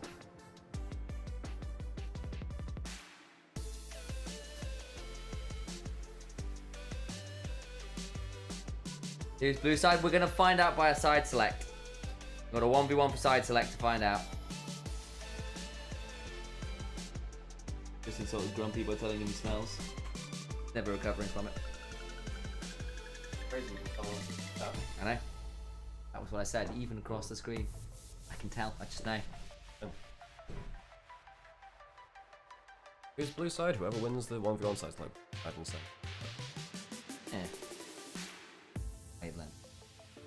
Who's gonna win the 1v1? I actually don't know who's doing the 1v1, no? So well, typically it's solo laners, so it'll either be Sheer or Care for FPX, or it'll be the Shy or Rookie, most likely for IG. The only restriction on 1v1s is you can't have the same player do a 1v1 twice in a row. So if you have two 1v1s, a different player has to play the second one. But they haven't played them, they haven't had a 5-game yet, so we haven't seen that from them. I remember back in Split 1, I seem to recall that you couldn't, once you'd played one in playoffs, you couldn't do another 1v1. Yeah, it was not exactly very transparent in the last playoffs, no.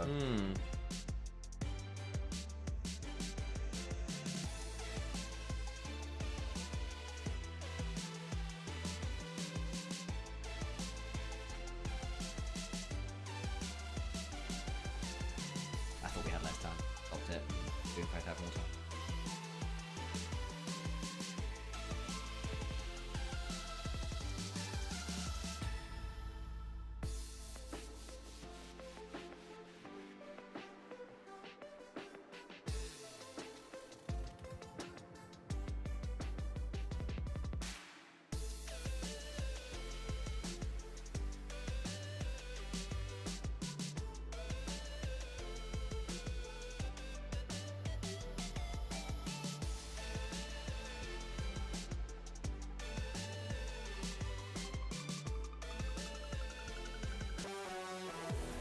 Oh, looks like we're heading towards the end now, though. Here come the lights. That's a cool shot.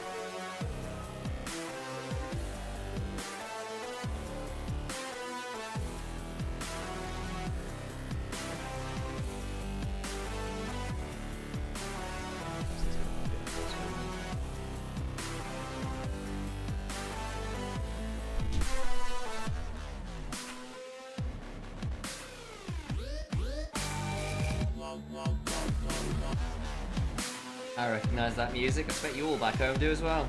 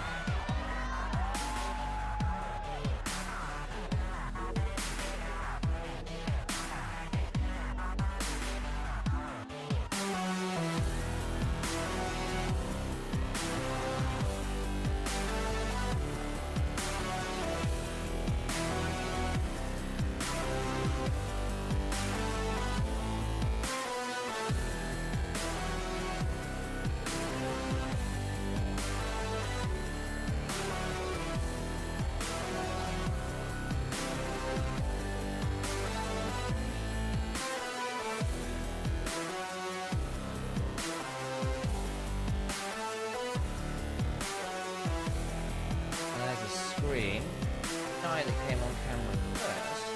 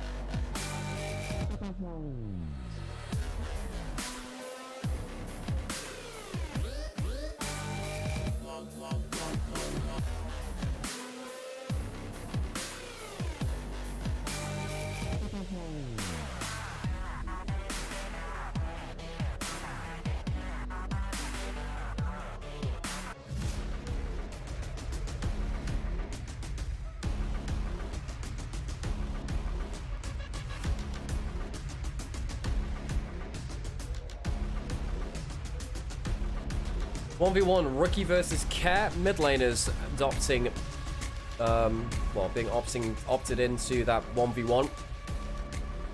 So what's powerful in our 1v1s right now? Jace has been a big pick. We have seen Orianna, which is now banned. Zed has been played by Rookie actually at points too, and not in like a troll way. It's been pretty strong. Good, yeah.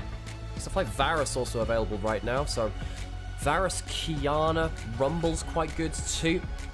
This is a very important match. You expect them to lock in the tier list. It's not about fun here. Varus on one side.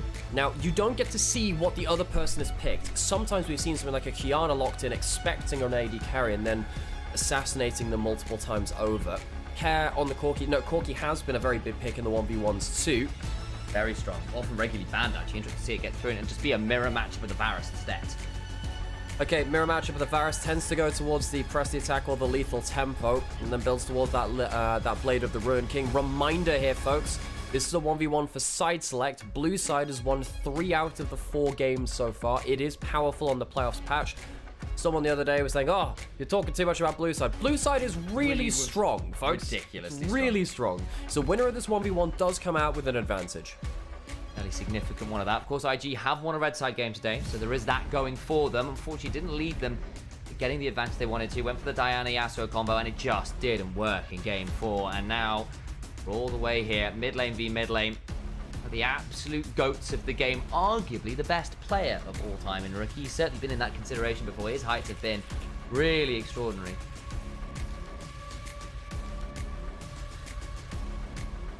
So, Varus mirror matchup. Going on to the Howling Abyss. Reminder, the win condition for this 1v1, for those of you who didn't watch regular season or before, is 2 early kills, 1 late kill, or the tower kill.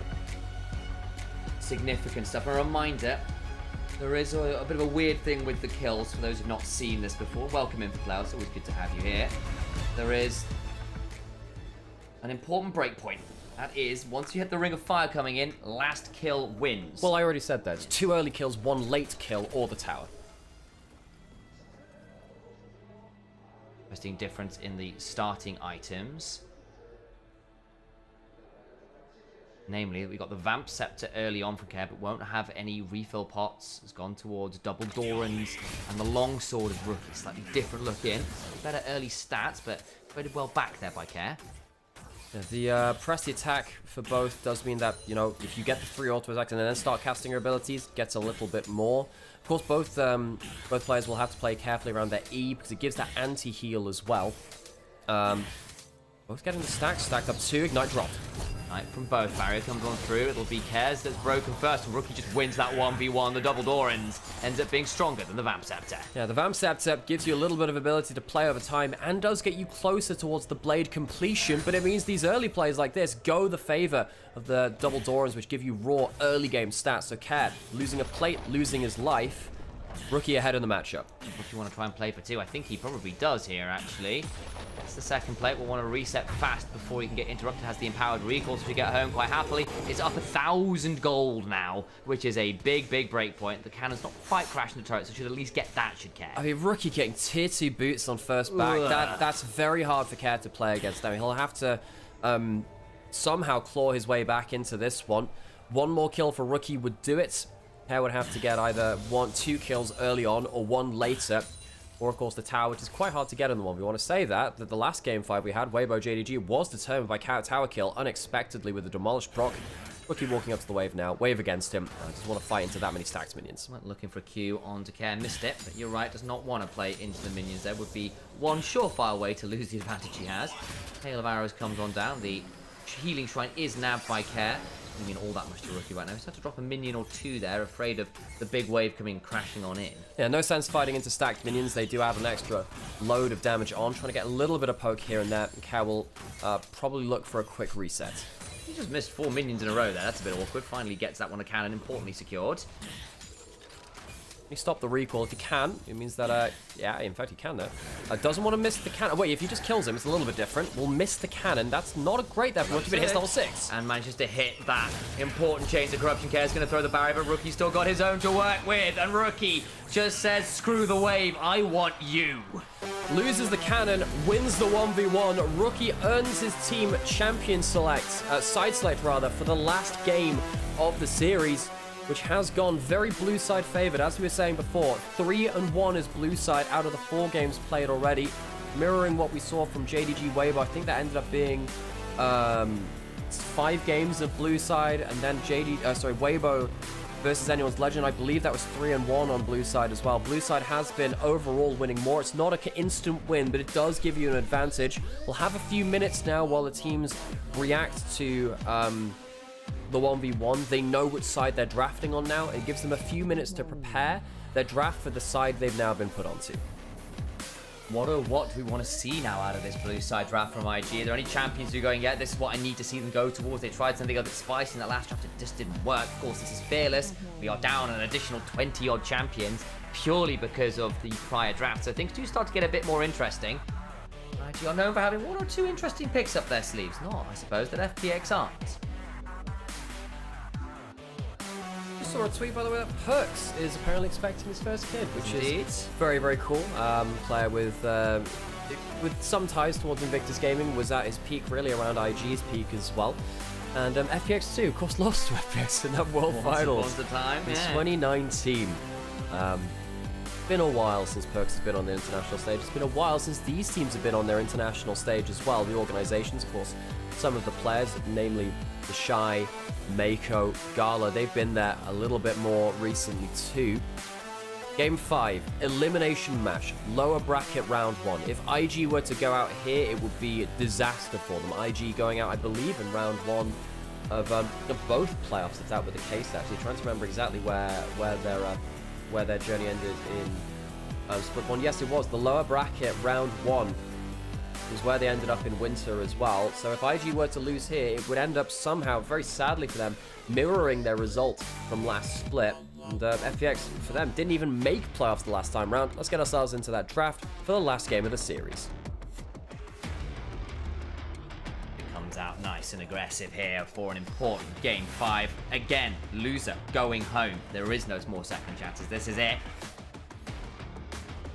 FPX found their way back in, responding to every IG win with a counterpunch of their own. Need to break the streak here. Find the win. Just the 1v1 counters that in the grand scheme of balancing things. Who knows? But Yone, Akali off the table away from Care. I think coming into this game 5 makes sense. Zyra as well. Zyra? Going up in value, I suppose. I mean, I'm a little surprised to see the Zyra banned away from Shadow. Shadow on AP junglers is a hell of a threat. For me, if FPX are to come out to a win here, it has to be through Shadow taking over again. The 2 victories they've had have been through Shadow, pulling ahead of the curve. And something like this Zyra could be on that list, despite it not being high priority on recent patches. Welcome one and all to our final game for the day. It's glad to have you all in here. Nico, first pick, let through, and IG want it. Gives them lane dominance. There aren't that many lane dominant AD carries left, so the Nico will buy you that from the AD carry role instead. FPX do get the Scion though, and there aren't that many tank killers available to IG now. That could be a huge frontline problem for Invictus Gaming. They will also pick up a big ticket engage support options, especially considering most of them are gone. Set, Nautilus, Rakan, Alistair, Rel, Braum, Poppy even. You are so shy on engage options. I suppose the Nico at the very least now also taken away. You have got something for both sides to pull the trigger with. There's Kai'Sa, Prince of Pentas. Known mostly for this champion, for all the Uzi's getting a skin on it. If you're looking for other great Kai'Sa players in the world, Gala's probably right up there. Yeah, Gala may well be the greatest Kai'Sa player of all time. Funnily enough, in 2023, I cast 2 Gala Kai'Sa games, I believe, that year, and both of them had a pentakill in it. It was his first pickup of the Kai'Sa in each split, spring and summer, and he got pentas on both of those games. I probably cast a couple more than that, but I remember those 2 more than most. IG will have a strong bot lane to play around. They lock in the Skarner too. I actually wonder whether Shadow should go towards something like the Trundle if he has it prepared now, actually. Because now you have that Skarner to play against in the front line. You will have just an unkillable front line to get through. It is a game 5. Been done before. Assume on Draven is a known pocket pick. Break glass in case of emergency, and out comes the announcer, the executioner of Noxus. So typically Draven struggles when you're against a heavy front line. You have that instead now. Draven's strong in that laning phase. Not exactly sure what he wants to pair it up with. And of course, Dway's gonna have to dig a bit deeper into his own champion pool. Alistair gone, Arn gone.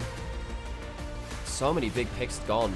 Dway will have to find something that can stand up to the Nico in the laning phase. He's already got the Leona, so should be alright on that front at the very least. So oh, sorry, yeah. I've got that option Oopsies. in there. We've all been there. It's been a long day. Yeah. We've gotten a lot of mid lane bans now as well. The LeBlanc away from Rookie, and again, at this point, with neither mid lane having locked something in, you have to wonder what exactly it is they're angling for. I have called out that Trundle before. Trundle typically very good into something like that Skarner. Double mages banned away from Rookie in terms of earlier lane bullies onto Care. Care maybe looking towards something like a Victor, potentially. No, Victor's already gone. That's already gone. So what do you have in terms of DPS? You want ranged DPS. No, as well, there's just calling that out too. Yeah. So what ranged DPS do you have? The Victor's gone. You don't have something like the Azir. Aurelion Sol? Aurelion Sol's not a bad idea, actually. Can get repositioned onto by the Kai'Sa. It can be a bit annoying. Care is a casting aficionado. It is one of his comfort picks. I'm very... yeah, digging down into different picks. No Akali either, which is another one of Care's comfort picks. I think what else is up there? Like, there's a bit lower on the tier. Lissandra being hovered. A lot of CC. It's locked in. Okay, that's one way to shut down someone like a Nico or a Kai'Sa. If you're out of position, the Lissandra goes in, and it's a great way to get the Draven the cash-ins. You ult someone in front of him, he gets that cash-in easily. Lissandra rarely seen, but locked in for Care in game 5. Guys, first career pentakill was on Bessa. Wouldn't hate it here necessarily. Hui is up. That might be a way to play from range. Not gonna lie, well, yeah, the Hui can bully out the Lissandra very easily in the laning phase. You're talking about the Ambassador and how it could be good for the Shy. I hate it here. There's way too much CC. You dive in, immediately get Lissandra ult to Draven ult, Leona ult, and then you immediately die. The Shy needs to pick something that can survive the onslaught of CC that is there from FPX, to the point where I'm even wondering if you have to go for something like a Cassante. At least you can go unstoppable with your W. You need to have something that can survive having a bunch of CC thrown at you. Jax is up, Aatrox is up. They are carry options with a certain amount of sustain built in, a certain amount of safety built in. And it is the Aatrox of choice. Still a bit risky, but I can see what the thought process is, at least. Last pick now for Shadow. And he locks in the Lee Sin. FPX and Lee Sin, a tale as old as time, whether it was Milky Way, Tien, or any of the other journeymen which came through the FPX organization. Lissandra Lee Sin, if they ever lock you down, will one-shot you. They have a stronger frontline, do FPX. They have much worse DPS though, so if they fail that first pick, things get a little bit tricky. IG, they have decent range with the Hui. The Aatrox and the Kai'Sa can individually pop off and cause issues too. But FPX, if they get the CC onto a target out of position, let's be honest, IG, their positioning has been suspect at points this series. The resets from the Lissandra passive, spawning those frozen thralls, might just be the frozen tide they need to get themselves a shock upset over Invictus Gaming in the lower bracket elimination game. Brace for impact. It's the wrong one. I apologize. I was thinking we didn't have it up because I didn't see the social Okay, slide. let's get ourselves into that Game 5 elimination match. IG, FPX, two teams which have won Worlds in many years past, on very different form now, up against it, round 1 lower bracket. It's a long way to the top, but it would have to start here. Do you imagine it? Invictus Gaming being knocked out by FPX. Would be another story considering where they were at the beginning of the year, what the expectations were. If IG can survive to the mid game, get an item or so, get 2 items to their name, life feels a lot better when you've got your Hui, your Kai'Sa up and running. That's like FPX. Lissandra Lee Sin helping a Draven Snowball. That early mid game, that 1 item spike will rock IG's world. The crowds yell for a final time today.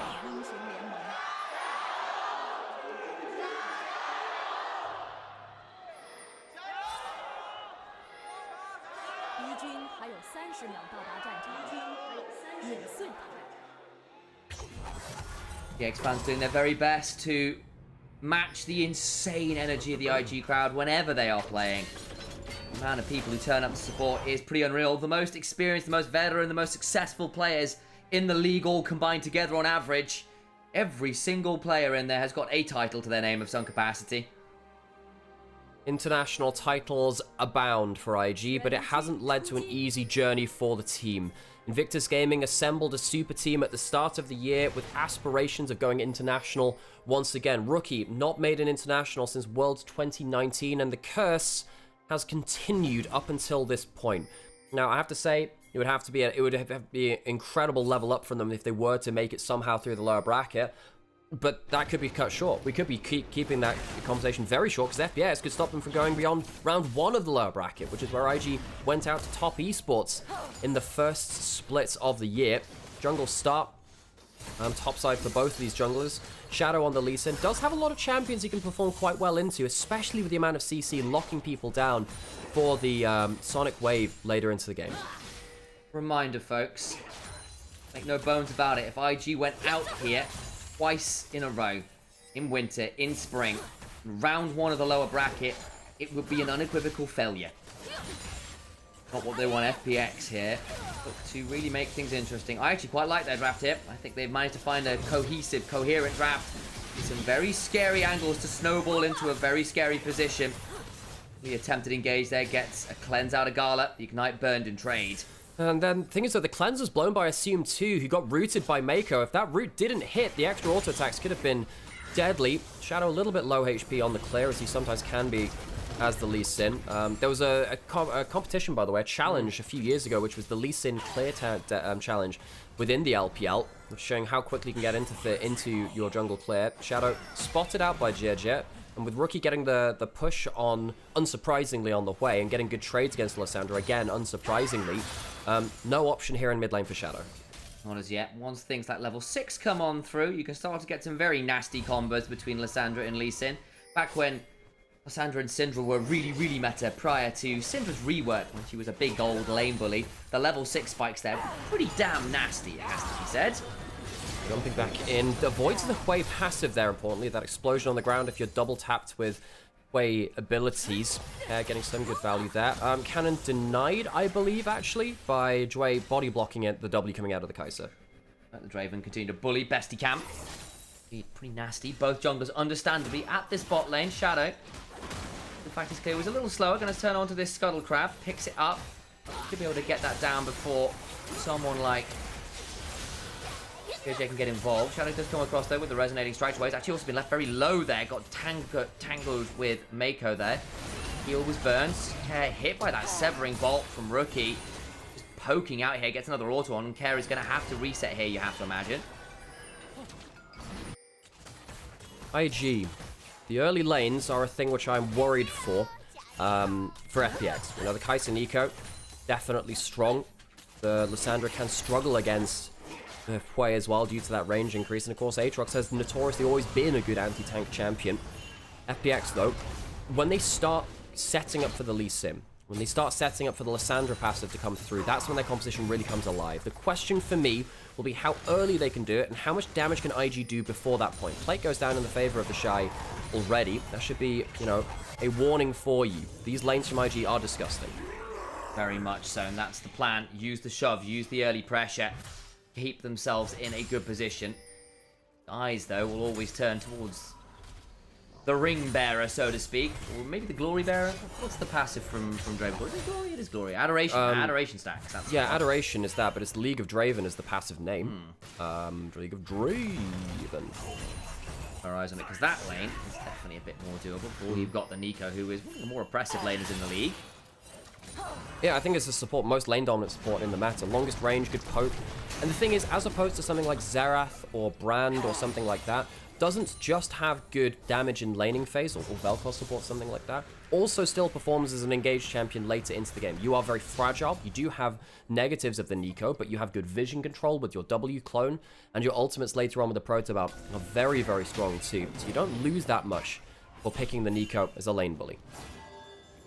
You don't. Neeko, the best to be. Big win condition here. Mako has had an odd split. We all remember that Blitzcrank game.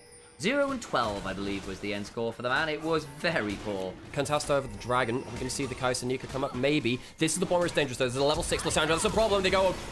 Flies in with the Frozen Tomb. The Spiraling Spear comes back as JJ tries to survive. Does drive through the wall and survives as Assume flashed over to try and get that kill and doesn't secure it. Someone had to body block Shadow. I think he had to body block the W going through the wall. Tank the CC, but make sure the Draven can get that cash in. That's so much put in towards the objective. Severing Bolt sidestep by Shadow will pick up the Dragon. The Grim Visage comes on down and holds Hwei in place as they will safeguard over to Assume. They get the Dragon, but burn a lot of summoners to find the pick and don't really get that much in trade. No, they don't. Kair's gone for the Spellbook, by the way, getting the heal, actually, in inventory now, not going towards the more aggressive Electrocute or something like that. But Assume committing the flash and not getting the shutdown, you can see how desperate they are to get this combo online. We were saying, hey, how early can FPX get grouped up and get value before the damage IG's lanes can do becomes too much? They almost get themselves the cash in. That would have been a great pressure release for them, but they can't quite manage it. Shy topside just chunks out the shear as well. Gets a good grasp proc, gets the full Darkin Blade combos off. Another passive auto. The grass continues to fly. It's actually going for the World Under here. Trying to force Sheer to ult away. Gets another Q. Sheer does manage to tank his way through it well enough. Doesn't have the TP, but can look to potentially ult back to lane as the Shy just looking to get as much pressure down as he can. 45 seconds on Grub's worth noting. So that'll be another chance for FPX to group up and see if they can use the Lissandra ultimate. No flash on JJ this time to get out of the plate. He said, might not necessarily need it. The Q3 just kills him. Shit, doesn't even, did he have the ultimate? He did. Yeah. Sheer just doesn't pop the ultimate. The Shy blasting Sheer in the individual 1v1. And for a player that was so good on debut on JDG, the individual laning this split, this year, has not matched up for what we know from him. The Shy just bullying him. He tried to pull the ult, it's on cooldown, and the Shy just hit him mid-startup of the animation, so it basically wasn't pressed. It was too late to be anything useful at all. Well, no, you don't stop the ultimate once it's in there, so because you can't knock him up out of it. It's just on cooldown. Killed him midway through. Ah, right, okay. Yeah, that does make more sense because there is a reason it's called the Unstoppable Onslaught. Yeah, indeed. So it was Grub's now started up with the top lane priority. Shadow trying to get a steal, gets the first one. That's one taken. Try and work around it. Sheer has come back in after having died topside. They come. Asuma's also rotated up. Want to try and steal away at least one of these grubs. JJ's around. Has got the Impale to work with. Asuma also with a Whirling Death. They're going to get a second grub. That one nabbed away actually by IG. I do apologise. But the smite used to claim a second at least for FPX. So Shadow used the smite on the first one, meaning he didn't have the smite to contest the second one, whereas JJ did. It was always going to likely be a grub taken by IG. But it was a question for me about whether there would be an engage onto the flashless jungler trying to look for that smite. Not the case here. FPX don't find themselves a fight. They do get the grubs, but they do leave some side lanes unattended, and IG now have a significant gold lead. Good stuff from them early. And again, you've locked in a Draven, and your lanes aren't looking very pretty here. The way has managed the Lissandra well. The bot lane got somehow. A Kai'Sa is ahead of a Draven. Yes, you've got the Nico, but trying to rotate this Draven around to get involved in fight has meant you've dropped some CS, meant you've dropped a little bit more than you would have liked. And said about top lane, the better. That's a rough start for this style. Sheer just disrespected the trades from the Aatrox a few times. Down 10 CS, down to kill the Shy. A player who I think has actually been excellent for IG on the whole. Yes, he's had his down games, but who hasn't on IG? I mean, compare the Shy to his Weibo days, where I think he was the most inconsistent member of that team, both in highs and in lows. I actually think for IG, he might actually be their most consistent member. How insane is that to say? I know.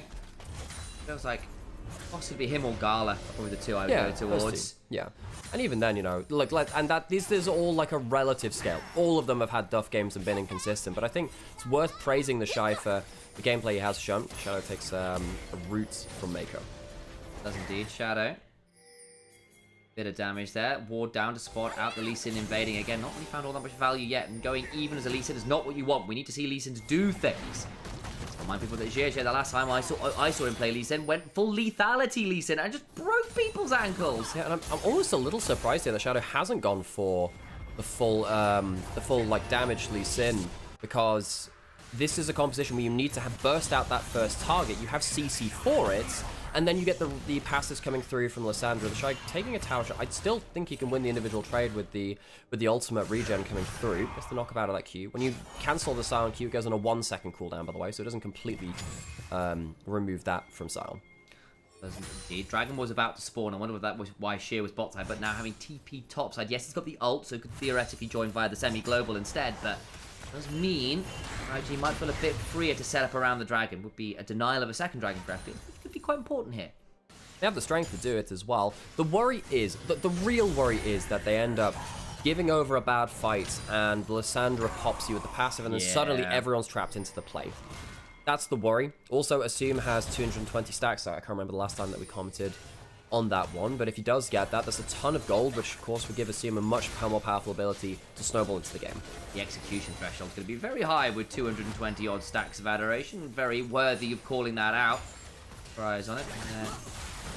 Now in this Revel, the Grim Wizards come on through, use a bit of a scouting spot. Dre eats a lot of damage there just incidentally. At least gets the Eclipse off, so doesn't end up burning as much HP as I initially thought as additional skill shots. So it has the pot running now. Sheer walking down the river will be spotted heading into here over the Scuttle Shrine, so IG will know there's a potential flank engage. FPX, I think they're looking for the fight more than the Dragon itself. They really want to get a combo. Flash for the Zenith Blade comes on in. There's Sheer with the unstoppable onslaught. Cash in onto the way. The Spiraling Despair comes on through. The pop loss about it from Mako means very little. Gala hit by the Decimating Smash. The Shy finally turns on up. Has got the Sundered Sky on the World Ender. Could look for a lot more kills. It makes it a 1-for-1. Trying to turn around now onto the Shy, who's going to be knocked up and potentially put into a dangerous position. Hit by that Sonic Wave. Resonating Strike not taken. Looks for a Q. Can't quite land it.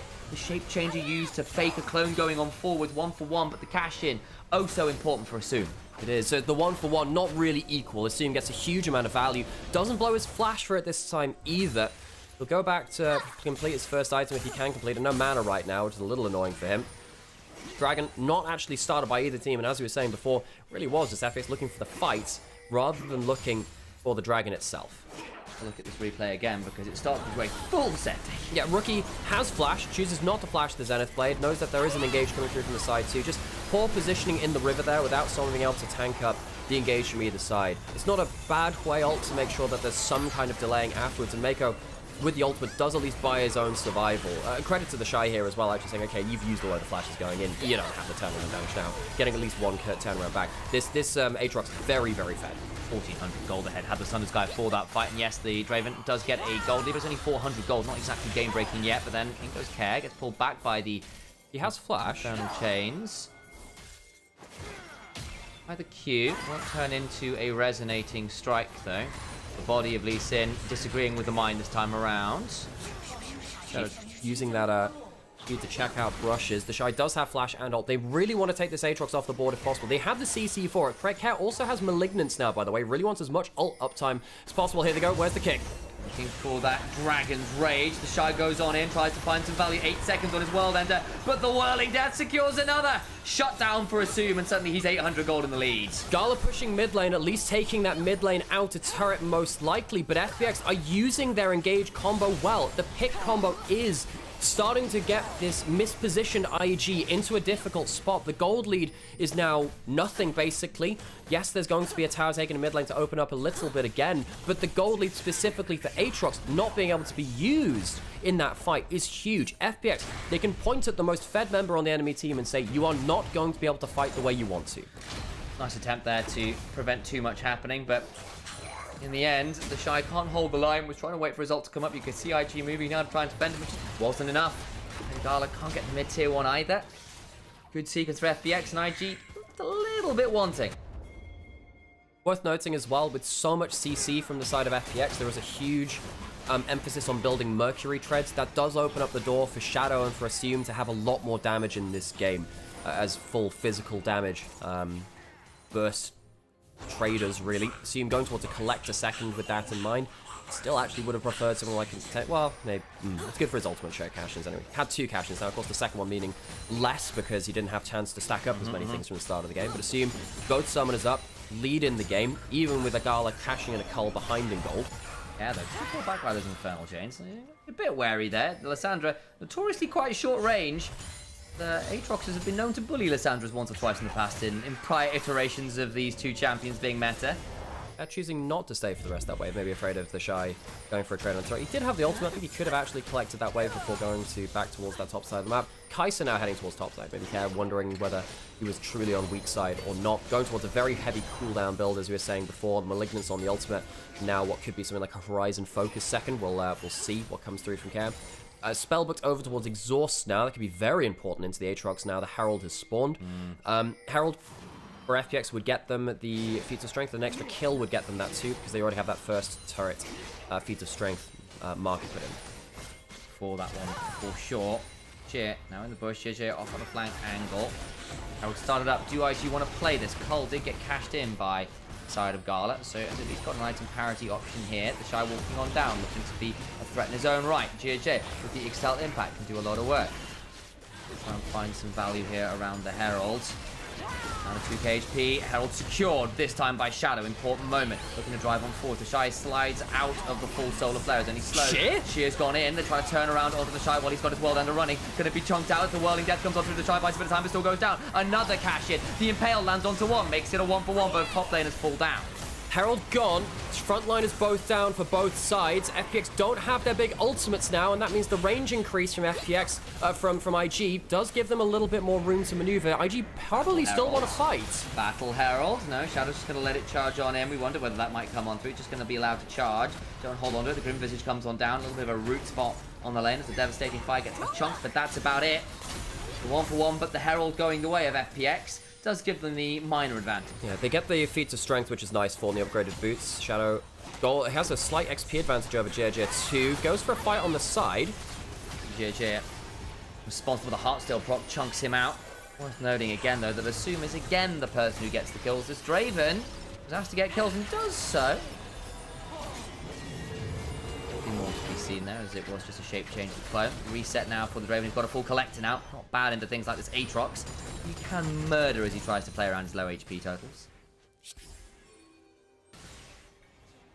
Going into a replay of this. Herald was secured. Shadow flashed out from an immediate bit of turnaround CC. And the Shy was trying to be the counterweight to this, be the pincer. But, Sheer misses his ultimate, but he does force IG back, which means that the Shy's left alone. I wonder whether someone just has to face tank the Scion ultimate to allow the rest of the team to walk forwards into the play. But then again, that is the strength of Scion. Basically saying, you will have to respect me in that front line. and gave his team enough space to take down the Shy, who once again, with such a big gold advantage, was denied by FPX. They are really focusing on the Shy. It's the plan. It was such a problem. He still kind of is, to be fair. He's exactly in a bad spot this game, but they've done a good job of managing him by throwing all of the CC at him, and until he gets a little bit more survivability, he isn't all that tanky unless he's getting to heal through things with his Q and his passive. Merctress definitely help with that. We'll see once he gets through to Sterak's, which I want him to build second now, actually, he'll get another chunk of tenacity, and maybe that's the turnaround breakpoint that they need. That tenacity really working well against Leona and Lissandra Sheer. Level 11, very much on weak side. Is he going to be forced to die here? Well, maybe. It's a lot of damage coming towards him. Charged into the wall. Rookie takes the turret aggro. Unstoppable onslaught is interrupted by a flash from GJ. The Crushing Maw drags him back on into the Impale. Probably unnecessary, but they will get the top side turret, and they get the kill. Surprised that Sheer just didn't ult away. That kill was very unnecessary. Again, Sheer, I think, really misjudging the Scion in such an important game. Sheer, a player which, you know, he didn't get to go international last year. Didn't get to go to MSI. Very nearly died there, by the way. The Collector not too far off of proccing that. And then, of course, at Worlds, lost in that very, very close regional qualifier against Weibo. Very, very close run stuff. Sheer, a player which we've had a lot of conversations about, a lot of praise for regionally, but he's not been able to get beyond that bracket. And here in such an important game, getting gapped by the Shy. Very much so. And of course, at least in that last player pick to get the mid-tier 1, which is pretty valuable here, especially when you are running with things like Lissandra, Lee Sin to set up for a Draven. You overstep in the mid lane. Now, you will die.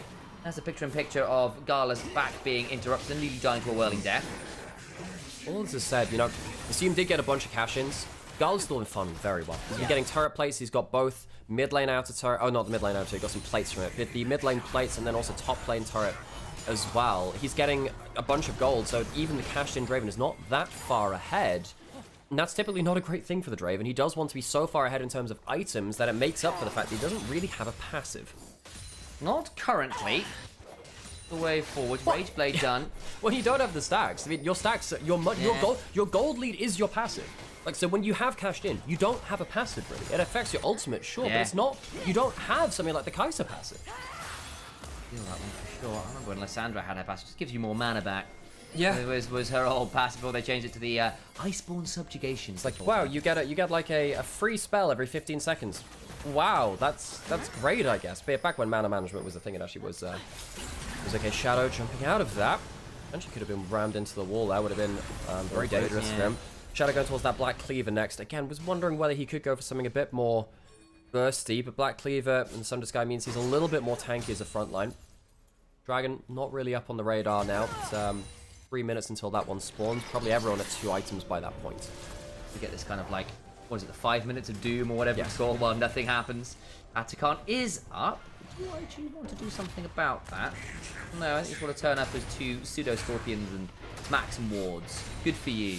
The gold lead is all in top lane. Everything else is even enough. It's all in top lane. The Shy hasn't been able to have a clean fight so far, besides that one pick onto Dre in the mid lane. If FPX don't use their CC onto the Shy, I do think that they lose the fight. Problem is, we're now getting towards a point where if you don't use the CC onto the Kai'Sa, I wonder if the same thing happens. IG, if they present enough carry threats to the side of FPX, their single target burst down pick comp might not be able to deal with all of them. Very dicey, I agree. G, round and about. Wait, looking for a potential angle over here. Doesn't take it. Dragon, 130 now. Playing around the Atakan instead. There's our break in the action-lessness.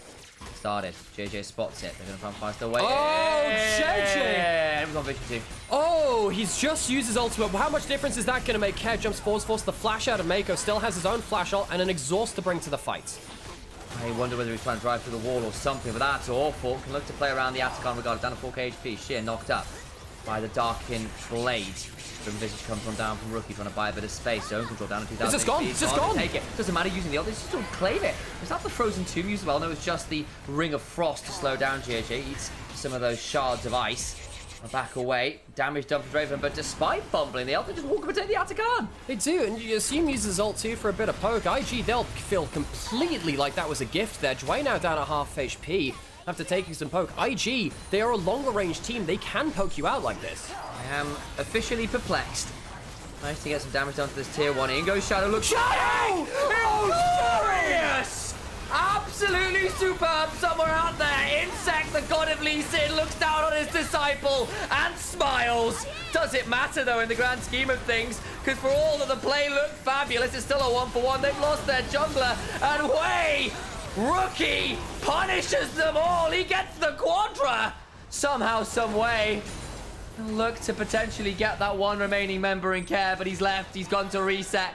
Can he find the Severing Bolt? A final kill won't come on through, and Rookie punishes the stylish death of his bot lane with a Quadra. The first kill in the fight is just a shadow on the mind of IG as Rookie uses the Wei, the longest range champion in this play, to just pull FPX down into the ground.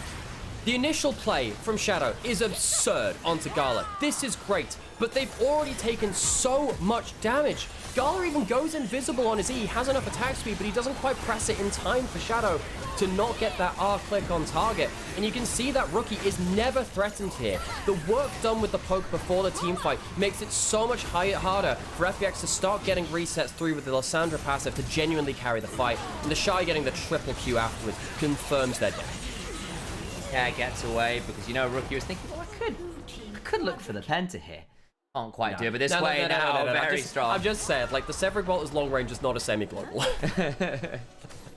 Well out of range, Kaz, like, I'm not giving that over. Not in a game 5. Surely not in a game 5, but Quadra kill for Rookie, potentially to save IG's playoffs run. Now, if they go any further after this point, up against Weibo next, which, let's be honest, they've had a great upper ceiling versus JDG. Awesome to see that. They also have a horrid floor as well. I'm sure that IG will be looking at that series and go, you know what, based on the opponents we could have had, we'll absolutely take that. Game now remains in a very interesting spot. IG have gotten themselves a significant gold lead in some great spots. Look at Quay, look at the Aatrox, the Sterex is now done. You've got the arm guard as well for Rookies, getting a lot harder to manage. And the Seraphs. It's so hard to get through the HP of the Andrews and the Seraphs. I think FPX's comp has fallen off. They needed to get ahead. They needed that burst combo to get them obscenely far ahead. I don't think they have the damage now. 3 items on the Draven, but Assume is in mid lane clearing the wave, knows that he can't get involved with this fight. He's just not autoing, he's taking cannons in mid lane! All of your gold is not there and they lose the Leona. Shear's now caught out too, has Flash as ult, but you're right, Assume, you are the gold lead. You are the gold bank, the little piggy bank to get them a little more into this game. You can't afford to be just taking minions on mid wave. Get why, maybe just saying, look, I can't get involved in this fight, but now Assume has to back away, puts out a Blood Rush, attacks the Shape Changer clone, and Shadow gets over the wall. Had a few flashy moments here, quite literally on the Lee Sin, but it hasn't snowballed the game out of reach. Okay, has gone towards the Proto Belt second item, by the way, to get a little bit closer into range. Malignant's Proto Belt, very rarely see that combo on any champion, actually. What it does mean is that Karam doesn't exactly have that much gold, does it? Much damage, does it? It's a lot of utility, not actual much stick it in the craw. IG, they have magic resist, they have HP, and I'm really worried that FPX are not going to be able to kill that, even the first target now. Very tricky. Gotten 2 items on a couple important people, but I think my worry is, especially, like, we saw Shadow get that incredible kick onto Gala, and the rest of the team took so much AoE, they died anyway. You've got a 3rd item on Gala now as well. He's picked up the Terminus. He's not getting all that much easier to kill anytime soon. And you are running to the issue, like, congratulations, you've killed 1 target. What now? How do you then deal with the Aatrox that survived, or the Wei that survived, or Gala on the Kai'Sa that survived? You can kill 1, but what about the other 2? Is Care has overstepped, and the Shy finds the Infernal Chains. We'll try and find the Frozen Pass, but the Wild Ender comes on through. Traded out with the Frozen Tomb. Ends up being ult for ult. I suppose it's low ult cooldown for Care, but see how little damage it is due to this Aatrox now. Has enough tenacity with Merctrez and the Starks, which we did call out. I think it's an intelligent build from the Shy. And real credit to the Shy. This guy has absolutely made Sheer a non-factor and has been a huge threat for FPX, which they must throw CC at. And now you're at the break point where even if FPX throw all their CC at you, I don't think they can crowd control you for long enough with the tenacity, and I don't think they get through the Stark shield either. Baron now started up, and FPX, Baron steal or bust. Feels that way, doesn't it? Baron started. Where is Shadows on the Lee Sin?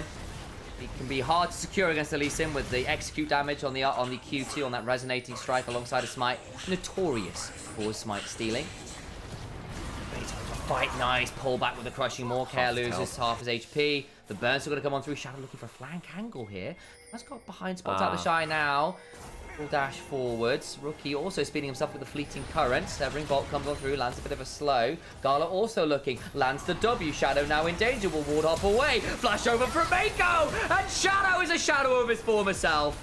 FPX try and play the smoke and mirrors, but IG realize they don't have to stay on the Baron. They just randomly find him on Vision, sure, but they didn't leave themselves at risk of the Baron still. They take down the jungler, and IG, I think this is the play which really breaks the game well and truly. With a Baron buff, I don't see how FPX can come back in this game now. They don't have the damage. The Dragon in 30 seconds, it wouldn't be sold for them either. If that were the case, maybe that would be a win condition.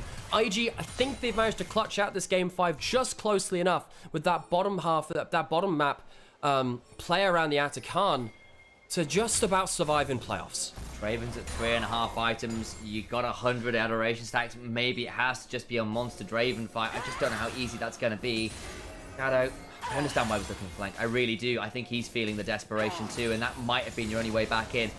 Wasn't fortunate enough to run into the Shy. Soul point about to be picked up by IG. Shadow is nowhere near around, so the Dragon is IG's. No contest, really.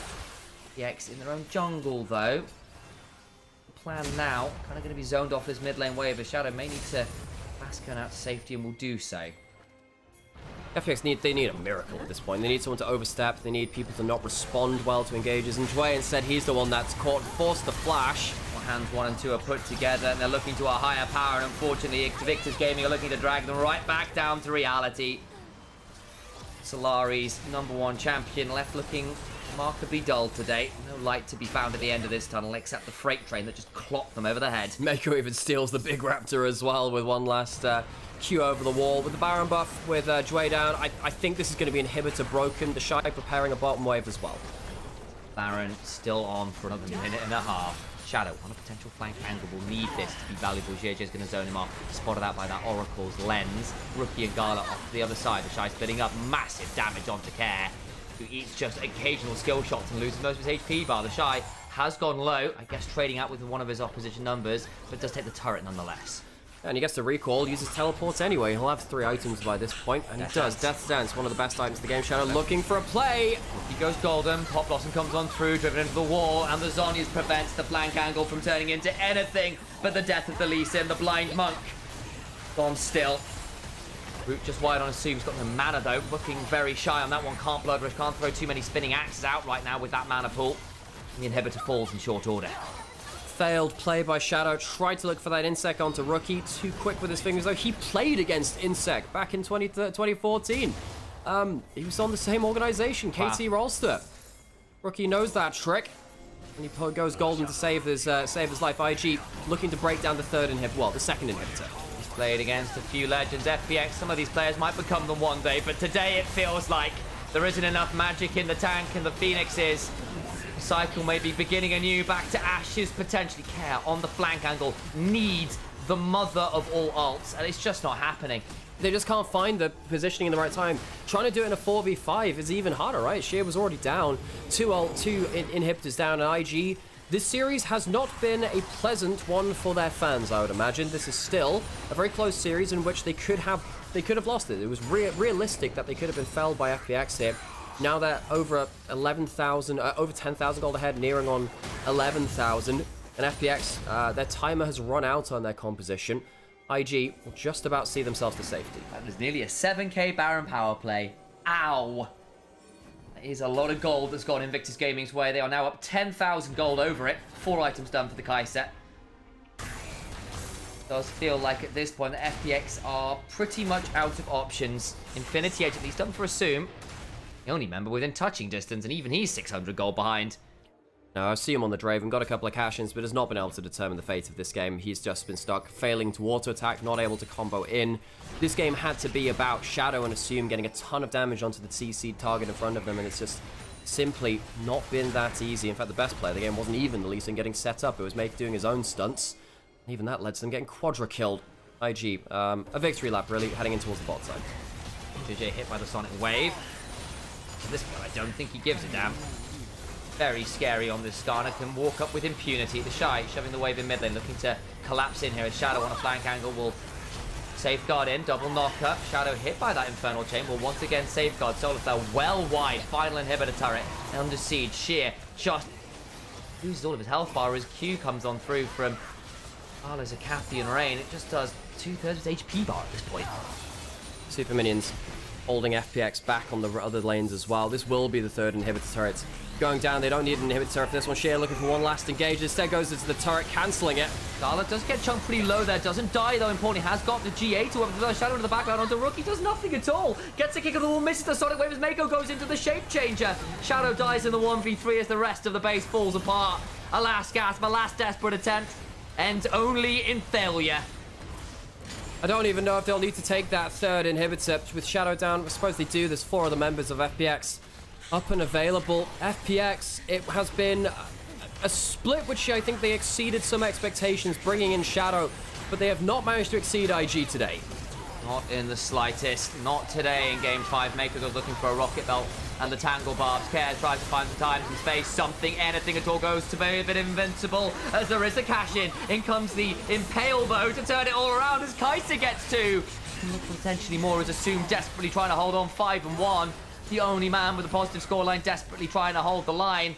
The game doesn't end somehow, some way, but you know what is up? The Infernal Dragon and Infernal Soul. It's a moment, a reprieve, but certainly not an abstention of the sentence that's been handed down. That's the first Hurricane Draven I've ever seen in my life. To see him using that cash-in and the shutdown to get himself to a full build Draven.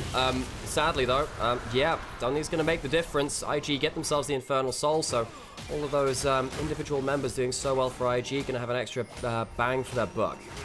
I mean, if the Hurricane wins in this game from this position. He also just got the upgraded Berserker Greaves as well. I mean, it's as strong as a Draven's ever going to get. The extra feats of strength on top of it helps him with the wave clear against the multiple super minions. Of course, doesn't get the Whirling Axe damage onto all of them, but he does get the extra regular auto attack damage, which is pretty high with all these items. Baron started up. FPX, do they even bother looking to steal? I don't think they even can they?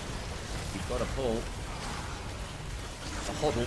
Get in there and hold the door, hold door. So what's happening right now is Shadow's sitting in this top lane brush, which the observer's going over towards. Sat under control, just hoping to find that one miracle kick angle. Maybe you can get it onto Rookie. He didn't have the full zone, it's just the Seekers. That's probably the easiest target to go towards now. If someone randomly walks up towards topside, that's the place where you can strike. I refer you all to Meteor's 60-minute game-winning kick. Many years ago at World, it took him 60 minutes to find the one that mattered, and when he did, it won the game. I have to do it a few times this game with Shadow to come back into this one. He'll sit here for as long as he wants, folks. He will sit here for as long as he can. Like, at this point, doesn't matter the damage he does. He just wants to be able to... I mean, I guess they're not turning up towards that top side of the map. He'll probably walk over Vision now is the problem, and indeed he does. Doesn't have a sweeper because he's Lee Sin and wants the ward. They might run into him in the jungle. Hunting for him. W go cross. They'll not quite see him there. Shy leading the way. Safeguards out to safety. And again, it's so hard. There's Vision everywhere. Shadow trying to thread the needle, but as blind as his character right now, no idea where he can walk safely to tread a path into a flank for Shy. On the inhibitor respawn already taking it low. He's pretty damn strong. He's got a Voltaic Cyclo Sword at this point. The extra slow, the extra damage, the lethality, none of that goes amiss. Assume, I mean, how much carrying can you do? Not enough. Shadow caught out. Gala will take down the jungler, and the flanks have not worked for Shadow. They really haven't. I know why he's looking for them. They look awkward because they are. That's what you're reduced to. Assume with a Hurricane and a Dream, must find something. Elixir of Wrath, this Draven. The final Bastion Gala is going to be frozen up. He's got a GA to work with. The while he just comes on through. Assume trading up with the Shy, though, flashes away. They've brought down one into the GA at the very least, but away! Rookie brings down the spiraling despair. They are painted into absolute agony. Invictus Gaming, it is taken to 5, and FPX. Oh, FPX. They can't take it that final mile. The miracle dies here. Invictus Gaming will not lose in the first round of playoffs as they did in winter. They will move on to their next opponent, which will be Weibo Gaming, waiting in the next stage of the lower bracket. Elimination for all teams down there, of course.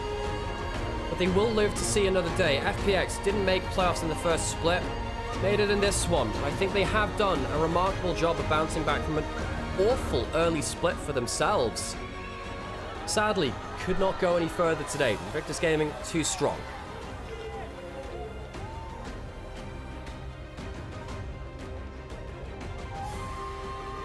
That was an interesting series. FPX should go home with their heads held high. Hello, folks. We'll come and say hello briefly. They tried really hard there. They really did. And again, taking it to Game 5 in the way they did, they should be impressed. This is a lot of players, I myself included, counted out, I think. They got through to the Ascension stage. Kind of felt a little bit by the look of the draw, by Shadow finding some good games to clutch out some wins that they shouldn't have had. And then they turned up into Ascension stage and steadily improved. The trajectory has been nothing short of phenomenal from this team. A lot of these players I have a lot of hope for. Your likes of your Dways, your Shadows. Guys have got something to them, and I have no doubt we'll be seeing more of them in some of it in years to come. From Victor's Gaming, though, blushes are spared. But I think there is going to be some very, very necessary soul-searching after that series. And yeah, thank you everyone for joining us here today for this series. We try and bring you as much LPL as possible, and try and do our best to bring it to you. We hope you enjoy it. And yeah, we appreciate each and every one of you that sticks around and helps us do our thing as brothers who commentate and try and make a living out of this. It can be pretty difficult sometimes. And yeah, it's definitely been getting to me over the last week or so. It's been a lot of burnout building up and a lot of despair at the state of co-streaming, casting, esports in general. So I'm sorry if I've let that go a little bit too much on display in the last couple of days. I like being transparent about things. That's probably too transparent of a crash out live in front of how many people on stream. But yeah, it's been difficult for me on a personal level. I think I was on a personal level, I guess. Yeah, it sucks to have put. Folks, I've cast over 1,000 LPL games. I've put in. Well, how much of my life is it? Over a tenth of my life has been put into the LPL because I'm turning 29 at the end of the month. I've put 10% of my life into casting the LPL. I've cast 1,000 League of Legends games in the LPL, more than that now. I can't even count how many we've done.